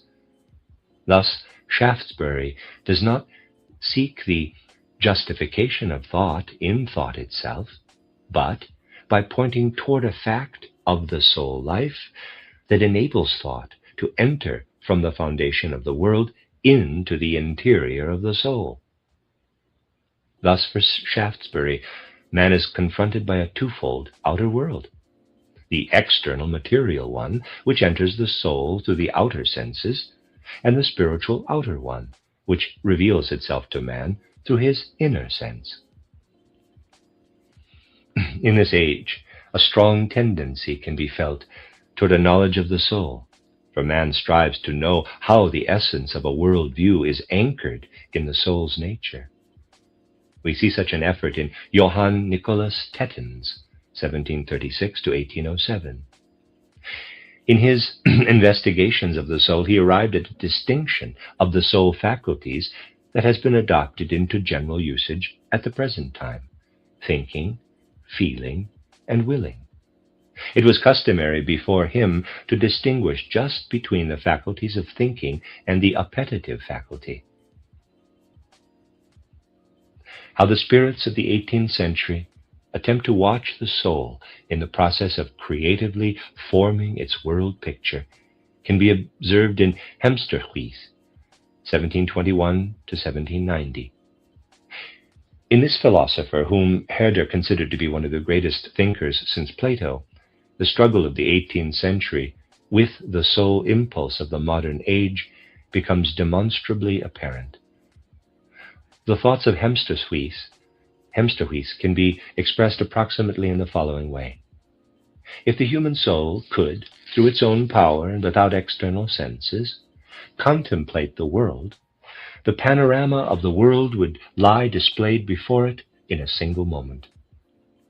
The soul would then be infinite in the infinite. If the soul, however, had no possibility to live in itself, but depended entirely on the outer senses, then it would be confronted with a never-ending temporal diffusion of the world. The soul would then live unconscious of itself in an ocean of sensual boundlessness.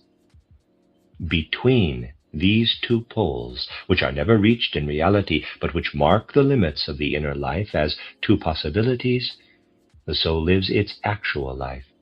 It permeates its own infinity with the boundlessness of the world. In this chapter, the attempt has been made to demonstrate, through the examples of a few thinkers, how the soul impulse of the modern age flows through the evolution of world conception in the 18th century. In this current live the seeds from which the thought development of the, quote, age of Kant and Goethe, close quote, grew. The end of chapter 5. This is a reading of the book, The Riddles of Philosophy, by Rudolf Steiner, beginning of chapter 6, entitled The Age of Kant and Goethe. Those who struggled for clarity in the great problems of world and life conceptions at the end of the 18th century looked up to two men of great intellectual spiritual power, Kant and Goethe. Another person who strove for such a clarity in the most forceful way was Johann Gottlieb Fichte. When he had become acquainted with Kant's title, Critique of Practical Reason, he wrote, quote, "I am living in a new world. Things I had thought could never be proven to me, for instance, the concept of absolute freedom and duty, now have been proven to me, and I feel much happier because of it. It is incomprehensible what a high degree of respect for humanity, what strength this philosophy gives us. What a blessing it is for an age in which morality has been destroyed in its foundation, and in which the concept of duty had been struck from all dictionaries." Close quote. And when, on the basis of Kant's conception, he had built his own titled Groundwork of All Scientific Knowledge, he sent a book to Goethe with the words, quote, "I consider you, and always have considered you, to be the representative of the purest spiritual force of feeling on the level of development that man has reached at the present time. To you philosophy rightly turns. Your feeling is its touchstone." Close quote. A similar attitude to both representative spirits was taken by Schiller. He writes about Kant on October 28, 1794, quote, "I am not at all frightened by the prospect that the law of change, which shows no mercy to any human or divine work, will also destroy the form of the Kantian as well as every other philosophy. Its foundation, however, will not have to fear this destiny, for since the human race exists, and as long as there has been a reason, this philosophy has been silently acknowledged, and mankind as a whole has acted in agreement with its principles." Close quote. Schiller describes Goethe's conception in a letter addressed to him on August 23, 1794. Quote, "For a long time I have, although from a considerable distance, watched the course of your spirit, and with ever-increasing admiration I have observed the path you have marked out for yourself. You are seeking the necessary in nature, but you are seeking it along the most difficult road, which any spirit weaker than yours would be most careful to avoid. You take hold of nature as a whole in order to obtain light in a particular point. In the totality of nature's various types of phenomena, you seek the explanation for the individual. Had you been born a Greek or even an Italian, and from the cradle been surrounded by an exquisite nature and an idealizing art, your path would have been infinitely shortened. Perhaps it would have been made entirely unnecessary. With the first perception of things, you would have caught the form of the necessary. And from your first experiences, the grand style would have developed in you. But now, having been born a German, your Greek spirit having thus been cast into a northern world, you have no choice but that of becoming a northern artist yourself, or of supplying your imagination with what it is refused by reality through the help of your power of thought, and thus to produce a second Greece, as it were, from within, and by means of reason." Close quote. Seen from the present age, Kant and Goethe can be considered spirits in whom the evolution of world conception of modern times reveals itself as in an important moment of its development. These spirits experience intensely the enigmatic problems of existence, which have formerly, in a more preparatory stage, been latent in the substrata of the life of the soul. To illustrate the effect that Kant exerted on his age, the statements of two men who stood at the full height of their time's culture may be quoted. Jean-Paul wrote to a friend in 1788, quote, "For heaven's sake, do buy 2 books, Kant's title Foundation for a Metaphysics of Morals and his title Critique of Practical Reason, Kant is not a light of the world, but a complete radiating solar system all at once. Close quote. Wilhelm von Humboldt makes the statement, quote, Kant undertook the greatest work that philosophical reason has perhaps ever owed to a single man. 3 things remain unmistakably certain if one wants to determine the fame that Kant bestowed on his nation and the benefit that he brought to speculative thinking. Some of the things he destroyed will never be raised again. Some of those to which he laid the foundation will never perish. Most important of all, he brought about a reform that has no equal in the whole history of human thought. Close quote. This shows how Kant's contemporaries saw a revolutionary event in the development of world conception in his achievement. Kant himself considered it so important for this development that he judged its significance equal to that which Copernicus's discovery of the planetary motion holds for natural science. Various currents of philosophical development of previous times continue their effect in Kant's thinking and are transformed in his thought into questions that determine the character of his world conception. The reader who feels the characteristic traits in those of Kant's writings that are most significant for his view is aware of a special appreciation of Kant for the mathematical mode of thinking as one of these traits. Kant feels that what is known in the way mathematical thinking knows carries the certainty of its truth in itself. The fact that man is capable of mathematics proves that he is capable of truth. Whatever else one may doubt, the truth of mathematics cannot be doubted. With this appreciation of mathematics, the thought tendency of modern history of philosophy, which had put the characteristic stamp on Spinoza's realm of thoughts, appears in Kant's mind. Spinoza wants to construct his thought sequences in such a form that they develop strictly from one another as the propositions of mathematical science. Nothing but what is thought in the mode of thought of mathematics supplies the firm foundation on which, according to Spinoza, the human ego feels itself secure in the spirit of the modern age. Descartes had also thought in this way, and Spinoza had derived from him many stimulating suggestions. Out of the state of doubt, he had to secure a fulcrum for a world conception for himself. In a mere passive reception of a thought into the soul, Descartes could not recognize such a support-yielding force. This Greek attitude toward the world of thought is no longer possible for the man of the modern age.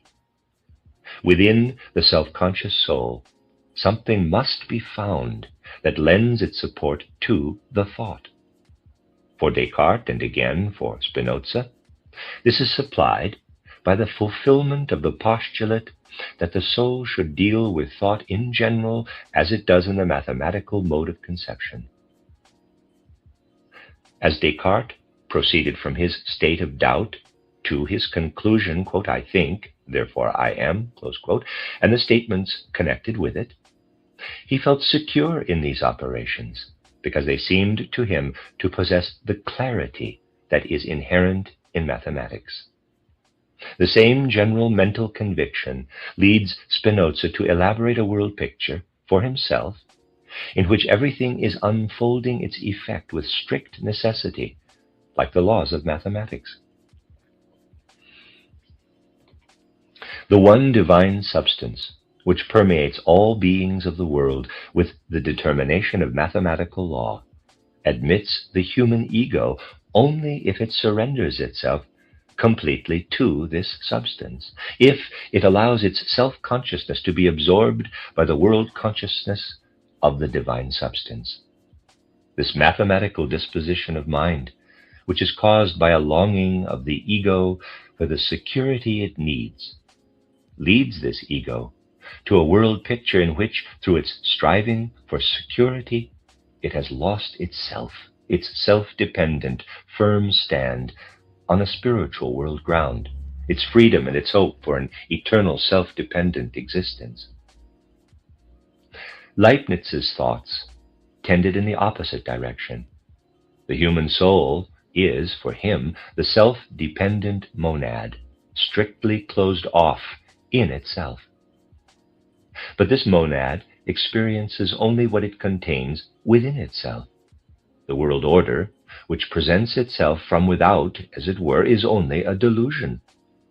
Behind it lies the true world, which consists only of monads, the order of which is the predetermined, pre-established harmony that does not show itself to the outer observation. This world conception leaves its self-dependence to the human soul, the self-dependent existence in the universe, its freedom and hope for an eternal significance in the world's evolution. If, however, it means to remain consistent with its basic principle, it cannot avoid maintaining that everything known by the soul is only the soul itself, that it is incapable of going outside the self-conscious ego, and that the universe cannot become revealed to the soul in its truth from without. For Descartes and for Leibniz, the convictions they had acquired in their religious education were still effective enough that they adopted them in their philosophical world pictures, thereby following motivations that were not really derived from the basic principles of their world pictures. Into Descartes' world picture there crept the conception of a spiritual world that he had obtained through religious channels. It unconsciously permeated the rigid mathematical necessity of his world order, and thus he did not feel that his world picture tended to extinguish his ego. In Leibniz, religious impulses exerted their influence in a similar way, and it is for this reason that it escaped him that his world picture provided for no possibility to find anything except the content of the soul itself. Leibniz believed, nevertheless, that he could assume the existence of the spiritual world outside the ego. Spinoza, through a certain courageous trait of his personality, actually drew the consequences of his world picture. To obtain the security for this world picture, on which his self-consciousness insisted, he renounced the self-dependence of this self-consciousness and found his supreme happiness in feeling himself as a part of the one divine substance. With regard to Kant, we must raise the question of how he was compelled to feel with respect to the currents of world conception, which had produced its prominent representatives in Descartes, Spinoza, and Leibniz.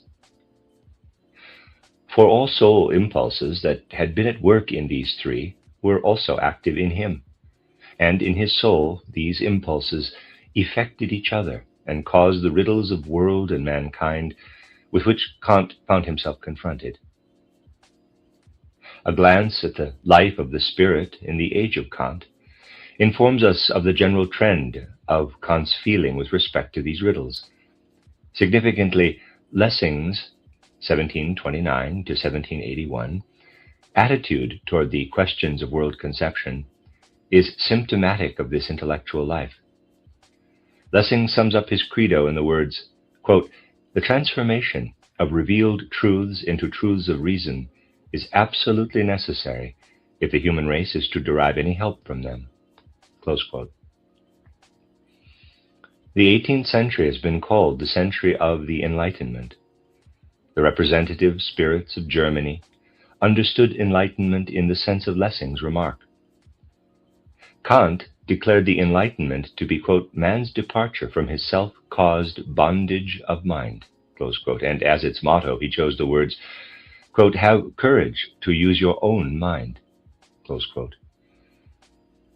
Even thinkers as prominent as Lessing, however, at first had succeeded in no more than transforming rationally traditional doctrines of belief derived from the state of the self-caused bondage of mind.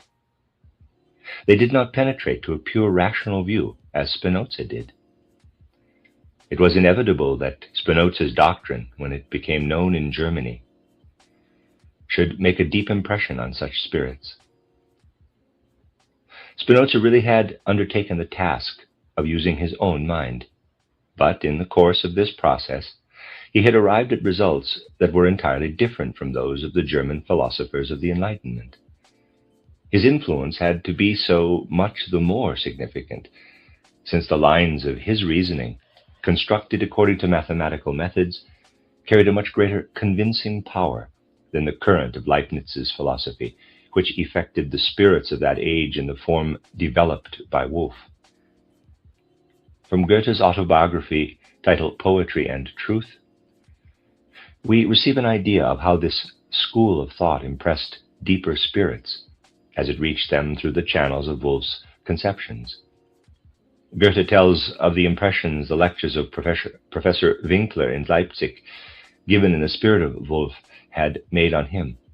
Quote, "At the beginning, I attended my classes industriously and faithfully, but the philosophy offered in no way succeeded in enlightening me. It seemed strange to me that in logic I was to tear apart, isolate, and destroy, as it were, the intellectual operations I had been handling with the greatest ease since the days of my childhood, in order to gain an insight into their correct use. I thought I knew just about as much as the lecturer about the nature of things, the world, and God, and on more than one occasion it seemed to me that there was a considerable hitch in the matter." Close quote. About his occupation with Spinoza's writings, however, the poet tells us, quote, "I surrendered to this reading, and inspecting myself, I believed never to have seen the world so distinctly." Close quote. There were, however, only a few people who could surrender to Spinoza's mode of thought as frankly as Goethe. Most readers were led into deep conflicts of world conception by this philosophy. Goethe's friend F.H. Jacobi is typical of them. He believed that he had to admit that reason, left to its own resources, would not lead to the doctrines of belief, but to the view at which Spinoza had arrived, that the world is ruled by eternal necessary laws. Thus Jacobi found himself confronted with an important decision, either to trust his reason and abandon the doctrines of his creed, or to deny reason the possibility to lead to the highest insights in order to be able to retain his belief. He chose the latter. He maintained that man possessed a direct certainty in his innermost soul, a secure belief by virtue of which he was capable of feeling the truth of the conception of a personal God, of the freedom of will and of immortality, so that these convictions were entirely independent of the insights of reason that were leaning on logical conclusions, and had no reference to these things, but only to the external things of nature. In this way, Jacobi deposed the knowledge of reason to make room for a belief that satisfied the needs of the heart. Goethe, who was not at all pleased by this dethronement of reason, wrote to his friend, quote, "God has punished you with metaphysics and placed a thorn in your flesh. He has blessed me with physics. I cling to the atheists, Spinoza's worship of God, and leave everything to you that you call and may continue to call religion. Your trust rests in belief in God, mine in seeing." Close quote. The philosophy of the Enlightenment ended by confronting the spirits with the alternative, either to supplant the revealed truths by truths of reason, in the sense of Spinoza, or to declare war on the knowledge of reason itself. Kant also found himself confronted with this choice. The attitude he took and how he made his decision is apparent from the clear account in the preface to the second edition of his title, Critique of Pure Reason. Quote, "Let us assume that morality necessarily presupposes freedom, in its strictest sense, as a property of our will. Pleading practical principles, inherent in our reason that would be positively impossible without the presupposition of freedom. Speculative reason, however, having proven that this is not even thinkable, the former assumption made on behalf of morality would have to give way to the latter, whose opposite contains an obvious self-contradiction, and therefore freedom, and with it morality, would have to give way to the mechanism of nature. But since, as the case lies, for the possibility of morality, nothing more is required than that the idea of freedom be not contradictory in itself, and may at least be considered as thinkable without the future necessity of being understood, such that granting the freedom of a given action would not place any obstacle into the attempt of considering the same action, see in other relation, as a mechanism of nature. In this way, the doctrine of morality maintains its place, which could, however, not have happened if our critical philosophy had not previously enlightened us about our inevitable ignorance with respect to things in themselves, restricting all that we can know theoretically to mere phenomena. In the same way, the positive value of the critical principles of pure reason can be brought to light with regard to the concepts of God and of the simple nature of our soul, which I do, however, leave undiscussed here for the sake of brevity. I cannot even assume God, freedom, and immortality for the use of practical reason if I do not, at the same time, deprive speculative reason of its pretensions to excessive insight. I, therefore, had to suspend knowledge in order to make room for belief." Close quote. We see here how Kant stands on a similar ground as Jacobi in regard to knowledge and belief. The way in which Kant had arrived at his results had led through the thought world of Hume. In Hume he had found the view that the things and events of the world in no way reveal connections of thought to the human soul, that the human mind imagined such connections only through habit, while it is perceiving the things and events of the world simultaneously in space and successively in time. Kant was impressed by Hume's opinion, according to which the human mind does not receive from the world what appears to it as knowledge. For Kant, the thought emerged as a possibility. What is knowledge for the human mind does not come from the reality of the world. Through Hume's arguments, Kant was, according to his own confession, awakened out of the slumber into which he had fallen in following Wolff's train of ideas. How can reason produce judgments about God, freedom, and immortality if its statement about the simplest events rests on such insecure foundation? The attack that Kant now had to undertake against the knowledge of reason was much more far-reaching than that of Jacobi. He had at least left to knowledge the possibility of comprehending nature in its necessary connection.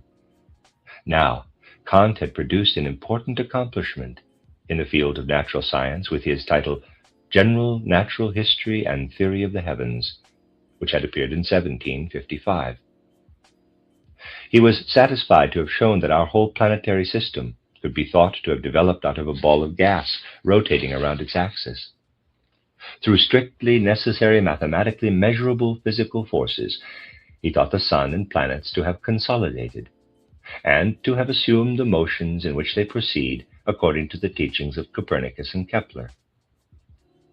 Kant thus believed he had proven, through a great discovery of his own, the fruitfulness of Spinoza's mode of thought, according to which everything happens with strict mathematical necessity.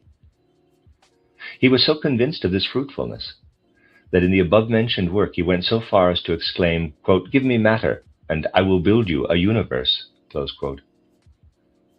The absolute certainty of all mathematical truths was so firmly established for him that he maintains in his title Basic Principles of Natural Science that a science in the proper sense of the word is only one in which the application of mathematics is possible.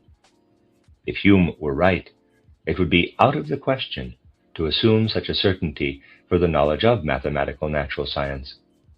For in that case, this knowledge would consist of nothing but thought habits that man had developed because he had seen the course of the world along certain lines. But there would not be the slightest guarantee that these thought habits had anything to do with the law-ordered connection of the things of the world. From his presupposition, Hume draws the conclusion, quote, "The scenes of the universe are continually shifting, and one object follows another in an uninterrupted succession. But the power of force which actuates the whole machine is entirely concealed from us, and never discovers itself in any of the sensible qualities of body." From Inquiry Concerning Human Understanding, Section 8, Part 1, close quote.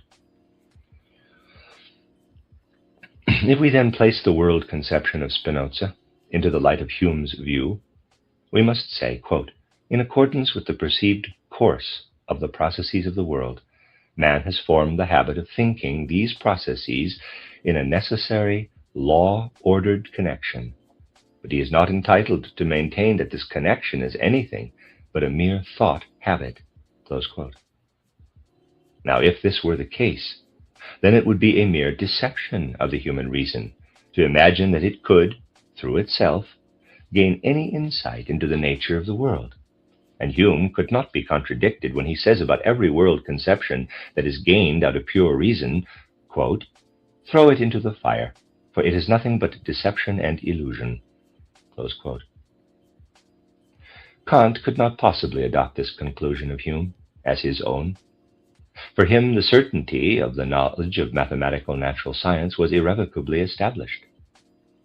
He would not allow this certainty to be touched, but was unable to deny that Hume was justified in saying that we gain all knowledge about real things only by observing them and by forming for ourselves thoughts about their connection that are based on this observation. If a law-ordered connection is inherent in things, then we must also extract this connection out of them. But what we really derive from the things is such that we know no more about it than that it has been so up to the present time. We do not know, however, whether such a connection is really so linked up with the nature of things that it cannot change in any moment. If we form for ourselves today a world conception based on our observations, events can happen tomorrow that compel us to form an entirely different one. If we received all our knowledge from things, there would be no certainty. Mathematics and natural sciences are a proof of this. That the world does not give its knowledge to the human mind was a view Kant was ready to adopt from Hume. That this knowledge does not contain certainty and truth, however, is a conclusion he was not willing to draw. Thus Kant was confronted with the question that disturbed him deeply. How is it possible that man is in possession of true and certain knowledge, and that he is nevertheless incapable of knowing anything of the reality of the world in itself? Kant found an answer that saved the truth and certainty of human knowledge by sacrificing human insight into the grounds of the world. Our reason could never claim certainty about anything in a world lying spread out around us so that we would be affected by it through observation only. Therefore, our world can only be one that is constructed by ourselves, a world that lies within the limits of our minds. What is going on outside myself as a stone falls and causes a hole in the ground, I do not know. The law of this entire process is enacted within me, and it can proceed within me only in accordance with demands of my own mental organization.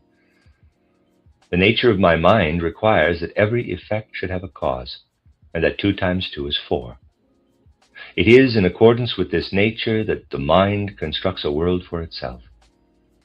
No matter how the world outside ourselves might be constructed, today's world may not coincide in even a single trait with that of yesterday. This can never concern us, for our mind produces its own world according to its own laws. As long as the human mind remains unchanged, it will proceed in the same way in the construction of the world. Mathematics and natural science do not contain the laws of the external world, but those of our mental organization. It is therefore only necessary to investigate the organization if we want to know what is unconditionally true. Quote, reason does not derive its laws from nature, but prescribes them to nature. Close quote. Kant sums up his conviction in this sentence. But the mind does not produce its inner world without an impetus or impression from without. When I perceive the color red, the perception red is, to be sure, a state, a process within me, but it is necessary for me to have an occasion to perceive red. There are therefore things in themselves, but we know nothing about them but the fact that they exist. Everything we observe belongs to the appearances within us. Therefore, in order to save the certainty of the mathematical and natural scientific truths, Kant has taken the whole world of observation in the human mind. In doing so, however, he has raised insurmountable barriers to the faculty of knowledge, for everything that we can know refers merely to processes within ourselves, to appearances or phenomena, not to things in themselves, as Kant expresses it. But the objects of the highest questions of reason, God, freedom, and immortality, can never become phenomena. We see the appearances within ourselves. Whether or not these have their origin in a divine being, we cannot know. We can observe our own psychic conditions, but these are also only phenomena. Whether or not there is a free immortal bond behind them remains concealed to our knowledge. About the things in themselves, our knowledge cannot produce any statement. It cannot determine whether the ideas concerning these things in themselves are true or false. If they are announced to us from another direction, there is no objection to assume their existence, but a knowledge concerning them is impossible for us. There is only one access to these highest truths. This access is given in the voice of duty, which speaks within us emphatically and distinctly, quote, you are morally obliged to do this and that, close quote. This categorical imperative imposes on us an obligation we are incapable of avoiding. But how could we comply with this obligation if we were not in the possession of a free will? We are, to be sure, incapable of knowledge concerning this quality of our soul, but we must believe that it is free in order to be capable of following its inner voice of duty. Concerning this freedom, we have, therefore, no certainty of knowledge as we possess it with respect to the objects of mathematics and natural science, but we have moral certainty for it instead. The observance of the categorical imperative leads to virtue. It is only through virtue that man can arrive at his destination. He becomes worthy of happiness. Without this possibility, his virtue would be void of meaning and significance.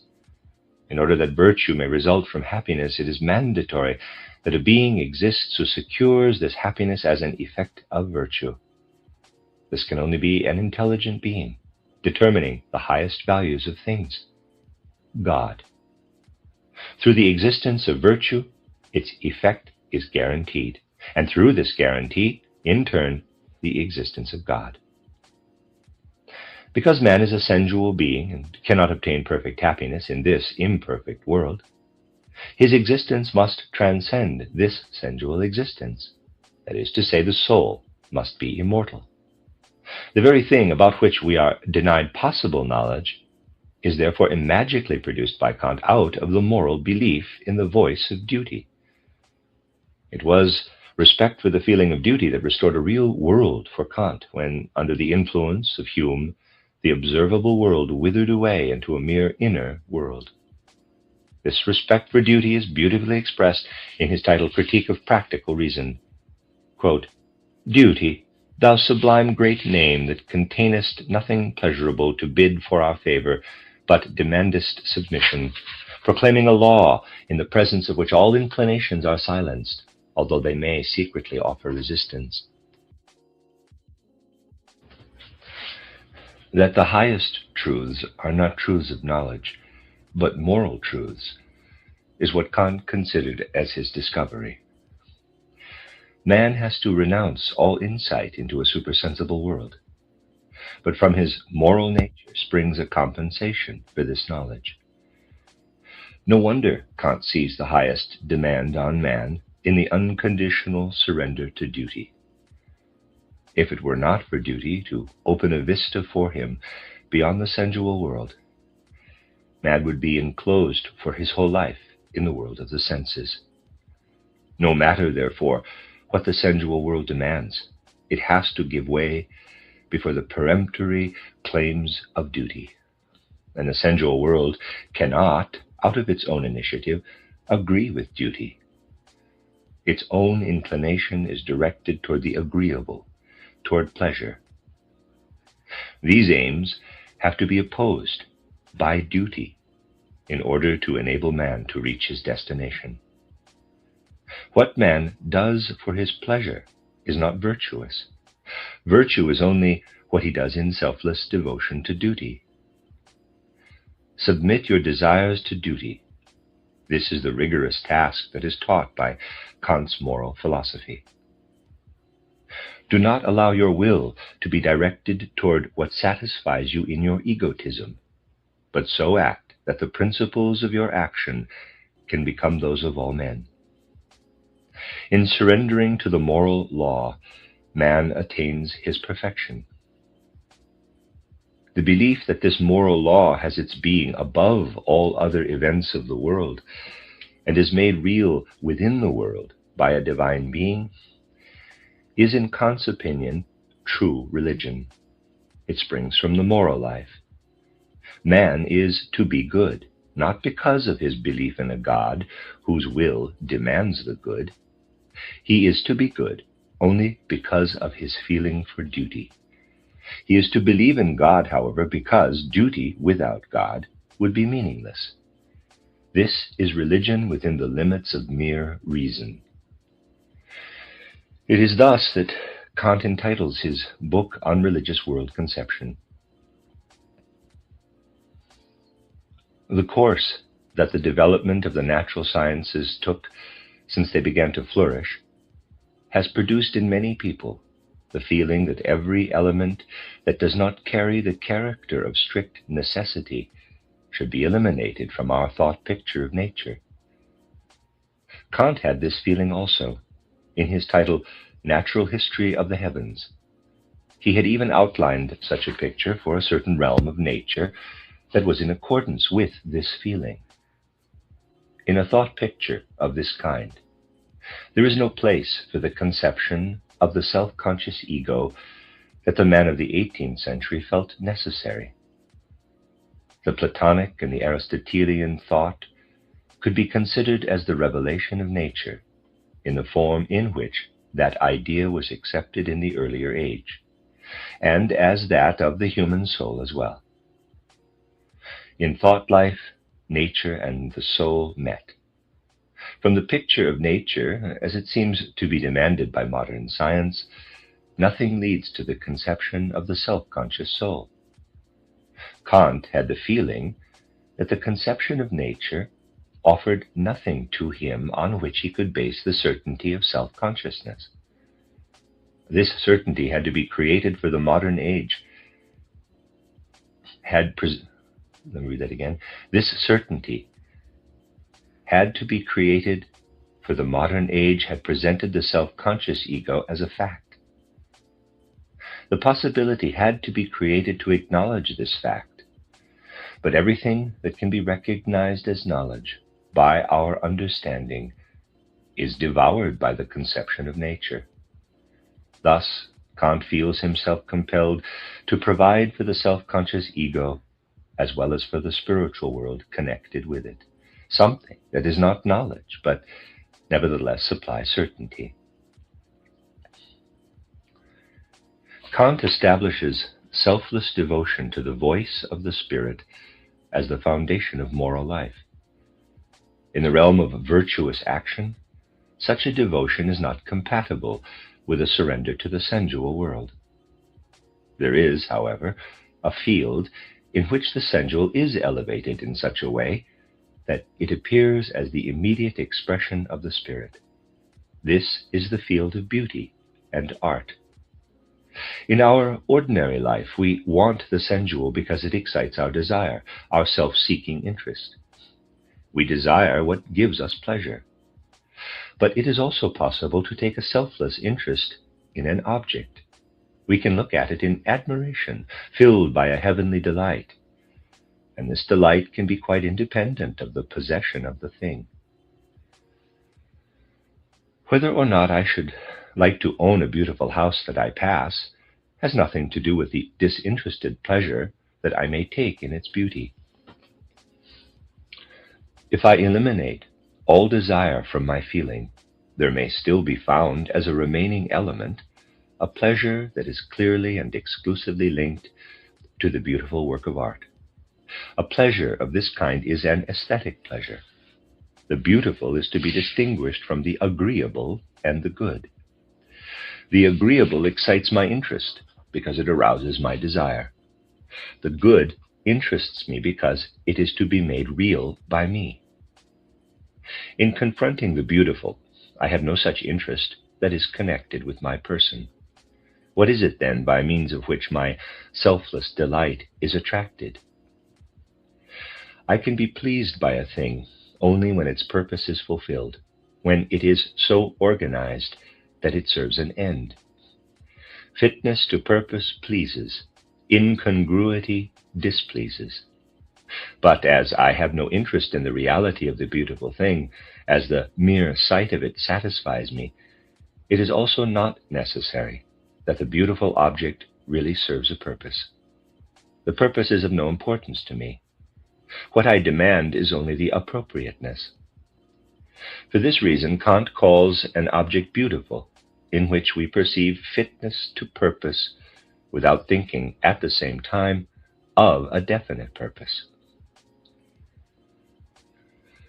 What Kant gives in this exposition is not merely an explanation, but also a justification of art. This is best seen if one remembers Kant's feeling in regard to his world conception. He expresses his feeling in profound, beautiful words. Quote, "Two things fill the heart with ever new and always increasing admiration and awe: the starred heaven above me and the moral law within me. At first, the sight of an innumerable world quantity annihilates, as it were, my importance as a living creature, which must give back to the planet that is a mere dot in the universe the matter out of which it became what it is, after having been for a short while, one does not know how, provided with the energy of life. On second consideration, however, this spectacle infinitely raises my value as an intelligent being, through my conscious and free personality, in which the moral law reveals to me a life that is independent of the whole world of the senses, at least in so far as this can be concluded from the purpose-directed destination of my existence, which is not hemmed in by the conditions and limitations of this life, but extends into the infinite." Close quote. The artist now transplants this purpose-directed destination, which in reality rules in the realm of the moral world, into the world of the senses. Thus the world of art stands between the realm of the world of observation, that is dominated by the eternal stern laws of necessity, which the human mind itself has previously laid into this world, and the realm of free morality, in which commands of duty, as the result of a wise divine world order, set out direction and aim. Between both realms, the artist enters with his works. Out of the realm of the real, he takes his material, but he reshapes this material at the same time in such a fashion that it becomes the bearer of a purpose-directed harmony, as it is found in the realm of freedom. That is to say, the human spirit feels dissatisfied both with the realms of external reality, which Kant has in mind when he speaks of the starred heaven and the innumerable things of the world, and also the realm of moral law. Man, therefore, creates a beautiful realm of semblance, which combines the rigid necessity of nature with the element of a free purpose. The beautiful, now, is not only found in human works of art, but also in nature. There is nature beauty as well as art beauty. This beauty of nature is there without man's activity.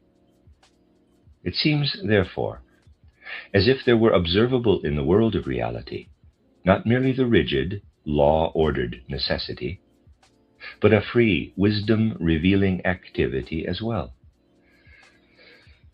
The phenomenon of the beautiful, nevertheless, does not force us to accept a conception of this kind, for what it offers is the form of a purpose-directed activity, without implying also the thought of a real purpose. Furthermore, there is not only the phenomenon of integrated beauty, but also that of integrated ugliness. It is therefore possible to assume that in the multitude of natural events, which are interconnected according to necessary laws, some happen to occur, accidentally as it were, in which the human mind observes an analogy with man's own works of art. As it is not necessary to assume a real purpose, this element of free purpose, which appears as it were by accident, is quite sufficient for the aesthetic contemplation of nature. The situation is different when we meet the entities in nature to which the purpose concept is not merely to be attributed as accidental, but that carry this purpose really within themselves. There are also entities of this kind, according to Kant's opinion. They are the organic beings. The necessary law-determined connections are insufficient to explain them. These, in Spinoza's world conception, are considered not only necessary but sufficient, and by Kant are considered as those of the human mind itself. For an, quote, organism is a product of nature in which everything is at the same time purpose, just as it is cause and also effect, close quote.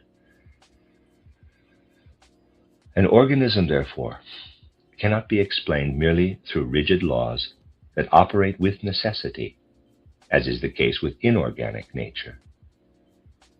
It is for this reason that although Kant himself had, in his title General Natural History and the Theory of the Heavens, undertaken the attempt to, quote, discuss the constitution and the mechanical origin of the entire world structure according to Newtonian principles, close quote, he is of the opinion that a similar attempt applied to the world of organic beings would necessarily fail. In his title Critique of Judgment, he advances the following statement, quote, it is, namely, absolutely certain that in following merely mechanical principles of nature, we cannot even become sufficiently acquainted with organisms and their inner possibility, much less explain them. This is so certain that one can boldly say that it would be absurd for man to set out on any such attempt, or to hope that at some future time a Newton could arise who would explain as much as the production of a blade of grass according to natural laws, into which no purpose had brought order and direction. Such a knowledge must, on the contrary, be altogether denied to man. Close quote. Kant's view that it is the human mind itself that first projects the laws into nature, that it then finds in it. Let me read that again. Kant's view that it is the human mind itself that first projects the laws into nature, that it then finds in it, is also irreconcilable with another opinion concerning a purpose-directed entity. For a purpose points to its originator, through whom it was laid into such an entity, that is, to the rational originator of the world. If the human mind could explain a teleological being in the same way as an entity that is merely constituted according to natural necessity, it would also have to be capable of projecting laws of purpose out of itself into the things. Not merely would the human mind have to provide laws for the things that would be valid with regard to them, insofar as they are appearances of his inner world, but it would have to be capable of prescribing their own destination to the things that are completely independent of the mind. The human mind would, therefore, have to be not merely a cognitive, but a creative spirit. Its reason would, like that of God, have to create the things.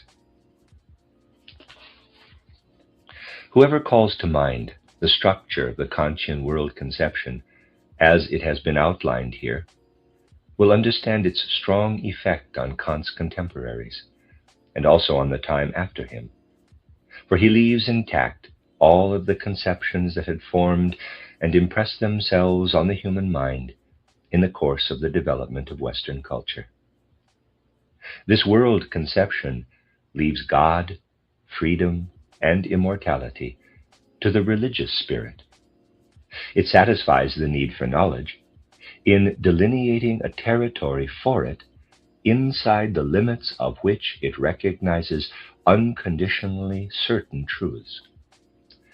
It even allows for the opinion that the human reason is justified to employ not merely the eternal rigorous natural laws for the explanation of living beings, but the purpose concept that suggests a designed order in the world. But at what price did Kant obtain all this? He transferred all of nature into the human mind and transformed its laws into laws of this mind. He ejected the higher world order entirely from nature and placed this order on a purely moral foundation. He drew a sharp line of demarcation between the realm of the inorganic and that of the organic, explaining the former according to mechanical laws of natural necessity, and the latter according to teleological ideas. Finally, he tore the realm of beauty and art completely out of its connection with the rest of reality. For the teleological form that is to be observed in the beautiful has nothing to do with real purposes. How a beautiful object comes into the world is of no importance. It is sufficient that it stimulates in us the conception of the purposeful, and thereby produces our delight. Kant not only presents the view that man's knowledge is possible, so far as the law structure of this knowledge has its origin in the self-conscious soul, and the certainty concerning this soul comes out of a source that is different from the one out of which our knowledge of nature springs. He also points out that our human knowledge has to resign before nature, where it meets the living organism in which thought itself seems to reign in nature. Let me read that last sentence again. He also points out that our human knowledge has to resign before nature, where it meets the living organism in which thought itself seems to reign in nature. In taking this position, Kant confesses by implication that he cannot imagine thoughts that are conceived as active in the entities of nature themselves. The recognition of such thoughts presupposes that the human soul not merely thinks, but in thinking shares the life of nature in its inner experience. If somebody discovered that thoughts are capable not merely of being received as perceptions, as is the case with the Platonic and Aristotelian ideas, but that it is possible to experience thoughts by penetrating into the entities of nature, then this would mean that again a new element had been found that could enter the picture of nature as well as the conception of the self-conscious ego. The self-conscious ego, by itself, does not find a place in the nature picture of modern times. If the self-conscious ego, in filling itself with thought, is not merely aware that it forms this thought, but recognizes in thought a life of which it can know. Quote, "This life can realize itself also outside myself," close quote. then this self-conscious ego can arrive at the insight, quote, I hold within myself something that can also be found without, close quote. The evolution of modern world conception thus urges man on to the step to find the thought in the self-conscious ego that is felt to be alive. This step Kant did not take. Goethe did. In all essential points, Goethe arrived at the opposite to Kant's conception of the world. Approximately at the same time that Kant published his titled Critique of Pure Reason, Goethe laid down his creed in his prose hymn titled Nature, in which he placed man completely into nature, and in which he presented nature as bearing absolute sway, independent of man, her own and man's lawgiver as well. Kant drew all nature into the human mind. Goethe considered everything as belonging to this nature. He fitted the human spirit into the natural world order. Quote, Nature. We are surrounded and enveloped by her, incapable of leaving her domain, incapable of penetrating deeper into her. She draws us into the rounds of her dance, neither asking nor warning, and whirls away with us until we fall exhausted from her arms. All men are in her, and she is in them. Even the most unnatural is nature. Even the clumsiest pedantry has something of her genius. We obey her laws even when we resist them. We are working with her even when we mean to work against her. Nature is everything. She rewards and punishes, delights and tortures herself. She has placed me into life. She will also lead me out of it. I trust myself into her care. She may hold sway over me. She will not hate her work. It was not I who spoke of her. Nay, it was nature who spoke of it all. It was nature who spoke it all, true and false. Nature is the blame for all things. Hers is the merit. Close quote. This is the polar opposite to Kant's world conception. According to Kant, nature is entirely in the human spirit. According to Goethe, the human spirit is entirely in nature, because nature itself is spirit.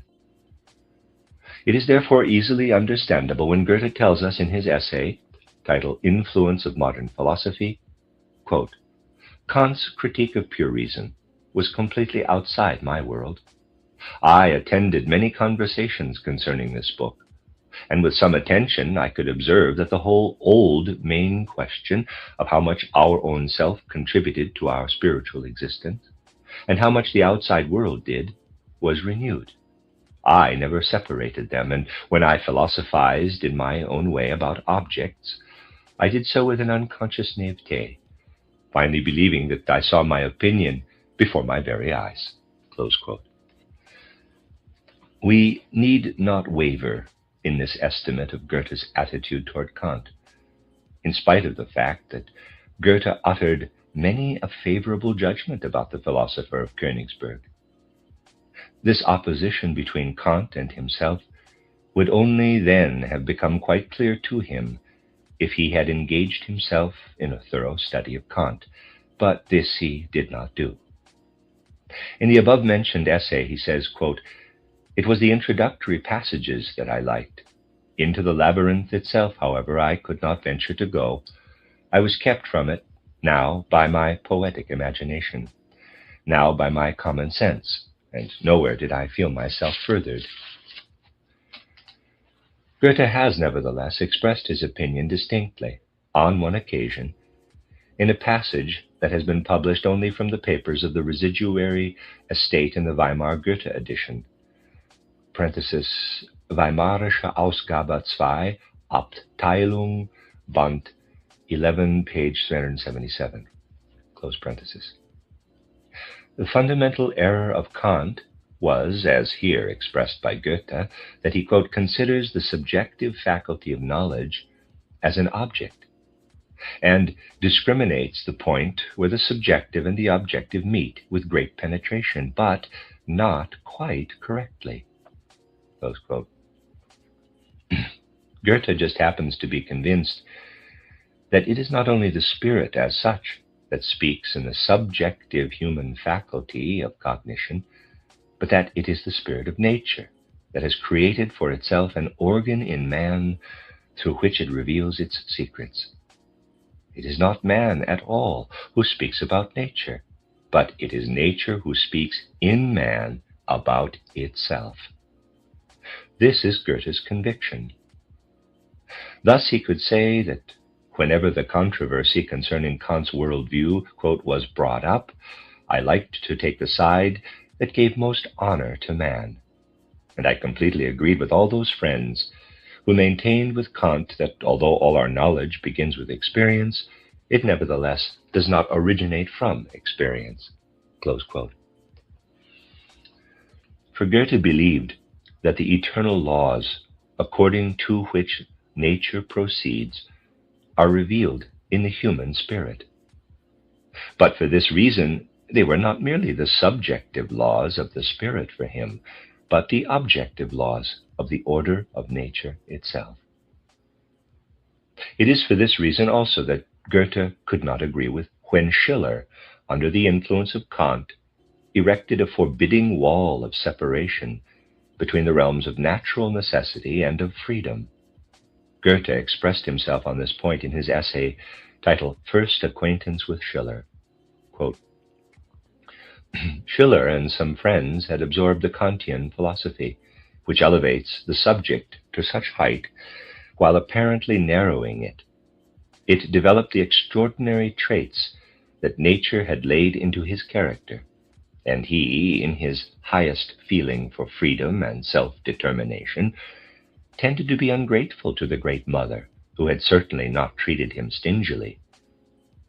Instead of considering nature as self-supporting, alive, and productively spreading order and law from the lowest to the highest point, Schiller took notice of it only in the shape of a few empirical human natural inclinations. Close quote. In his essay, titled Influence of Modern Philosophy, Goethe points to his difference with Schiller in these words, quote, He preached the gospel of freedom. I was unwilling to see the rights of nature infringed upon. Close quote. There was indeed an element of Kant's mode of conception in Schiller. But so far as Goethe is concerned, we are right in accepting what he himself said with regard to some conversations he had with the followers of Kant. Quote, They heard what I had to say, but they could not answer me or further me in any way.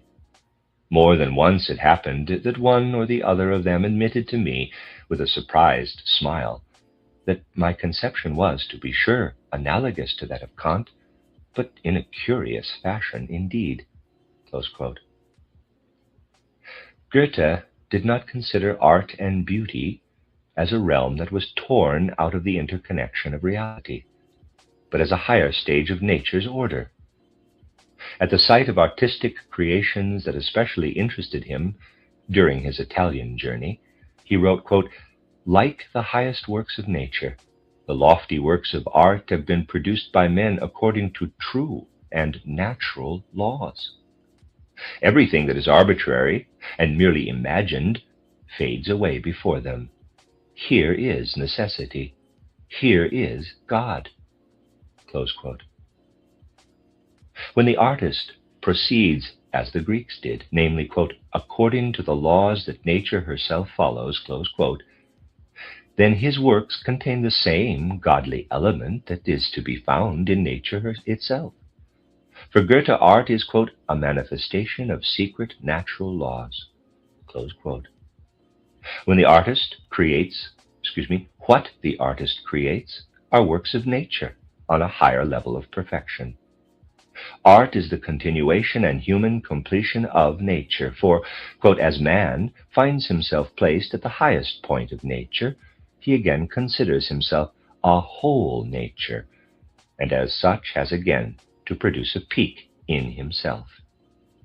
For this purpose he raises his own existence by penetrating himself with all perfections and virtues, produces choice, order, harmony, and meaning, and finally lifts himself as far as to the production of the work of art. Close quote. Everything is nature, from the inorganic stone to the highest of man's works of art, and everything in this nature is ruled by the same, quote, eternal, necessary, and thereby divine laws, close quote, such that, quote, the Godhead itself could not change anything about it, close quote, from Poetry and Truth, Book 16. When, in 1811, Goethe read Jacobi's book titled On Things Divine, it made him, quote unquote, uneasy. Quote, how could the book of a so warmly beloved friend, in which I was to see the thesis developed that nature conceals God, be welcome to me? My mode of world conception, purely felt, deeply seated, inborn and practiced daily as it was, had taught me inviolably to see God in nature, nature in God. And this to such an extent that this worldview formed the basis of my entire existence. Under these circumstances, was not such a strange, one-sided, and narrow-minded thesis to estrange me in spirit from this most noble man, for whose heart I felt love and veneration? I did not, however, allow my painful vexation to linger with me, but took refuge in my old asylum, finding my daily entertainment for several weeks in Spinoza's Ethics. And as my inner education had progressed in the meantime, to my astonishment, I became aware of many things that revealed themselves to me in a new and different light, and affected me with a peculiar freshness. Close quote. The realm of necessity in Spinoza's sense is a realm of inner necessity for Kant. For Goethe, it is the universe itself. And man, with all his thinking, feeling, and willing, and actions, is a link in this chain of necessities. In this realm there is only one order of law, of which the natural and the moral represent only the two sides of its essence. Quote, the sun sheds its light over those good and evil, and to the guilty as to the best. The moon and the stars shine brightly. Close quote. Out of one root, out of the eternal springs of nature, Goethe has everything pour forth. The inorganic and the organic beings, and man with all the fruits of his spirit, his knowledge, his moral order, and his art. Quote, what God would just push the world from without and let it run in circles on his finger, him it behooves to move it in its core, be close to nature, hug her to her breast, so that what lives and weaves in him and is will never lack his power and his spirit. Close quote. In these words, Goethe summed up his credo against Haller, who had written the lines, quote, into nature's sacred center, no created spirits enter, close quote. Goethe turns with his sharpest words, quote, into nature's sacred center, O Philistine, past, compare, no created spirits enter. Wished you never would remind me and all those of my kind of this shallow verbal banter. We think we are everywhere, with every step in nature's care. Happy he to whom she just shows her dry external crust. I hear that repeated these 60 years, curse under my breath so no one hears, and to myself I 1,000 times tell, nature has neither core nor shell. Everything yields she gladly and well. Nature is at her beck and call. Nature is at our beck and call. Nature herself is one and all. Better search yourself once more, whether you be crust or core. Close quote. In following this world conception, Goethe could also not recognize the difference between inorganic and organic nature, which Kant had ascertained in his title Critique of Judgment. Goethe tended to explain living organisms according to the laws by which lifeless nature is explained. Concerning the various species in the plant world, the leading botanist of that time, Linné, states that there were as many species as there, quote, have been created fundamentally different forms, close quote. A botanist who holds such an opinion can only attempt to study the quality of the individual forms and to differentiate them carefully from one another. Goethe could not consent to such a view of nature. Quote, what Linnaeus wanted with might and main to separate, I felt in the very roots of my being as striving into union. Close quote. Goethe searched for an entity that was common to all species of plants. On his Italian journey, this general archetype in all plant forms becomes clearer to him step by step. Quote, the many plants I have heretofore been used to see only in buckets and pots, here grow merrily and vigorously under the open sky, and while they thus fulfill their destination, they become clearer to us. At the sight of such a variety of new and renewed forms, my curious and favorite idea again occurred to me. Could I not discover in this crowd the archetypal plant, Urpflanze? There really must be such a thing. How should I otherwise know that this or that given form is a plant if they had not all been designed after one model? Close quote. On another occasion, Goethe expresses himself concerning this archetypal plant by saying, quote, it is going to become the strangest creature of the world, for which nature herself shall envy me. With this model and the corresponding key, one is then capable of inventing plants to infinity.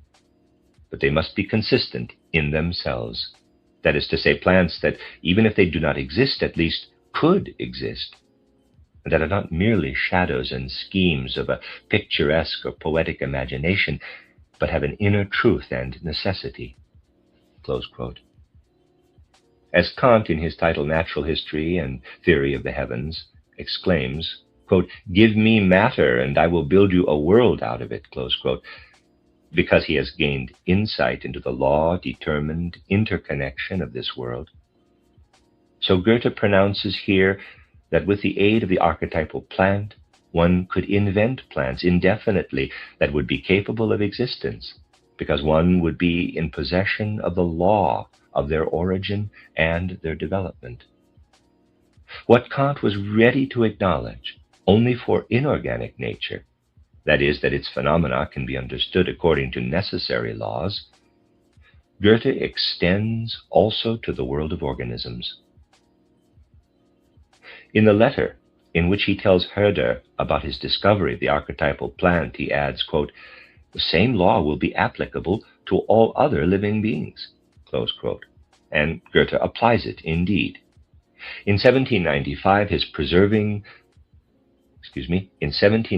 his persevering studies of the animal world led him to, quote, feel free to maintain boldly that all perfect organic beings, among which we see fishes, amphibia, birds, mammals, and at the top of the ladder man, were formed after one model, which in its constant parts only varies in one or another direction, and still develops and transforms daily through propagation, close quote. In his conception of nature as well, therefore, Goethe stands in full opposition to Kant. Kant had called it a risky, quote, adventure of reason, close quote, should reason attempt to explain the living with regard to its origin. He considered the human faculty of cognition as unfit for such an explanation. Quote, it is of infinite importance for reason not to eliminate the mechanism of nature in its productions, and not to pass by this idea in their explanation, because without it no insight into the nature of things can be obtained. Even if it is admitted to us that the highest architect has created the forms of nature as they have been forever, or predetermined those that form according to the same model in the course of their development, our knowledge of nature would thereby, nevertheless, not be furthered in the slightest degree, because we do not know at all the mode of action and the ideas of this being that are to contain the principles of the possibility of the natural beings, and therefore cannot explain nature by means of them from above. Close quote. Against Kantian arguments of this kind, Goethe answers, quote, if in the moral realm, through faith in God, virtue and immortality, we are to lift ourselves into the higher region and to approach the first being, we should be in the same situation in the intellectual field, so that we, through the contemplation of an ever-creative nature, should make ourselves worthy of a spiritual participation in its productions.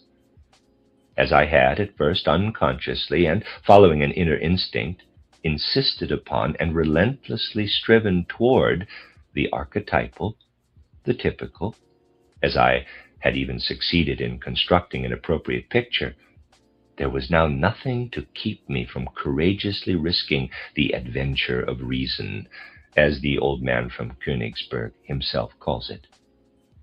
Close quote.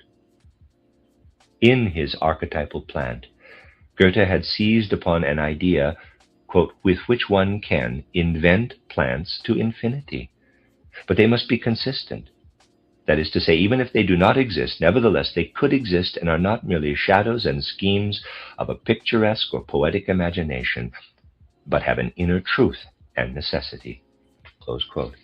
Thus Goethe shows that he is about to find not merely the perceptible idea, the idea that is thought in the self-conscious ego, but the living idea.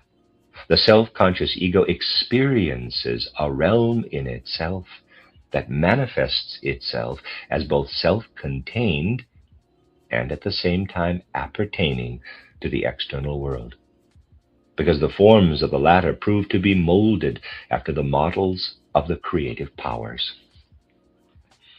With this step, the self-conscious ego can appear as a real being. Goethe has developed a conception through which the self-conscious ego can feel itself enlivened, because it feels itself in union with the creative entities of nature. The world conception of modern times attempted to master the riddle of the self-conscious ego. Goethe plants the living idea into this ego, and with this force of life pulsating in it, it proves to be a life-saturated reality. The Greek idea is akin to the picture. It is contemplated like a picture. The idea of modern times must be akin to life, to the living being. It is inwardly experienced. Goethe was aware of the fact that there is such an inward experience of the idea. In the self-conscious ego, he perceived the breath of the living idea. Goethe says of Kant's Critique of Judgment that he, quote, owed a most happy period of his life to this book, close quote. The great leading thoughts of this work were quite analogous to my previous creations, actions, and thinking. This is a continued quote, excuse me, let me read that again. Let me start this over. Goethe says of Kant's title, Critique of Judgment, that he, quote, owed a most happy period of his life to this book, close quote, quote again. The great leading thoughts of this work were quite analogous to my previous creations, actions, and thinking. The inner life of art and nature, the unfolding of the activity in both cases from within, was distinctly expressed in this book, close quote. Yet this statement of Goethe must not deceive us concerning his opposition to Kant, for in the essay in which it occurs, we also read, quote, passionately stimulated, I proceeded on my own paths, so much the quicker, because I, myself, did not know where they led, and because I found little resonance with the Kantians for what I had conquered for myself and for the methods in which I had arrived at my results. For I expressed what had been stirred up in me and not what I had read. Close quote. A strictly unitary, monastic world conception is peculiar to Goethe. He sets out to gain one viewpoint from which the whole universe reveals its law structure. Quote, from the brick that falls from the roof to the brilliant flash of inspiration that dawns on you and that you convey. Close quote. For, quote, all effects of whatever kind they may be that we observe in experience are interconnected in the most continuous fashion and flow into one another, close quote. Long quote. A brick is loosened from a roof. We ordinarily call this accidental. It hits the shoulder of a passerby, one would say mechanically, but not completely mechanically. It follows the laws of gravity, and so its effect is physical. The torn vessels of living tissue immediately cease to function. At the same moment, the fluids act chemically. Their elementary qualities emerge. But the disturbed organic life resists just as quickly and tries to restore itself. In the meantime, the whole human being is more or less unconscious and psychically shattered. Upon regaining consciousness, the person feels ethically deeply hurt, deploring the interrupted activity of whatever kind it might have been, for man will only reluctantly yield to patience. Religiously, however, it will be easy for him to ascribe this incident to Providence, to consider it a prevention against a greater evil, as a preparation for a good of a higher order. This may be sufficient for the patient, but the recovered man arises genially, trusts in God and in himself, and feels himself saved. He may well seize upon the accidental and turn it to his own advantage, thus beginning a new and eternally fresh cycle of life. Close quote. Thus, with the example of a fallen brick, Goethe illustrates the interconnection of all kinds of natural effects. It would be an explanation in Goethe's sense if one could also derive their strictly law-determined interconnection out of one root. Kant and Goethe appear as two spiritual antipodes at the most significant moment in the history of modern world conception. And the attitude of those who were interested in the highest questions was fundamentally different toward them.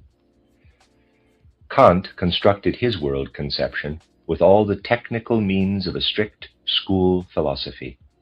Goethe philosophized naively, depending trustfully on his healthy nature. For this reason, Fichte, as mentioned above, believed that in Goethe he could only turn, quote, to the representative of the purest spirituality of feeling, as it appears on the stage of humanity that has been reached at the present time, close quote.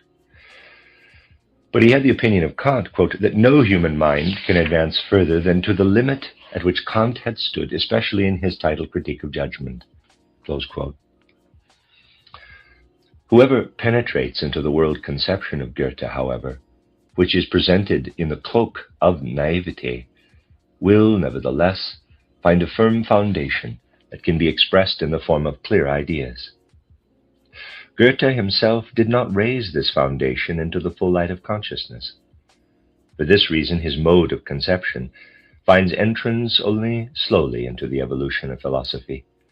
And at the beginning of the 19th century, it is Kant's position with which the spirits first attempt to come to clarity, and with whom they begin to settle their account.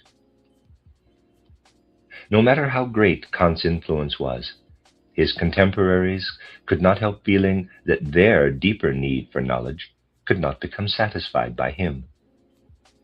Such a demand for enlightenment urgently seeks after a unitary world conception, as it is given in Goethe's case. With Kant, The individual realms of existence are standing side by side without transition. For this reason, Fichte, in spite of his unconditional veneration for Kant, could not conceal from himself the fact, quote, that Kant had only hinted at the truth, but had neither presented nor proved it, close quote. And further, long quote, this wonderful, unique man had either a divination for the truth without being aware of the reasons for it, or he estimated his contemporaries as insufficient to have these reasons conveyed to them, or, again, he was reluctant during his lifetime to attract the superhuman veneration that sooner or later would have been bestowed upon him. No one has understood him as yet, and nobody will succeed in doing so who does not arrive at Kant's results in following his own ways. When it does happen, the world really will be astonished.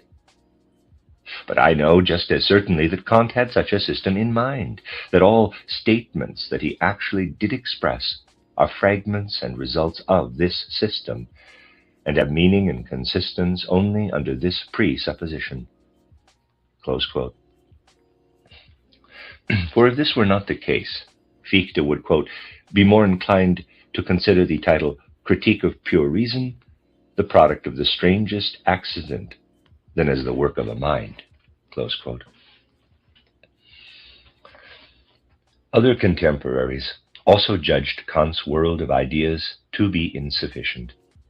Lichtenberg, one of the most brilliant and at the same time most independent minds of the second half of the 18th century, who appreciated Kant, nevertheless could not suppress significant objections to his philosophy. On the one hand, he says, quote, what does it mean to think in Kant's spirit? I believe it means to find the relation of our being, whatever that may be, toward the things we call external. That is to say, to define the relation of the subjective to the objective. That is, to be sure, has always been the aim of all thorough natural scientists. But it is questionable if they ever proceeded so truly philosophically as did Herr Kant. What is and must be subjective was taken as objective, close quote. On the other hand, however, Lichtenberg observes, quote, should it really be an established fact that our reason cannot know anything about the supersensible? Should it not be possible for us to weave our ideas of God and immortality to as much purpose as the spider weaves his net to catch flies? In other words, should there not be beings who admire us because of our ideas of God and immortality, just as we admire the spider and silkworm? Close quote. One could, however, raise a much more significant objection. If it is correct that the law of human reason refers only to the inner worlds of the mind, how do we then manage even to speak of things outside ourselves at all?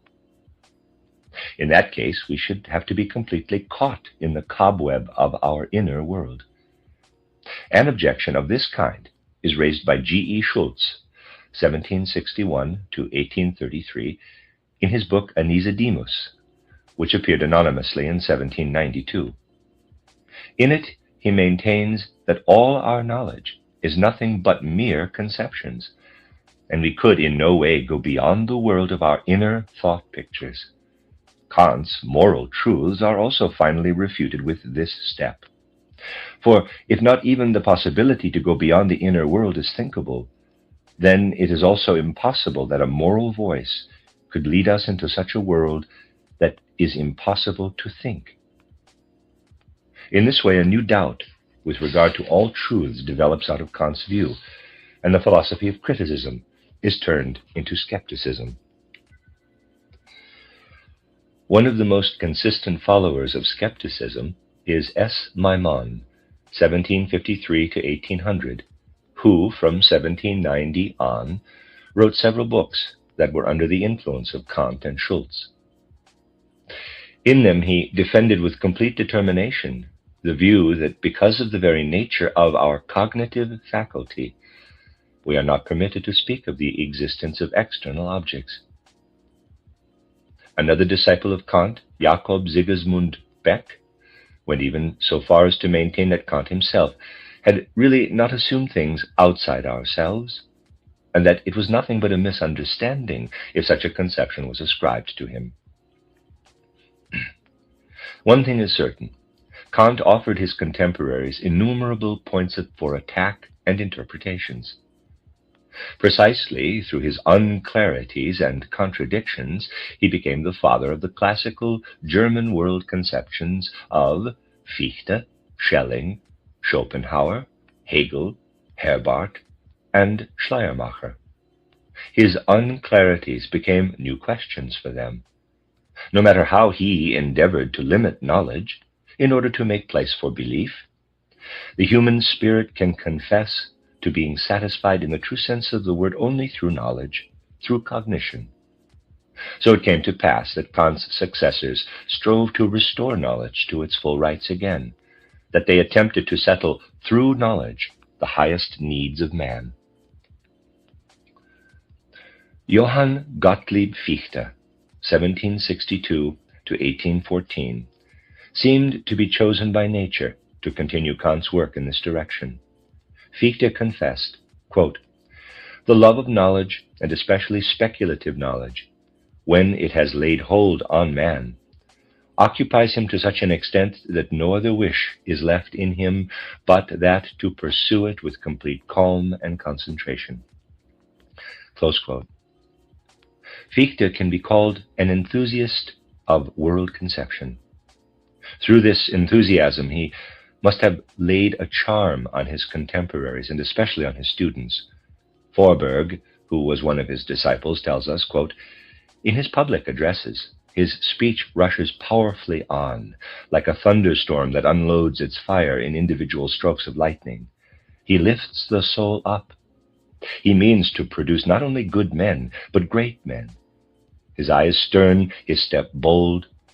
Through his philosophy, he intends to lead the spirit of the age. His imagination is not flowery, but strong and powerful. His pictures are not graceful, but bold and great.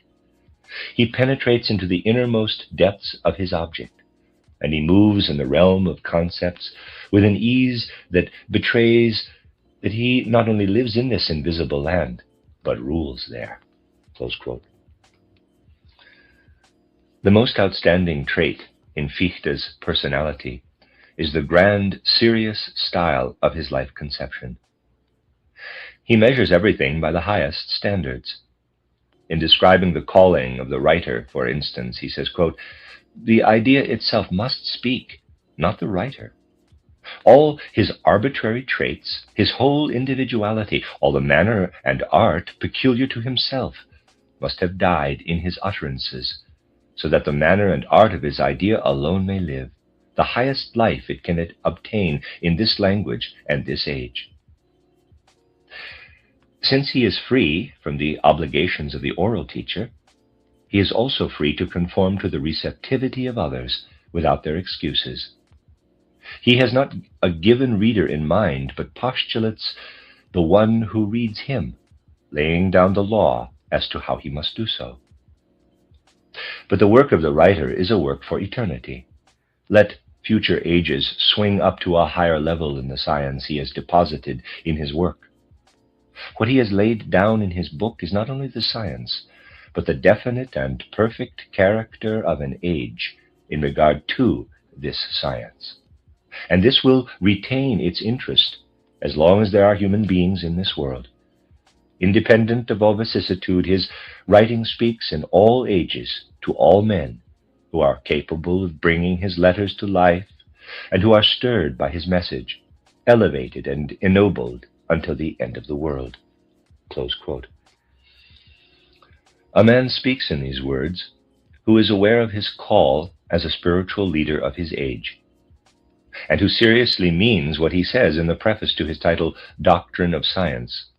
Quote, "My person is of no importance at all, but truth is of all importance, for I am a priest of truth." Close quote. We can understand that a man who, like him, lives in the kingdom of truth does not merely mean to guide others to an understanding, but that he intended to force them to it. Thus, he could give one of his writings the title, the title is A Radiantly Clear Report to the Larger Public Concerning the Real Essence of the Newest Philosophy, an attempt to force the readers to understand. Fichte is a personality who believes that in order to walk life's course, he has no need of the real world and its facts. Rather, he keeps his eyes riveted on the world of idea. He holds those in low esteem who do not understand such an idealistic attitude of spirit. Quote,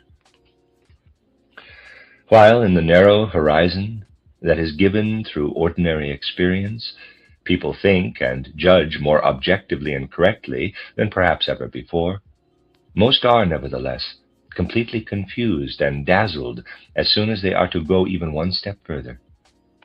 Where it is impossible to rekindle the once extinguished spark of the higher genius, one has to leave them within the circle of their horizon.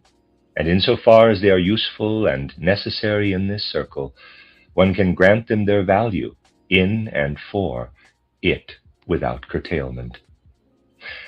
But when they now demand of us to bring down to their level everything they themselves cannot reach up to, when they, for instance, demand that everything printed should be useful as a cookbook or as a textbook of arithmetic, or as a book of general regulations and orders, and then decry everything that cannot be used in such a fashion, then they are very wrong indeed.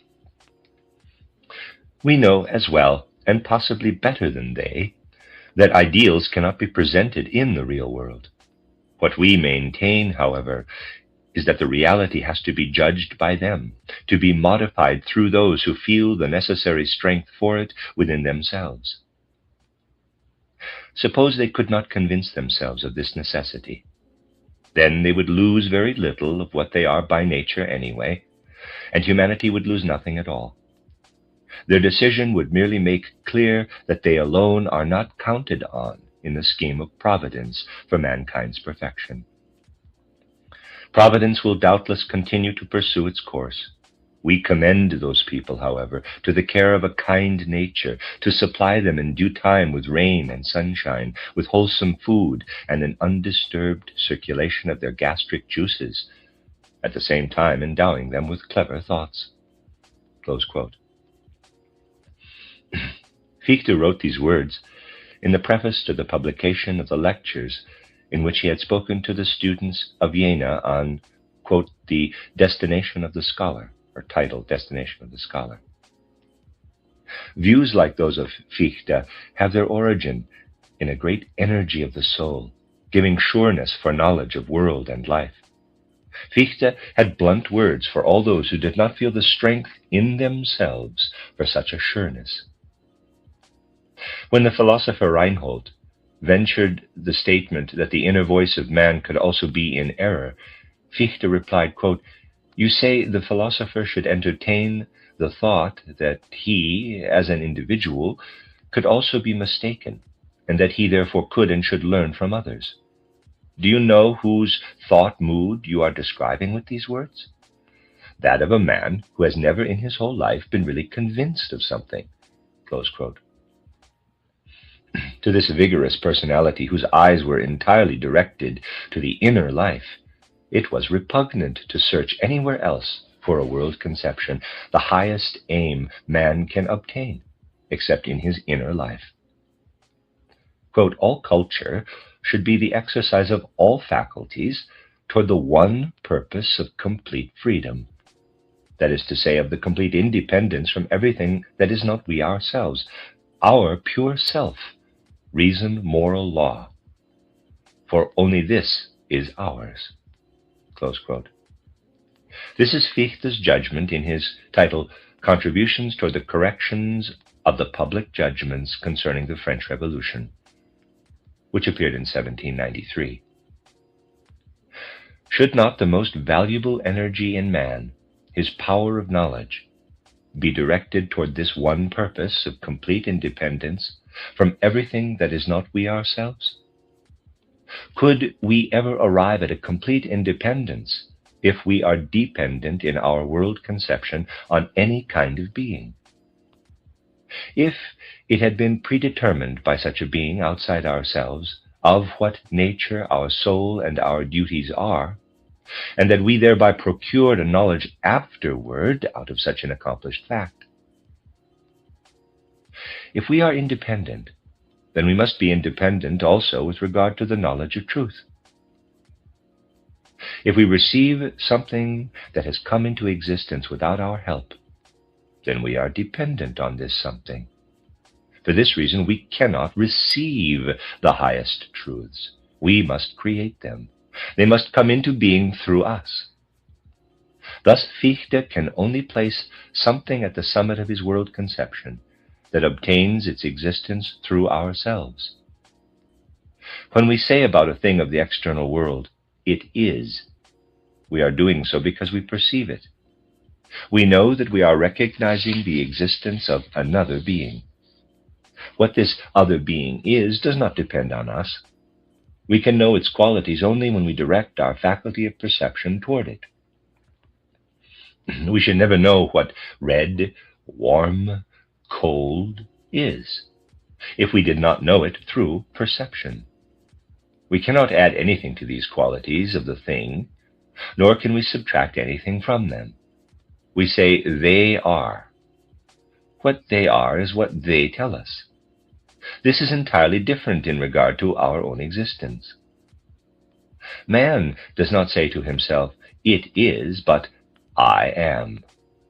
He says thereby not only that he is, but also what he is, namely an I, capital. Only another being could say concerning me, "it is." This is, in fact, what another being would have to say. For even in the case that this other being should have created me, it could not say concerning my existence, "I am."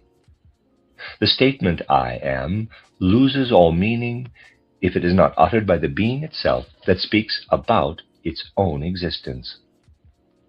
There is therefore nothing in the world that can address me as I, except myself. This recognition of myself as an I, therefore, must be my own original action. No being outside myself can have influence on this. At this point, Fichte found something with respect to which he saw himself completely independent of every foreign entity. A God could create me, but he would have to leave it to myself to recognize myself as an I. I give my ego consciousness to myself. In this way, Fichte obtained a firm point for his world conception, something in which there is certainty. How do matters stand now concerning the existence of other beings? I ascribe this existence to myself, but to do so I have not the same right as with myself. They must become part of my I if I am to recognize an existence in them with the same right. And they do become a part of myself as I perceive them. For as soon as this is the case, they are there for me. What I can say is only my self feels red, my self feels warm. Just as truly as I ascribe to myself an existence, I can also ascribe it to my feeling, to my sensation. Therefore, if I understand myself rightly, I can only say I am, and I myself ascribe existence also to an external world. For Fichte, the external world lost its independent existence in this way. It has an existence that is only ascribed to it by the ego, projected by the ego's imagination. In his endeavor to give to his own self the highest possible independence, Fichte deprived the outer world of all self-dependence. Now, where such an independent external world is not supposed to exist, it is also quite understandable if the interest in a knowledge concerning this external world ceases. Thereby the interest in what is properly called knowledge is altogether extinguished, for the ego learns nothing through its knowledge, but what it produces for itself. In all such knowledge, The human ego holds soliloquies, as it were, with itself. It does not transcend its own being. It can do so only through what can be called living action. When the ego acts, when it accomplishes something in the world, then it is no longer alone by itself, talking to itself. Then its actions flow out into the world. They obtain a self-dependent existence. I accomplish something, and when I have done so, this something will continue to have its effect, even if I no longer participate in its action. What I know has being only through myself. What I do is part and parcel of a moral world order independent of myself. But what does all certainty that we derive from our own ego mean compared to this highest truth of a moral world order, which must surely be independent of ourselves if existence is to have any significance at all? All knowledge is something only for the ego. But this world order must be something outside the ego. It must be, in spite of the fact that we cannot know anything of it. We must therefore believe it. In this manner, Fichte also goes beyond knowledge and arrives at a belief. Compared to this belief, all knowledge is as dream to reality. The ego itself has only such a dream existence as long as it contemplates itself. It makes itself a picture of itself, which does not have to be anything but a passing picture. It is action alone that remains. Fichte describes this dream life of the world with significant words in his title, Vocation of Man. Quote, "There is nowhere anything permanent, neither within myself nor outside, but there is only a never-ceasing change. Nowhere do I know of any being, not even of my own being. I myself do not know at all, and I am not. Pictures are. They are the only thing that is, and they know of themselves after the fashion of pictures, hovering pictures that pass by, without anything that they pass. Interconnected through pictures of pictures, pictures without anything that is depicted in them, without meaning and purpose. I, myself, am one of these pictures. In fact, I am not even that, but only a confused picture of pictures. All reality is changed into a strange dream, without a life of which to dream, without a spirit to do the dreaming. It changes into a dream which is held together by a dream of itself. Seeing, this is the dream. Thinking, the source of all beings, of all reality, which I imagine, of my being, my strength, of my purposes.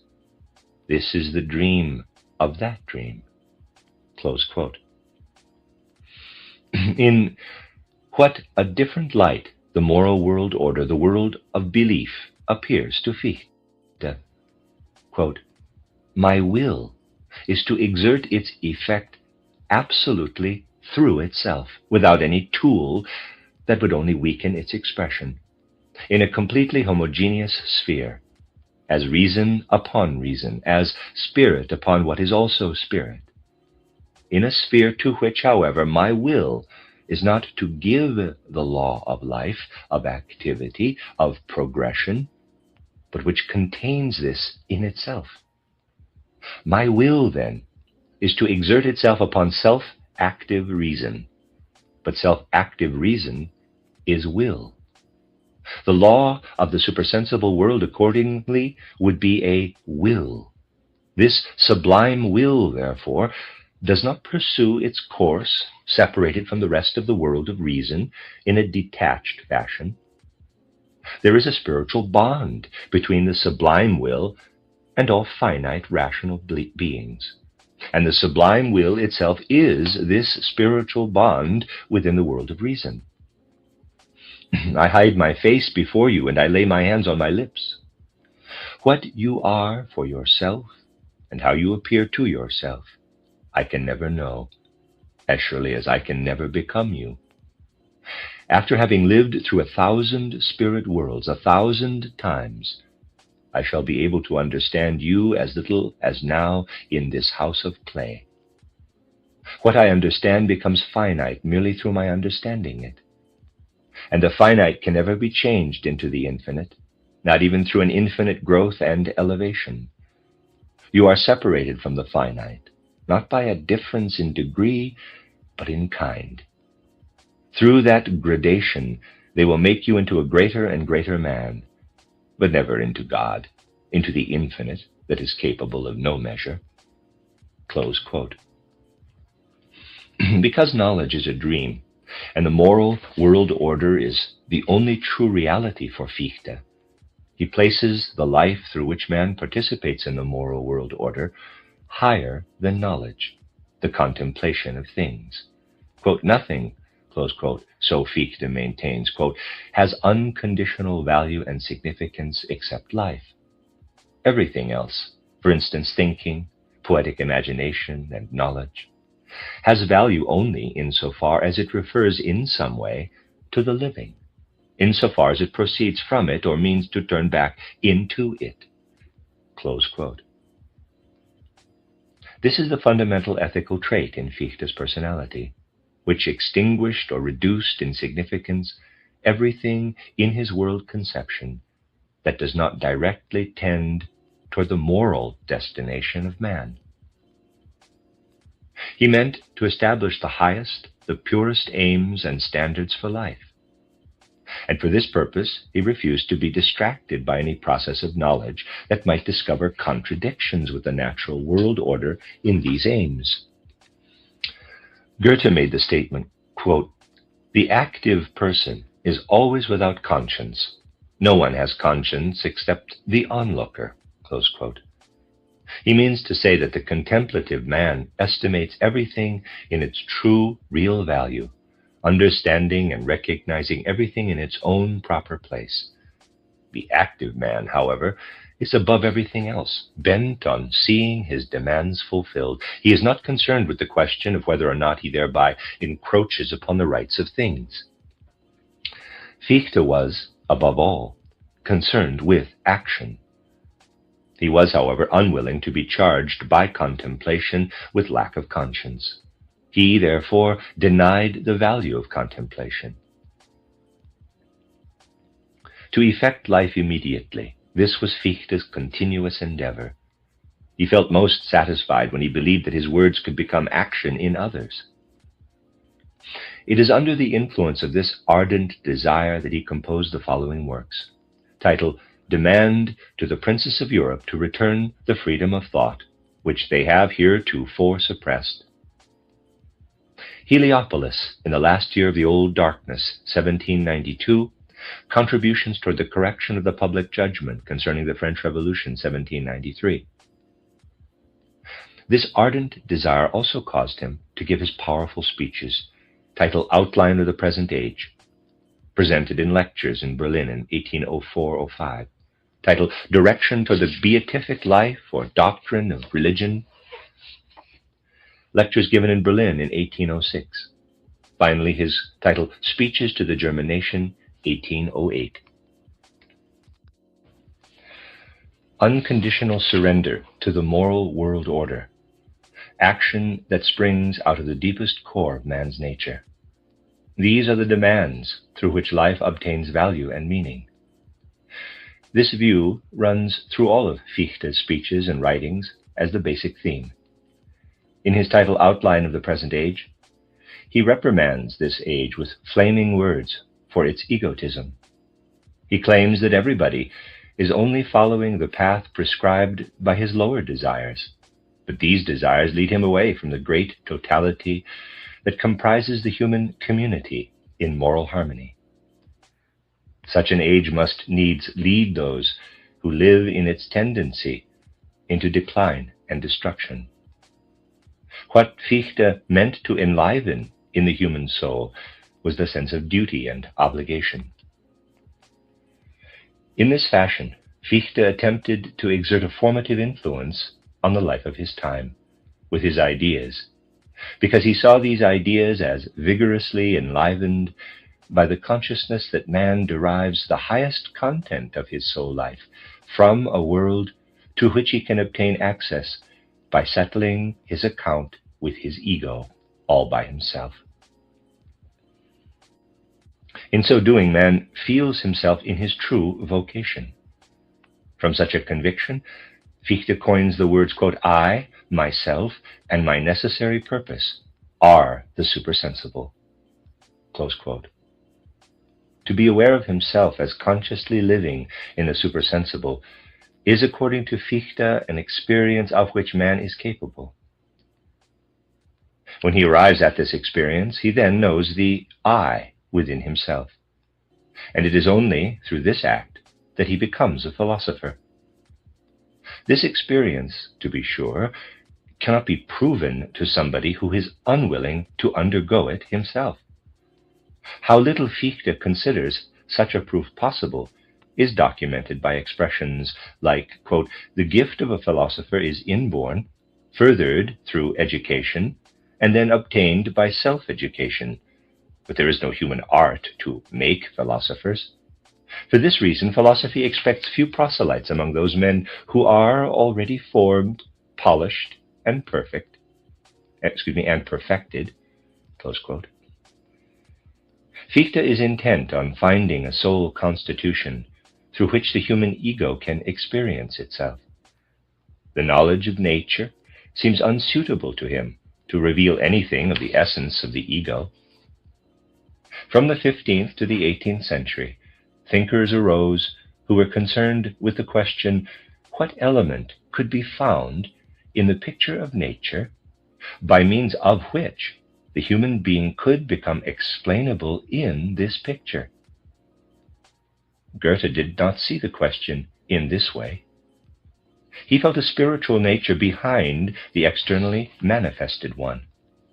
For him, the human soul is capable of experiences through which it lives not only in the externally manifested, but within the creative forces. Goethe was in the quest of the idea, as were the Greeks, but he did not look for it as perceptible idea. He meant to find it in participating in the world processes through inner experience, where these can no longer be perceived. Goethe searched in the soul for the life of nature. Fichte also searched in the soul itself, but he did not focus his search where nature lives in the soul, but immediately where the soul feels its own life kindled without regard to any other world processes and world entities with which this life might be connected. With Fichte, a world conception arose that exhausted all its endeavor in the attempt to find an inner soul life that compared to the thought life of the Greeks, as did their thought life to the picture conception of the age before them. In Fichte, thought becomes an experience of the ego, as the picture had become thought with the Greek thinkers. With Fichte, world conception is ready to experience self-consciousness. With Plato and Aristotle, it had arrived at the point to think soul consciousness. Just as Kant dethroned knowledge in order to make place for belief, so Fichte declared knowledge to be mere appearance in order to open the gates for living action, for moral activity. A similar attempt was also made by Schiller. Only in his case, the part that was claimed by belief in Kant's philosophy and by action in that of Fichte was now occupied by beauty. Schiller's significance in the development of world conception is usually underestimated. Goethe had to complain that he was not recognized as a natural scientist, just because people had become accustomed to take him as a poet. And those who penetrate into Schiller's philosophical ideas must regret that he is appreciated so little by the scholars who deal with the history of world conception, because Schiller's field is considered to be limited to the realm of poetry. As a thoroughly self-dependent thinker, Schiller takes his attitude toward Kant, who had been so stimulating and thought-provoking to him. The loftiness of the moral belief to which Kant meant to lift man was highly appreciated by the poet, who in his title Robbers and title Cabal and Love had held a mirror to the corruption of his time. But he asked himself the question, should it indeed be a necessary truth that man can be lifted to the height of, quote, the categorical imperative, close quote, only through the struggle against his desires and his the height of the categorical imperative, close quote, only through the struggle against his desires? They're not gonna win. Any other hate, any of that shit, keep it for yourself. We don't give a fuck. Who mortified the flesh and who alone allowed the pure spiritual voice of duty to speak within him, only he could be virtuous. Thus Kant debased the natural man in order to be able to elevate the moral man so much the higher. To Schiller, this argument seemed to contain something that was unworthy of man. Should it not be possible to ennoble the impulses of man, to become in themselves inclined toward the life of duty and morality? They would then not have to be suppressed to become morally effective. Schiller, therefore, opposes Kant's rigorous demand of duty in the epigram, quote, it's like a play, and the person speaking is scruples of conscience. Gladly I serve my friends, but, alas, I do so with pleasure, and so I oftentimes grieve that I lack virtue indeed. Decision speaks. There is no better advice. You must try to despise them, and with disgust you must do strictly as duty commands. Close quote. Schiller attempted to dissolve these scruples of conscience in his own fashion. There are actually two impulses ruling in man, the impulses of the sensual desire and the impulse of reason.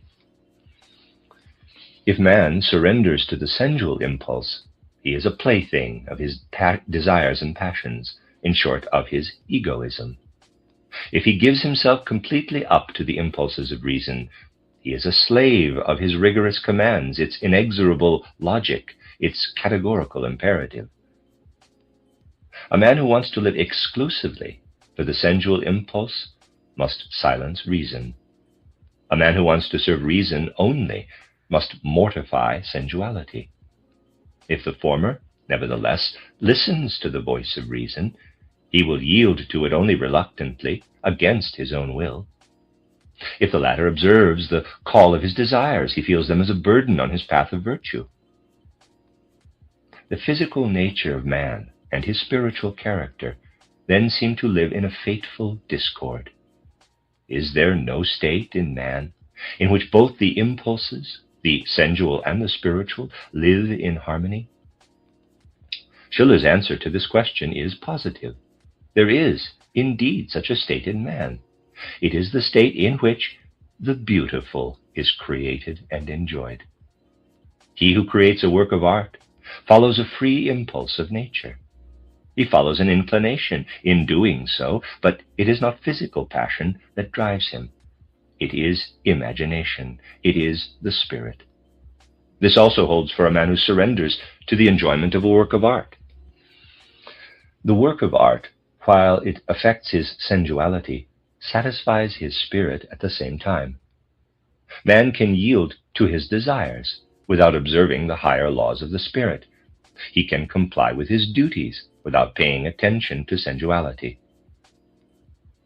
A beautiful work of art affects his delight without awakening his desires, and it transports him into a world in which he abides by virtue of his own disposition. Man is comparable to a child in this state, following his inclinations in his actions without asking if they run counter to the laws of reason. Quote, the sensual man is led through beauty into thinking. Through beauty, the spiritual man is led back to matter, returning to the world of the senses. Close quote, from Letters on the Aesthetic Education of Man, letter 18. Longer quote, The lofty freedom and equanimity of the spirit, combined with strength and vigor, is the mood in which we should part from a genuine work of art. There is no surer test of its true aesthetic quality. If, after an enjoyment of this kind, we find ourselves inclined to some particular sentiment or course of action, but awkward and ill at ease for another, then this can serve as infallible proof that we have not experienced a pure aesthetic effect. This may be caused by the object or our mode of approach, or, as is almost always the case, by both causes simultaneously. From letter 22, close quote. As man is, through beauty, neither the slave of sensuality nor of reason, but because through its mediation both factors contribute their effect in a balanced cooperation in man's soul, Schiller compares the instinct for beauty with the child's impulse, who in his play does not submit his spirit to the laws of reason, but employs it freely, according to his inclination. It is for this reason that Schiller calls the impulse for beauty play impulse. Quote, in relation to the agreeable, to the good, to the perfect, man is only serious, but he plays with beauty. In this respect, to be sure, we must not think of the games that go on in real life and that ordinarily are concerned with material objects, but in real life we should also search in vain for the beauty that is meant here. The beauty existing in reality is on the same level as the play impulse in the real world.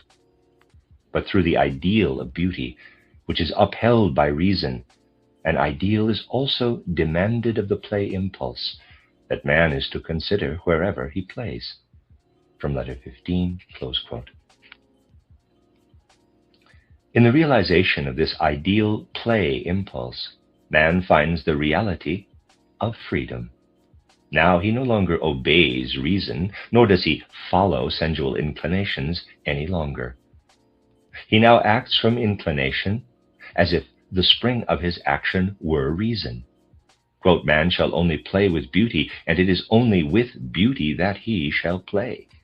To state it without further reserve, man plays only when he is human in the full sense of the word, and he is only wholly human when he is playing. Close quote. Schiller could also have said, in play man is free. In following the command of duty and in yielding to sensuality, he is unfree. If man wants to be human in the full meaning of the word, and also with regard to his moral actions, that is to say, if he really wants to be free, then he must live in the same relation to his virtues as he does to beauty. He must ennoble his inclinations into virtues, and must be so permeated by his virtues that he feels no other inclination than that of following them. A man who has established this harmony between inclination and duty can in every moment count on the morality of his actions as a matter of course. From this viewpoint, one can also look at man's social life. A man who follows his sensual desires is self-seeking. He would always be bent on his own well-being if the state did not regulate the social intercourse through laws of reason. The free man accomplishes through his own impulse what the state must demand of the self-seeking. In a community of free men, no compulsory laws are necessary. Quote, in the midst of the fearful world of forces, and in the awe-demanding sanctuary of laws, the aesthetic formative impulse is imperceptibly building a third delightful realm of play and appearances, in which man is released from the fetters of all circumstances and freed from everything that is called compulsion, both in the physical and in the moral world.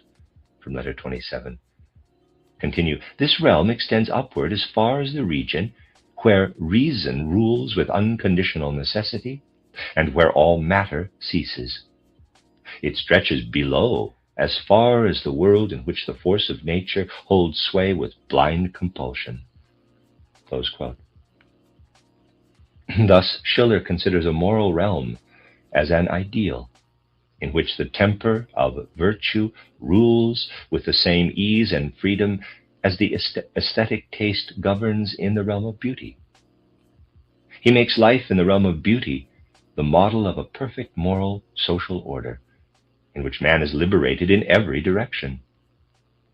Schiller closes the beautiful essay in which he proclaims this ideal with the question of whether such an order had anywhere been realized. He answers with the words, quote, "As a need, it exists in every delicately attuned soul. As an actuality, it can probably only be found, like the pure church and the pure republic, in a few select circles, where not the thoughtless imitation of heterogeneous customs, but the inherent, beautiful nature guides the demeanor, where man goes with undismayed simplicity and undisturbed innocence through the most complicated situations, without the need of offending the freedom of others, nor of defending his own, without need of offending his dignity in order to show charm and grace." Close quote. In this virtue, refined into beauty, Schiller found a mediation between the world conceptions of Kant and Goethe. No matter how great the attraction that Schiller had found in Kant, when the latter had defended the ideal of a pure humanity against the prevailing moral order, when Schiller became more intimately acquainted with Goethe, he became an admirer of Goethe's view of world and life. Schiller's mind, always relentlessly striving for the purest clarity of thought, was not satisfied before he had succeeded in penetrating also conceptually into this wisdom of Goethe. The high satisfaction Goethe derived from his view of beauty and art, and also for his conduct of life, attracted Schiller more and more to the mode of Goethe's conception. In the letter in which Schiller thanks Goethe for sending him his title Wilhelmmeister, he says, quote, "I cannot express to you how painfully I am impressed when I turn from a product of this kind to the bustle of philosophy. In the one world, everything is so serene, so alive, so harmoniously dissolved, so truly human. In the other, everything is so rigorous, so rigid and abstract, so unnatural, because nature is always nothing but synthesis, and philosophy is antithesis. I may claim, to be sure, to have in all my speculations remained as faithful to nature as is compatible with the concept of analysis. I may indeed have remained more faithful to her than our Kantians considered permissible and possible. I feel, nevertheless, the infinite distance between life and reflection. And in such a melancholy moment I cannot help considering as a defect in my nature what in a more cheerful hour I must regard as merely a trait inherent in the nature of things. In the meantime, I am certain of this at least: the poet is the only true man, and compared to him the best philosopher is merely a caricature." Close quote. This judgment of Schiller can only refer to the Kantian philosophy with which he had had his experiences. In many respects, it estranges man from nature. It approaches nature with no confidence in it, but recognizes as valid truth only what is derived from man's own mental organization. Through this trait, all judgments of that philosophy seem to lack the lively content and color so characteristic of everything that has its source in the immediate experience of nature's events and things themselves. This philosophy moves in bloodless, gray, and cold abstractions. It has sacrificed the warmth we derive from the immediate touch with things and beings, and has exchanged the frigidity of its abstract concepts for it. In the field of morality also, Kant's world conception presents the same antagonism to nature. The duty concept of pure reason is regarded as its highest aims. What man loves, what his inclinations tend to, everything in man's being that is immediately rooted in man's nature must be subordinated to this ideal of duty. Kant goes even as far as the realm of beauty, to extinguish the share that man must have in it, according to his original sensations and feelings.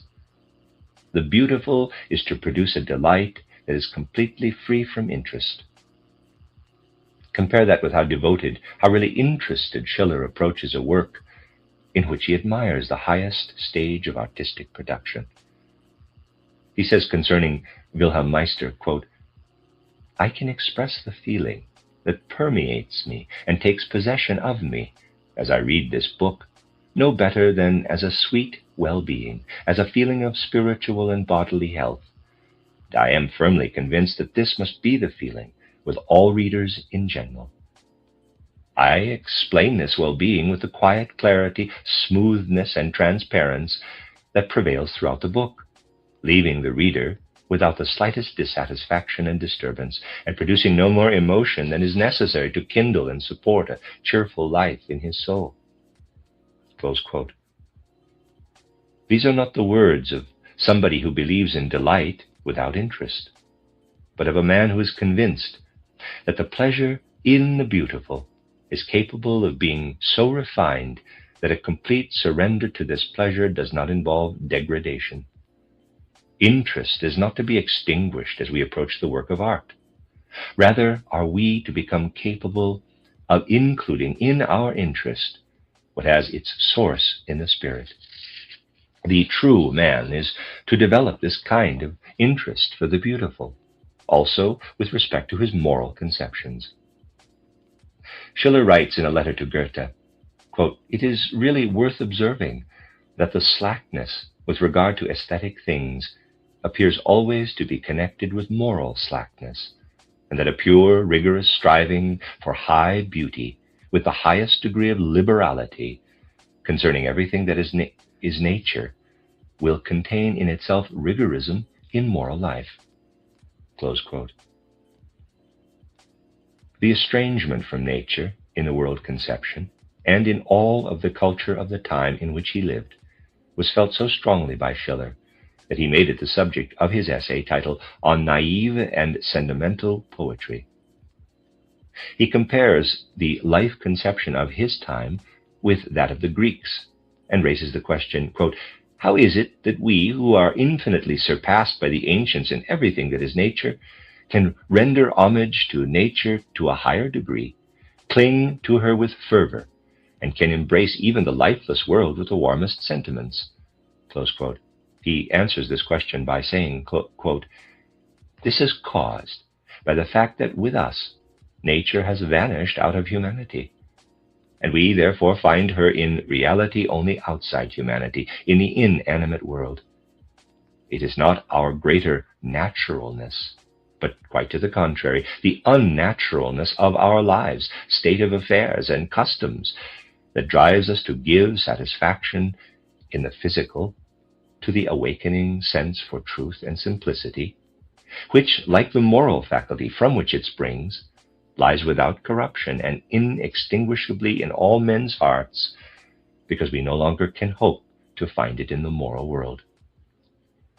It is for this reason that the feeling with which we cling to nature is so closely related to the sentiment with which we lament the loss of the age of childhood and of the child's innocence.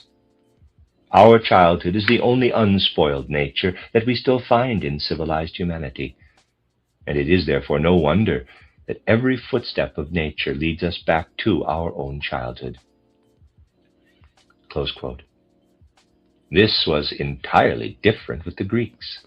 They lived their lives within the bounds of the natural. Everything they did sprang from their natural conception, feeling, and sentiment. They were intimately bound to nature. Modern man feels himself in his own being placed in contrast to nature. As the urge toward the primeval mother being cannot be extinguished, it transforms itself in the modern soul into a yearning for nature, into a search for it. The Greek had nature. Modern man searches for nature. Quote, "As long as man is still pure nature, and to be sure not brutal, he acts as an undivided sensual unity and as a harmonizing whole. His senses and his reason, his receptive and his self-active faculties, have not as yet separated in their function, and certainly do not act in contradiction to each other. His sentiments are not the formless play of chance, his thoughts not the empty play of his imagination. These thoughts have their origin in the law of necessity, the sentiments in reality. As soon as man comes into the state of civilization, and as soon as art enters into his sphere of life, the sensual harmony is dissolved, and he can now only act as a moral unity, that is to say, as striving for unity. The agreement between his perception and his thought, which in his former state was actual, is now merely ideal. It is no longer in him, but beyond him. As a thought whose realization is demanded, it is no longer a fact of his life. Close quote. The fundamental mood of the Greek spirit was naive. That of modern man is sentimental. The Greek's world conception could, for this reason, be rightly realistic, for he had not yet separated the spiritual from the natural. For him, nature included the spirit. If he surrendered to nature, it was to a spirit-saturated nature. This is not so with modern man. He has detached the spirit from nature. He has lifted the spirit into the realm of gray abstractions. If he were to surrender to his nature, he would yield to a nature deprived of all spirit. Therefore, his loftiest striving must be directed toward the ideal. Through the striving for this goal, spirit and nature are to be reconciled again. In Goethe's mode of spirit, however, Schiller found something that was akin to the Greek spirit. Goethe felt that he saw his ideas and thoughts with his eyes, because he felt reality as an undivided unity of spirit and nature. According to Schiller, Goethe had preserved something in himself that will be attained again by the sentimental man when he has reached the climax of his striving.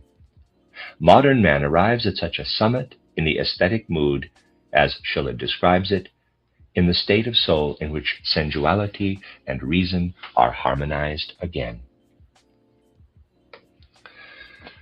The nature of the development of modern world conception is significantly characterized in the observation Schiller made to Goethe in his letter of August 23, 1794, quote, "Had you been born a Greek and been surrounded since birth by exquisite nature and idealizing art, your road would have been infinitely shortened. Perhaps it would have been made entirely unnecessary. With the very first perception of things, you would have absorbed the form of the necessary. And with your first experience, the grand style would have developed within you.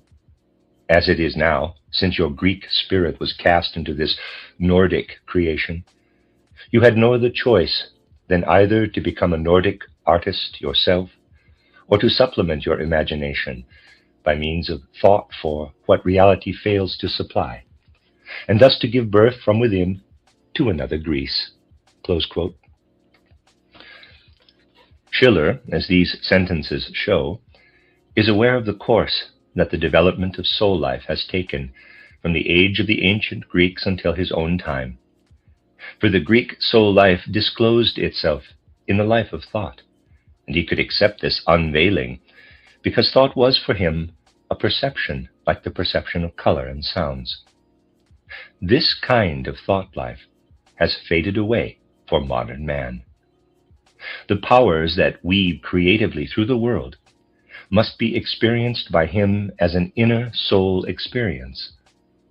And in order to render this imperceptible thought life inwardly visible, it nevertheless must be filled by imagination. This imagination must be such that it is felt as one with the creative powers of nature. Because soul consciousness has been transformed into self-consciousness in modern man, the question of world conception arises.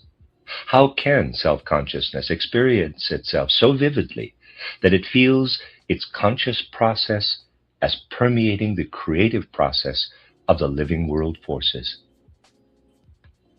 Schiller answered this question for himself in his own fashion when he claimed the life in the artistic experience as his ideal. In this experience, the human self-consciousness feels its kinship with an element that transcends the mere nature picture. In it, man feels himself seized by the spirit as he surrenders as a natural and sensual being to the world. Leibniz had attempted to understand the human soul as a monad. Fichte had not proceeded from a mere idea to gain clarity of the nature of the human soul. He searched for a form of experience in which this soul lays hold on its own being. Schiller raises the question, is there a form of experience for the human soul in which it can feel how it has its roots in spiritual reality? Goethe experiences ideas in himself that present themselves to him at the same time as ideas of nature. In Goethe, Fichte, and Schiller, the experienced idea, one could also say the idea experience, forces its way into the soul. Such a process had previously happened in the world of the Greeks with the perceived idea, the idea perception. The world and life conception that lived in Goethe in a natural, naive way, and toward which Schiller strove on all detours of his thought development, does not feel the need for the kind of universally valid truth that sees its ideal in the mathematical form. It is satisfied by another truth, which our spirit derives from the immediate intercourse with the real world. The insights Goethe derived from the contemplation of the works of art in Italy were, to be sure, not of the unconditional certainty as are the theorems of mathematics, but they also were less abstract. Goethe approached them with the feeling, quote, here is necessity, here is God, close quote. A truth that could not also be revealed in a perfect work of art did not exist for Goethe. What art makes manifest with its technical means of tone, marble, color, rhythm, etc., springs from the same source from which the philosopher also draws, who does not avail himself of visual means of presentation, but who uses as his means of expression only thought, the idea itself. Quote, poetry points at the mysteries of nature and attempts to solve them through the picture, close quote, says Goethe. Quote, philosophy points at the mysteries of reason and attempts to solve them through the word, close quote. In the final analysis, however, reason and nature are for him inseparably one. The same truth is the foundation of both. An endeavor for knowledge, which lives in detachment from things in an abstract world, does not seem to him to be the highest form of cognitive life. Quote, it would be the highest attainment to understand that all factual knowledge is already theory, close quote. The blueness of the sky reveals the fundamental law of color phenomena to us. Quote, one should not search for anything behind the phenomena. They themselves are the message, close quote. The psychologist Heinroth, in his title Anthology, called the mode of thinking through which Goethe arrived at his insights into the natural formation of plants and animals and, quote, object-related thinking, close quote, gegenständliches Denken. What he means is that this mode of thinking does not detach itself from its objects, but that the objects of observation are intimately permeated with this thinking, that Goethe's mode of thinking is at the same time a form of observation, and his mode of observation a form of thinking. Schiller becomes a subtle observer as he describes this mode of spirit.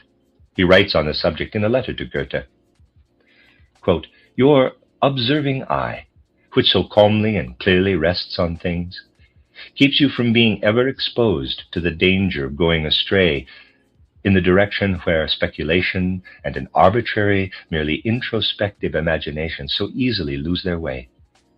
Your correct intuition contains everything, and in a far greater completeness, for which an analytical mind searches laboriously.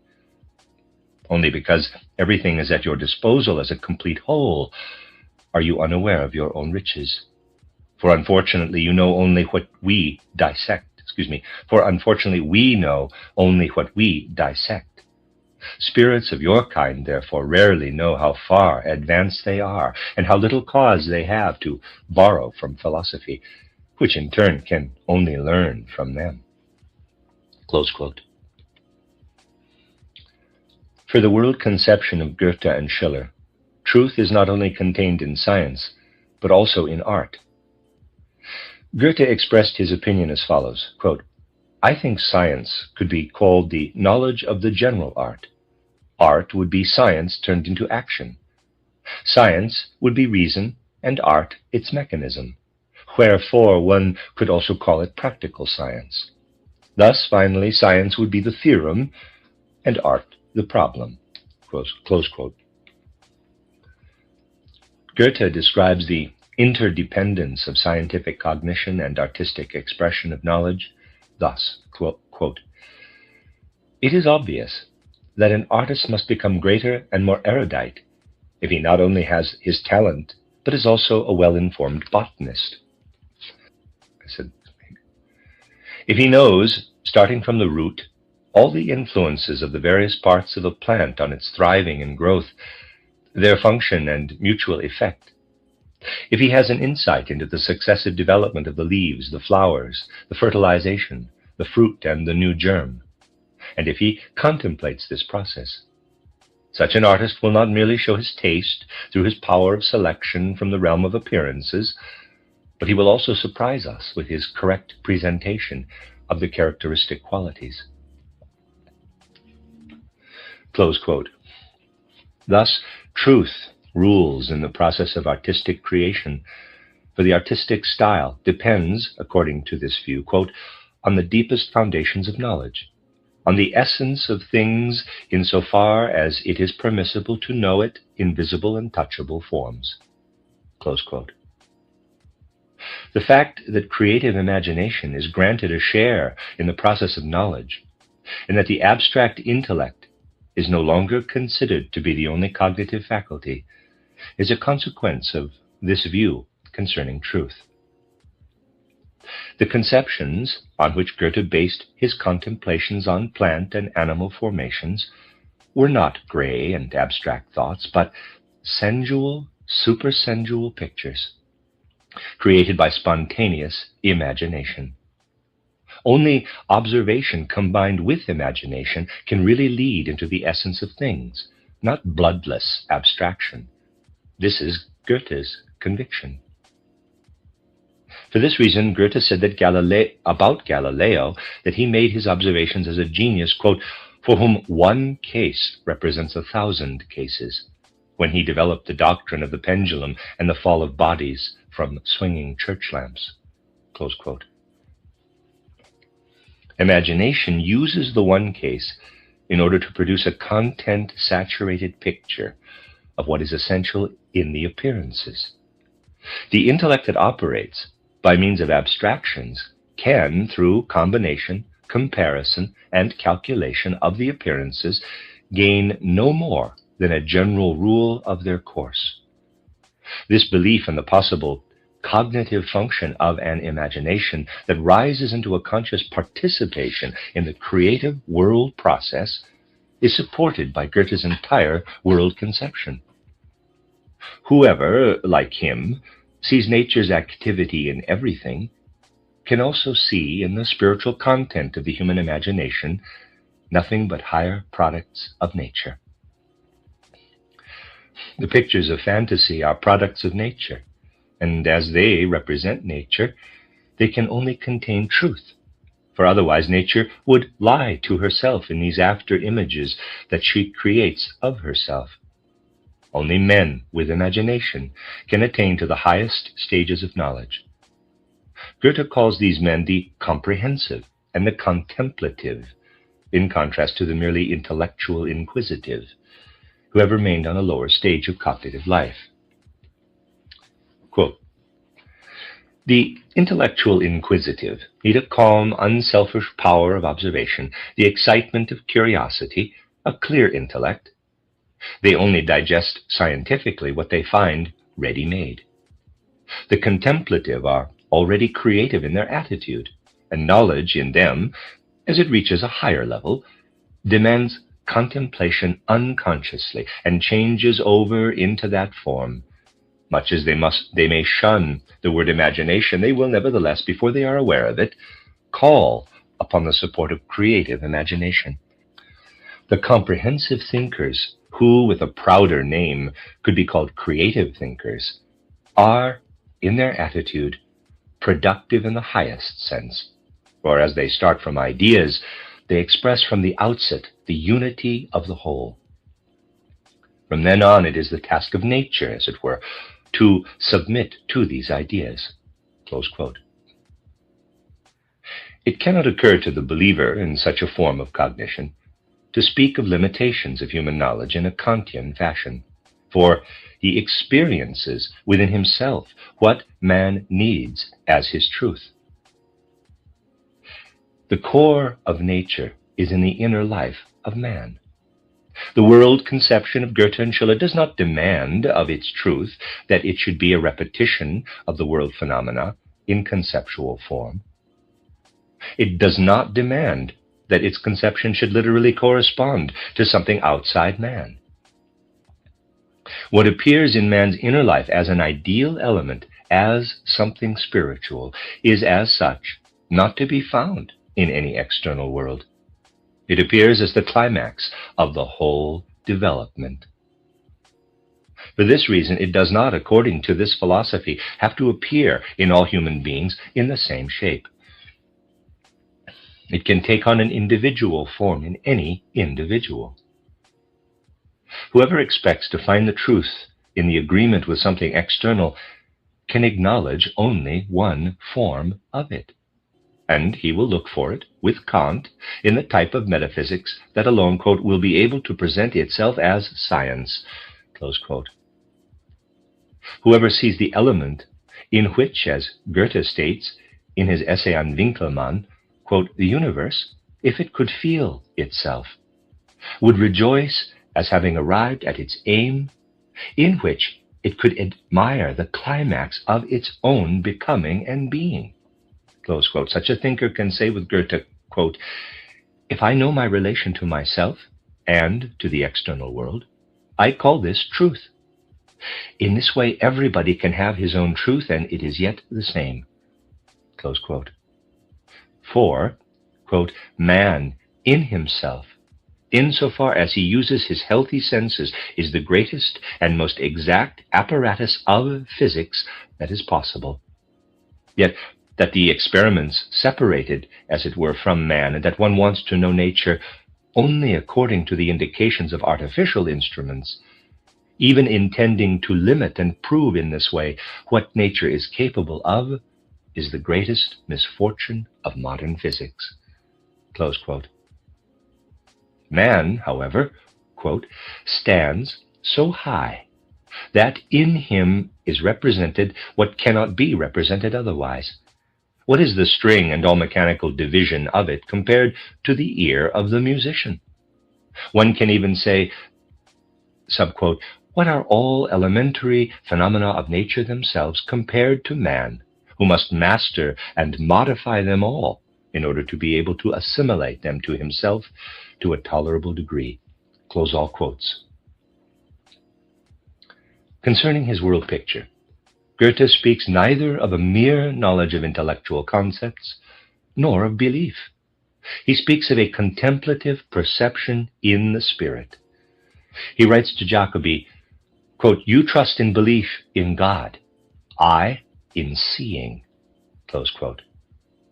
This seeing in the spirit as it is meant here thus enters into the development of world conception as the sole force that is appropriate to an age to which thought is no longer what it had been to the Greek thinkers, but in which thought had revealed itself as a product of self-consciousness, a product, however, that is arrived at through the fact that this self-consciousness is aware of itself as having its being within the spiritually creative forces of nature. Goethe is the representative of an epoch of world conception in which the need is felt to make the transition from mere thinking to spiritual seeing.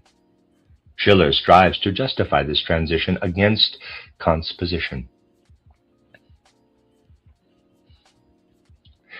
The close alliance that was formed by Goethe, Schiller, and their contemporaries between poetic imagination and world conception has freed this conception from the lifeless expression that it must take on when it exclusively moves in the region of the abstract intellect. This alliance has resulted in the belief that there is a personal element in world conception. It is possible for man to work out an approach to the world for himself that is in accordance with his own specific nature, and enter thereby into the world of reality, not merely into a world of fantastic schemes. His ideal no longer needs to be that of Kant, which is formed after the model of mathematics and arrives at a world picture that is once and for all finished and completed. Only from a spiritual atmosphere of such a conviction that has an inspiring effect on the human individuality can a conception like that of Jean Paul, 1763 to 1825, arise. Quote, "The heart of a genius, to whom all other splendor and help-giving energies are subordinated, has one genuine symptom, namely a new outlook on world and life." Close quote. How could it be the mark of the highest developed man, of genius, to create a new world and life conception, if the conceived world consisted only in one form? Jean-Paul is, in his own way, a defender of Goethe's view that man experiences inside his own self the ultimate existence. He writes to Jacobi, quote, "Properly speaking, we do not really believe in divine freedom, God, and virtue, but we really see them manifested or in the process of manifestation. This very seeing is a knowing, and a higher form of knowing, while the knowledge of intellect merely refers to a seeing of a lower order. One could call reason the consciousness of the only positive, for everything positive experienced by sense perception does finally dissolve into the spiritual, and understanding carries on its bustle only with the relative, which in itself is nothing, so that before God all conditions of more or less and all stages of comparison cease to be." Close quote. Jean-Paul will not allow anything to deprive him of the right to experience truth inwardly and to employ all forces of the soul for this purpose. He will not be restricted to the use of logical intellect. Quote, "Transcendental philosophy," parenthesis, Jean-Paul has in mind here the world view following Kant, close parenthesis, "is not to tear the heart, man's living root, out of his breast to replace it with a pure impulse of selfhood. I shall not consent to be liberated from the dependence of love, to be blessed by pride only." Close quote. With these words, he rejects the world-estranged moral order of Kant. Quote, "I remain firmly with my conviction that there are 4 last and 4 first things: beauty, truth, morality, and salvation. And their synthesis is not only necessary, but also already a fact, but only in a subtle spiritual organic unity, and for just this reason it is a unity, without which we could not find any understanding of these 4 evangelists or world continents, nor any transition between them." Close quote. The critical analysis of the intellect which proceeded with an extreme logical rigor, had in Kant and Fichte come to the point of reducing the self-dependent significance of the real life-saturated world to a mere shadow, to a dream picture. This view was unbearable to men gifted with spontaneous imagination, who enriched life by the creation of their imaginative power. These men felt the reality. It was there, in their perception, present in their souls. And now it was attempted to prove to them its mere dreamlike quality. Quote, "The windows of the philosophical academic halls are too high to allow a view into the alleys of real life," close quote, was the answer of Jean-Paul. Fichte strove for the purest, highest experienced truth. He renounced all knowledge that does not spring from our own inner source. The counter-movement to his world conception is formed by the Romantic movement. Fichte acknowledges only the truth and the inner life of man only insofar as it reveals the truth. The world conception of the Romanticists acknowledges only the inner life, and it declares as valuable everything that springs from this inner life. The ego is not to be chained by anything external. Whatever it produces is justified. One may say about the Romantic movement that it carries Schiller's statement to its extreme consequence. Quote, "Man plays only where he is human in the full sense of the word, and he is only wholly human when he is playing." Close quote. Romanticism wants to make the whole world into a realm of the artistic. The fully developed man knows no other norms than the laws he creates through his freely ruling imaginative power, in the same way as the artist creates those laws he impresses into his works. He rises above everything that determines him from without and lives entirely through the springs of his own self. The whole world is for him nothing but a material for his aesthetic play. The seriousness of man in his everyday life is not rooted in truth. The soul that arrives at true knowledge cannot take seriously the things by themselves. For such a soul, they are not in themselves valuable. They are endowed with value only by the soul. The mood of a spirit that is aware of his sovereignty over things is called by the Romanticists the ironical mood of spirit.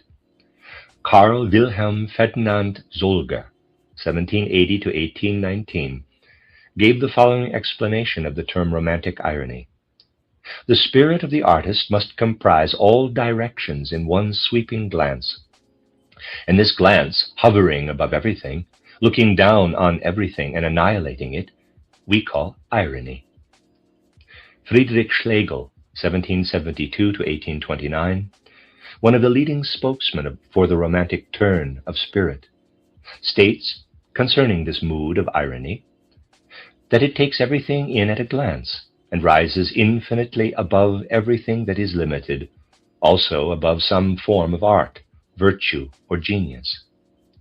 Whoever lives in this mood feels bound by nothing. Nothing determines the direction of his activity for him.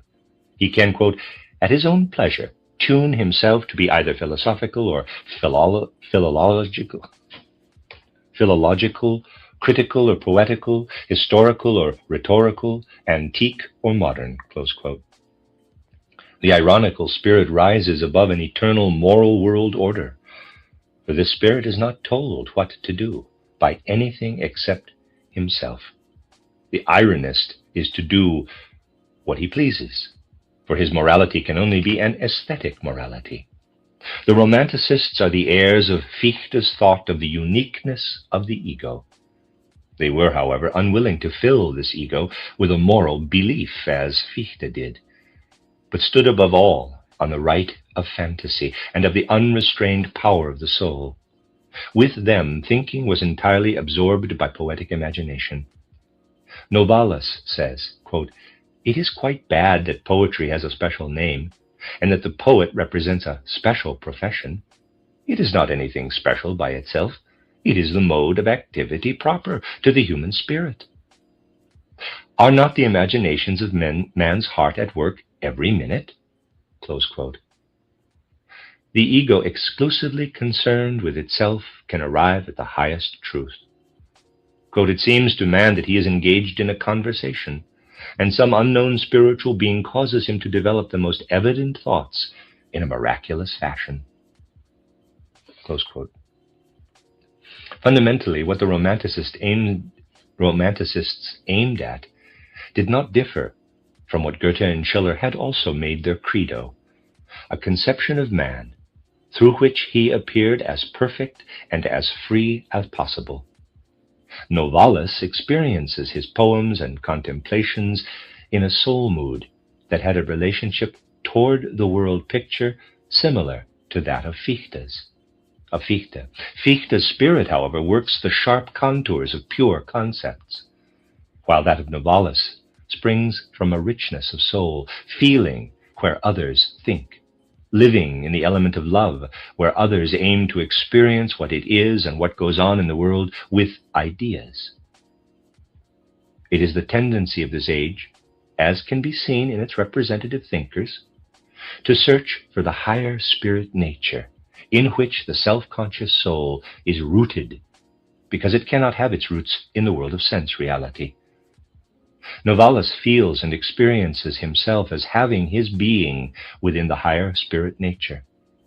What he expresses, he feels through his innate genius as the revelations of this very spirit nature. He writes, quote, one man succeeded. He lifted the veil of the goddess at Sais. What did he see then?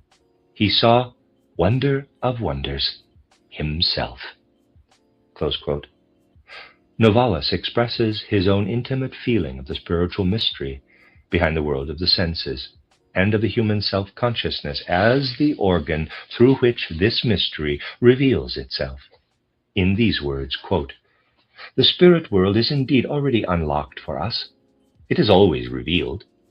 If we suddenly become as elastic as we should be, we should see ourselves in the midst of it. Close quote. And the end of chapter 6. This is a reading of Rudolf Steiner's book, The Riddles of Philosophy.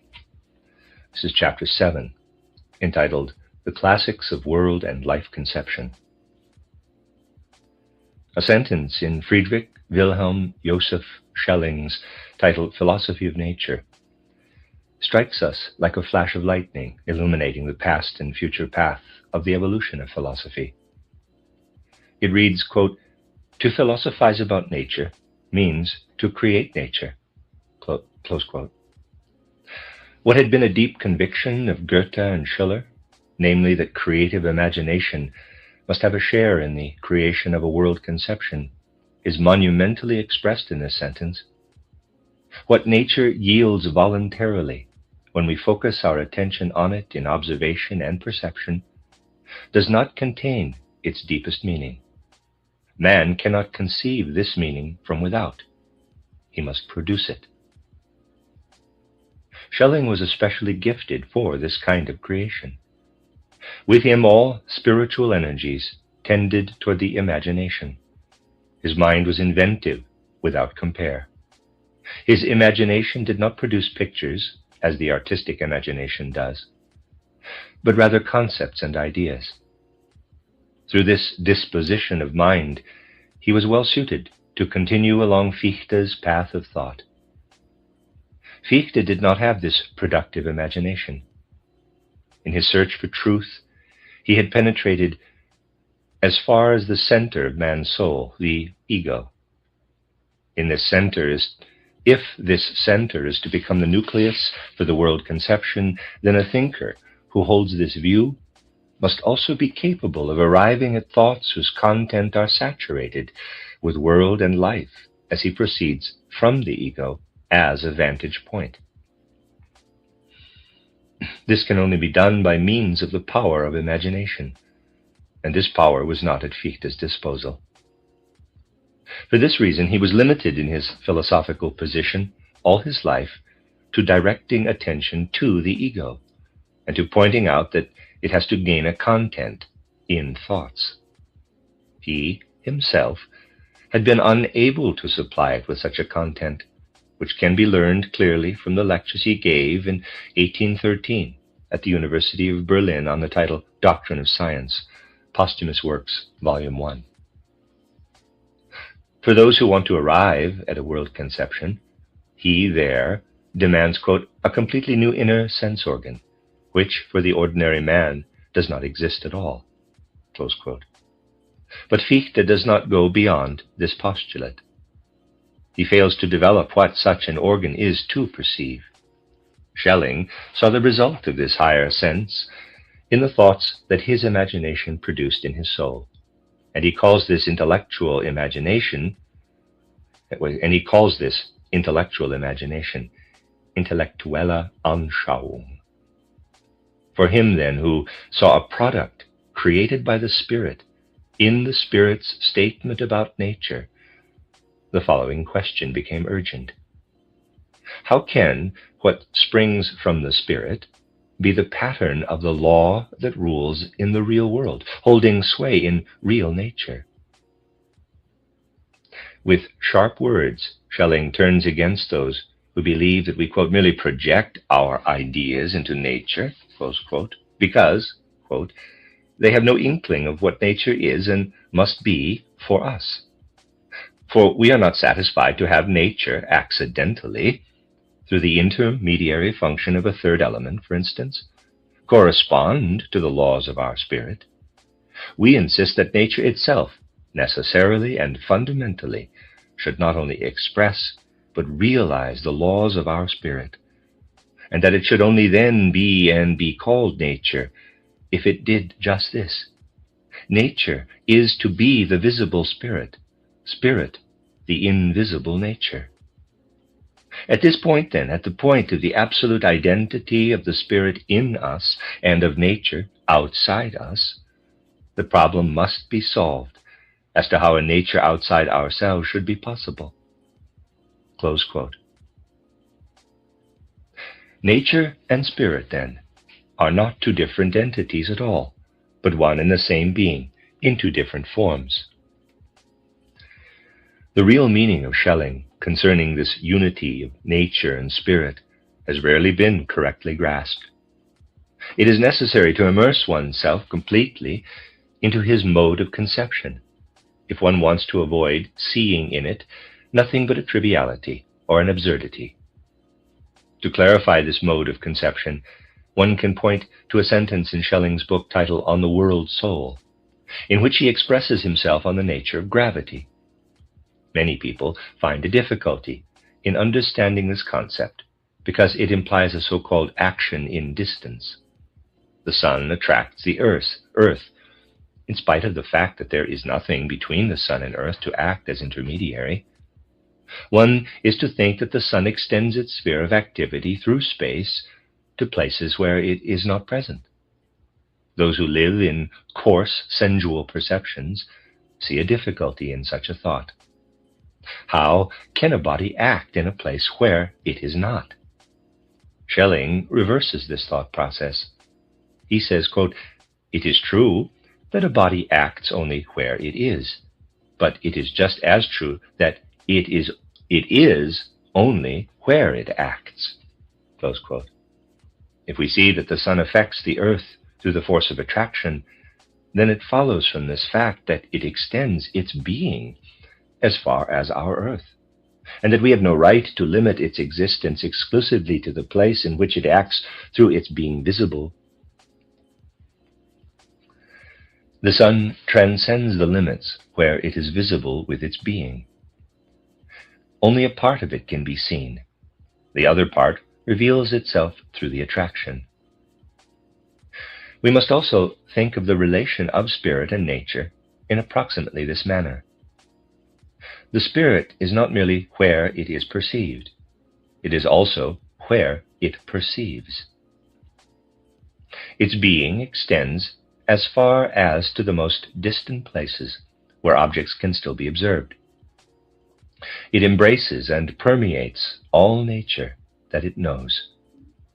When the spirit thinks the law of an external process, This process does not remain outside the spirit. The latter does not merely receive a mirror picture, but extends its essence into a process. The spirit permeates the process, and in finding the law of the process, it is not the spirit in its isolated brain corner that proclaims this law. It is the law of the process that expresses itself. The spirit has moved to the place where the law is active. Without the spirit's attention, the law would also have been active, but it would not have been expressed. When the spirit submerges into the process, as it were, the law is then, in addition to being active in nature, expressed in conceptual form. It is only when the spirit withdraws its attention from nature and contemplates its own being that the impression arises that the spirit exists in separation from nature. In the same way that the sun's existence appears to the eye, EYE, as being limited within a certain space, when one disregards the fact that it also has its being where it works through attraction. Therefore, if I, within my spirit, cause ideas to arise in which laws of nature are expressed, the two statements, quote, I produce nature, unquote, and, quote, nature produces itself within me, close quote, are equally true. Now, there are two possible ways to express the one being that is spirit and nature at the same time. First, I can point out the natural laws that are at work in reality. Second, I can show how the spirit proceeds to arrive at these laws. In both cases, I am directed by the same object. In the first instance, the law shows me its activity in nature. In the second, the spirit shows me the procedure used to represent the same law in the imagination. In the one case, I am engaged in natural science. In the other, in spiritual science. How these two belong together is described by Schelling in an attractive fashion. Long quote. The necessary trend of all natural science is to proceed from nature toward intelligence. This, and nothing else, is at the bottom of the tendency to bring theory into natural phenomena. The highest perfection of natural science would be the perfect transfiguration of all laws of nature into laws of imagination and thinking. The phenomena, the material element, must completely vanish, and only the laws, the formal element, must remain. This is the reason for the fact that the more the law structure in nature itself emerges, as if it were breaking the crust, the more the covering element vanishes. The phenomena themselves become more spiritual and finally disappear. The phenomena of optics are nothing but a geometry, the lines of which are drawn by the light, and this light itself is already of an ambiguous materiality. In the phenomena of magnetism, all material traces have already vanished. Of the phenomena of gravity, which, even according to natural scientists, can only be understood as a direct spiritual effect of action into distance, nothing is left but their law, the application of which is the mechanism of the celestial motions on a large scale. The completed theory of nature would be the one through which the whole of nature would dissolve into intelligence. The inanimate and consciousless products of nature are only unsuccessful attempts of nature to reflect itself. And the so-called dead nature is in general an immature intelligence, so that the intelligent character shines through unconsciously in its phenomena. The highest aim of nature, to become completely objective to itself, can be reached by it only through the highest and last reflection, which is man, or more generally speaking, what we call reason, through which nature returns in its own track, and whereby it becomes evident that nature originally is identical with what is known in us as the intelligent and conscious element. Close quote. Schelling spun the facts of nature into an artful network of thought, in such a fashion that all of its phenomena stood as in an ideal harmonious organism before his creative imagination. He was inspired by the feeling that the ideas that appear in his imagination are also the creative forces of nature's process.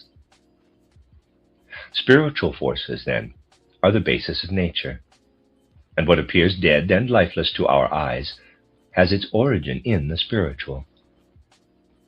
In turning our spirit to this, we discover the ideas, the spiritual, in nature. Thus, for man, according to Schelling, the things of nature are manifestations of the spirit. The spirit conceals itself behind these manifestations as behind a cover, so to speak. It shows itself in our own inner life in its right form. In this way, man knows what is spirit, and he is therefore able to find the spirit that is hidden in nature. The manner in which Schelling has nature return as spirit in himself reminds one of what Goethe believes is to be found in the perfect artist. The artist, in Goethe's opinion, proceeds in the production of a work of art as nature does in its creations. Therefore, we should observe in the artist's creation the same process through which everything has come into being that is spread out before man in nature. What nature conceals from the outer eye is presented in perceptible form to man in the process of artistic creation. Nature shows man only the finished works. Man must decipher from these works how it proceeded to produce them. He is confronted with the creatures, not with the creator. In the case of the artist, creation and creator are observed at the same time. Schelling wants to penetrate through the products of nature to nature's creative process. He places himself in the position of creative nature and brings it into being within his soul as an artist produces his work of art. What are, then, according to Schelling, the thoughts that are contained in his world conception? They are the ideas of the creative spirit of nature. What preceded the things and what created them is what emerges in an individual human spirit as thought. This thought is to its original real existence as a memory picture of an experience is to the experience itself. Let me read that again. This thought is to its original real existence as a memory picture of an experience is to the experience itself. Thereby human science becomes, for Schelling, a reminiscence of the spiritual prototypes that were creatively active before the things existed. A divine spirit created the world, and at the end of the process it also creates men, in order to form in their souls as many tools through which the spirit can, in recollection, become aware of its creative activity. Schelling does not feel himself as an individual being at all, as he surrenders himself to the contemplation of the world phenomena. He appears to himself as a part, a member of the creative world forces. Not he thinks, but the spirit of the world forces thinks in him. This spirit contemplates his own creative activity in him. Schelling sees a world creation on a small scale in the production of a work of art. In the thinking contemplation of things, he sees a reminiscence of the world creation on a large scale. In the panorama of the world conception, the very ideas, which are the basis of things and have produced them, appear in our spirit. Man disregards everything in the world that the senses perceive in it, and preserves only what pure thinking provides. In the creation and enjoyment of a work of art, the idea appears intimately permeated with elements that are revealed through the senses. According to Schelling's view, then, nature, art, and world conception, philosophy, stand in the following relation to one another. Nature presents the finished products, world conception the productive ideas. Art combines both elements in harmonious interaction. On the one side, artistic activity stands halfway between creative nature, which produces without being aware of the ideas on the basis of which it creates, and on the other, the thinking spirit, which knows these ideas without being able at the same time to create things with their help. Schelling expresses this with the words, quote, "The ideal world of art and the real world of objects are therefore products of one and the same activity. The concurrence of both, the conscious and the unconscious, without consciousness, leads to the real world, with consciousness to the aesthetic world. The objective world is only the more primitive, still unconscious poem of the spirit, the general organon of philosophy. And the philosophy of art is the crowning piece of its entire structure." Close quote. The spiritual activities of man, his thinking contemplation, and his artistic creation appear to Schelling not merely as the separate accomplishments of the individual person, but if they are understood in their highest significance, they are at the same time the achievement of the Supreme Being, the world spirit.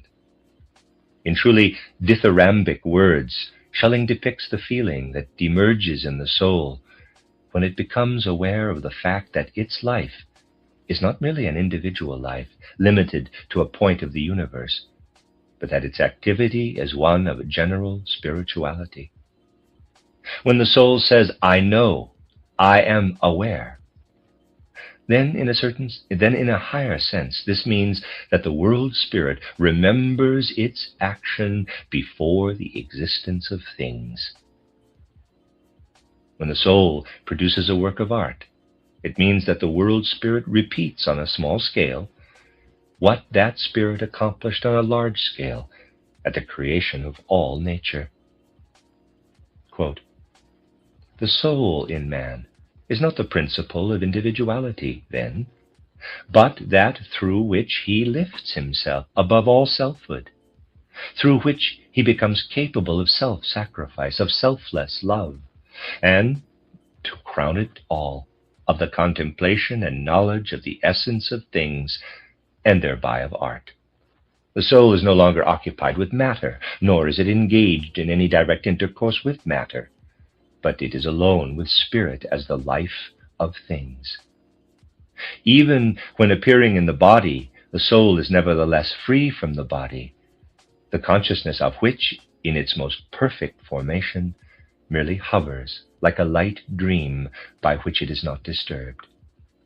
The soul is not a quality, nor faculty, nor anything of that kind in particular. The soul does not know, but is knowledge. The soul is not good, not beautiful in the way that bodies also can be beautiful, but it is beauty itself, from On the Relation of Fine Arts to Nature." Close quote. Such a mode of conception is reminiscent of the German mysticism that had a representative in Jakob Böhme, 1575 to 1624. In Munich, where Schelling lived with short interruptions from 1806 to 1842, he enjoyed the stimulating association with Franz Benedict Baader, whose philosophical ideas moved completely in the direction of this older doctrine. This association gave Schelling the occasion to penetrate deeply into the thought world that depended entirely on a point of view at which he had arrived in his own thinking. If one reads the above-quoted passage from the address titled On the Relation of the Fine Arts to Nature, which he gave at the Royal Academy of Science in Munich in 1807, one is reminded of Jakob Böhme's view, quote, As thou beholdest the depth, and the stars, and the earth, thou seest thy God, and in the same thou also livest and hast thy being.